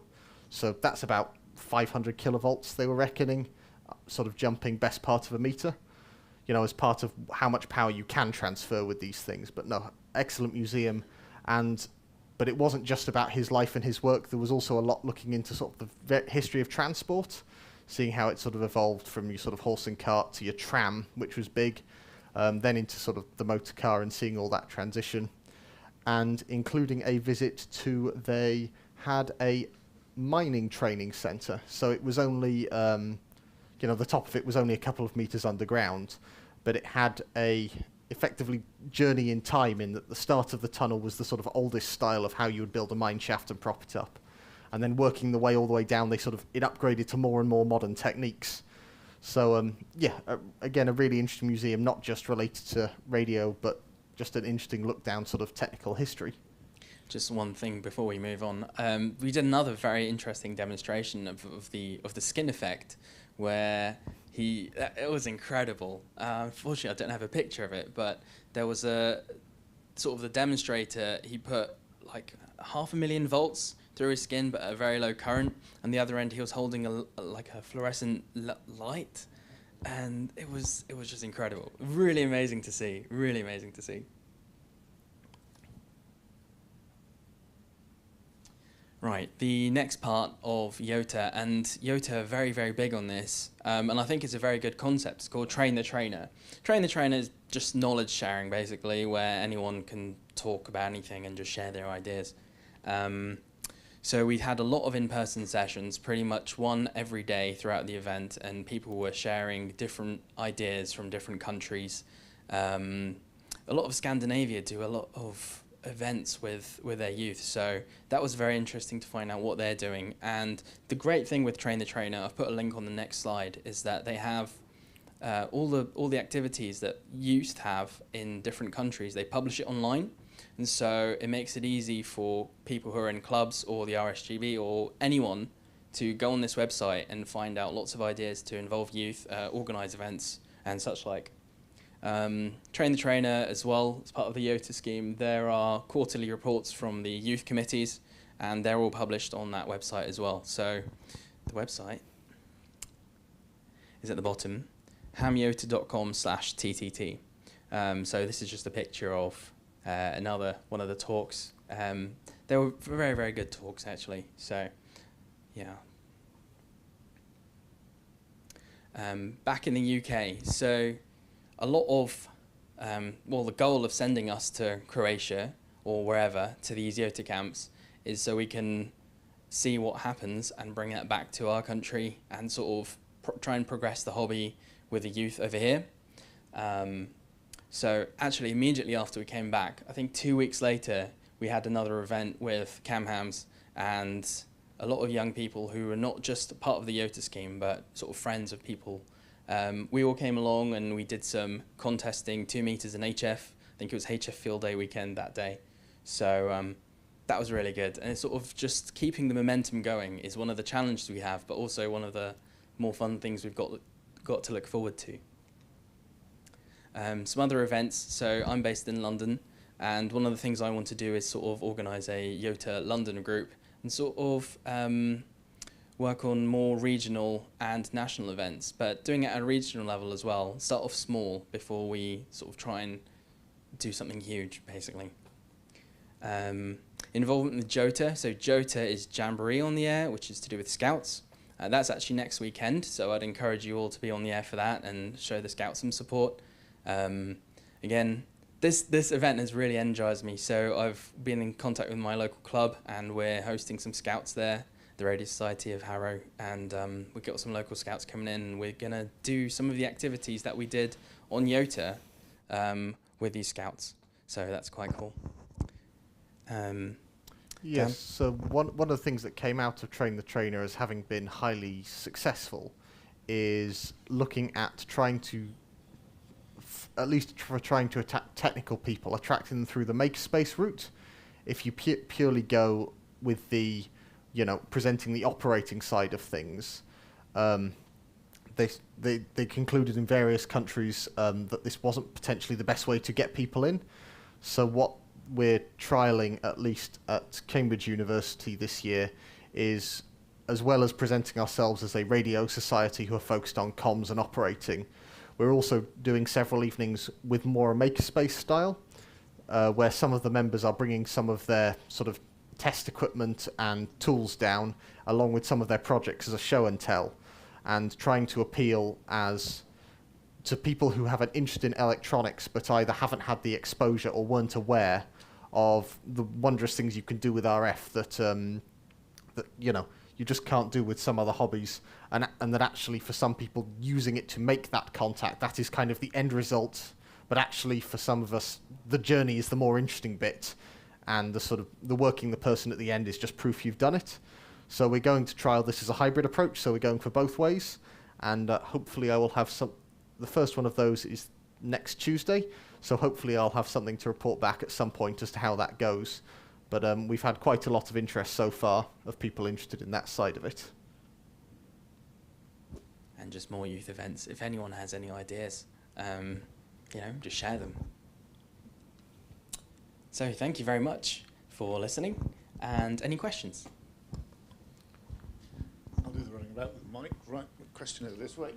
I have to do a quick sprint down the chairs. Dave Howell at M0VTG.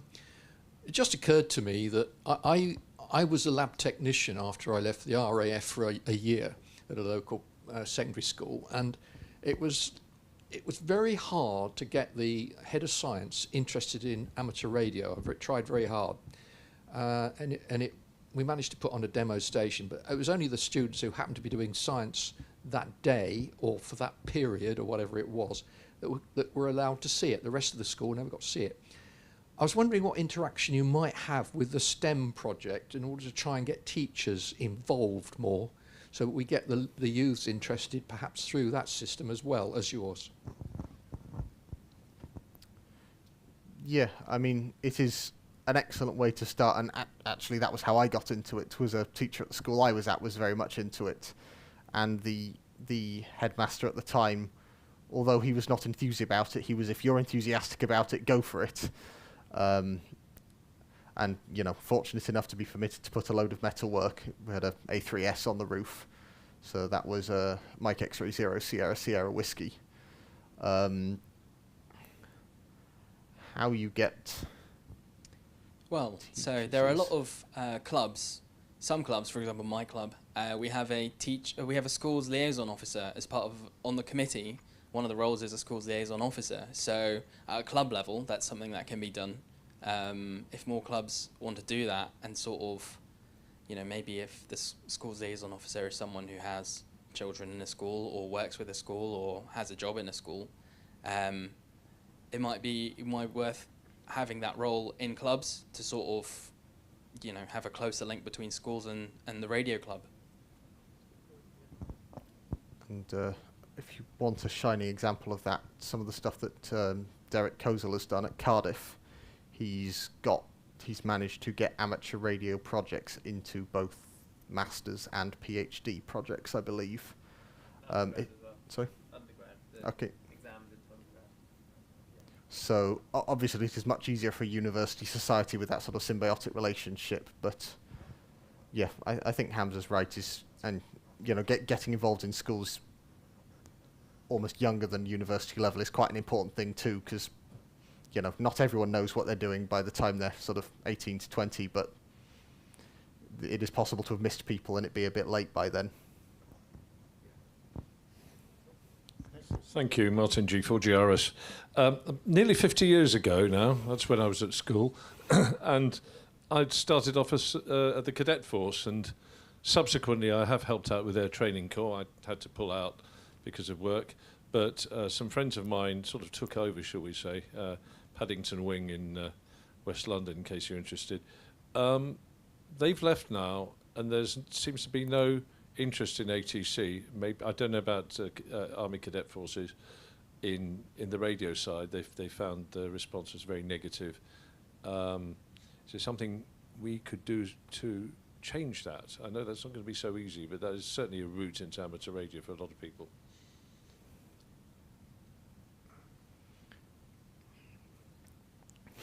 I mean, these are hard questions. Sort of, can you get 50% of a club under the age of 40 overnight is not an easy thing to do. But I think it's... The big thing is making people aware that this is a thing and sort of get... But I think one of the big things that we decided out of YOTA that we needed to get out of this was... even if we couldn't get it into every school and every place, getting that visibility so that, quite a lot of people have signed up and got sort of M7s and stuff over COVID.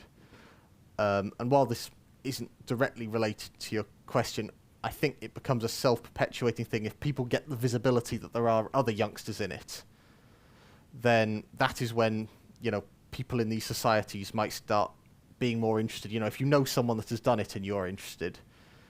So I think while the specifics of how do we get amateur radio back into an Air Cadet program, because they do have a Communicators Award of which an M6 was a module. Yeah, go for it.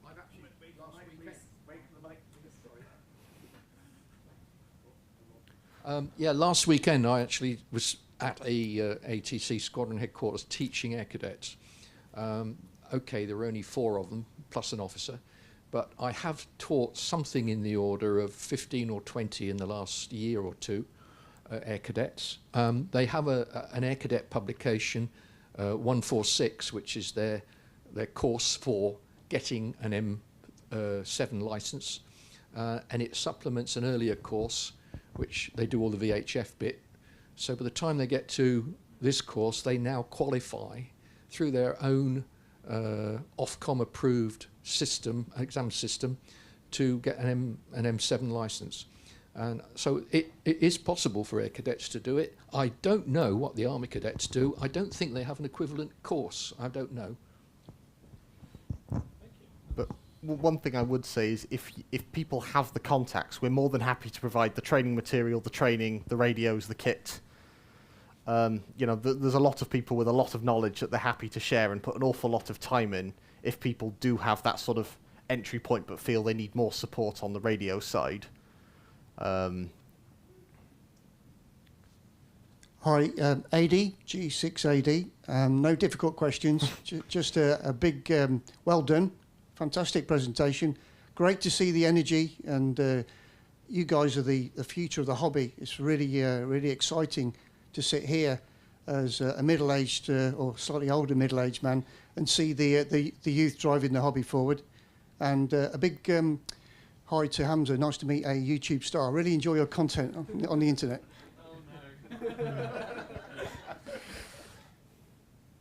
Are there any more questions that help if I use the microphone?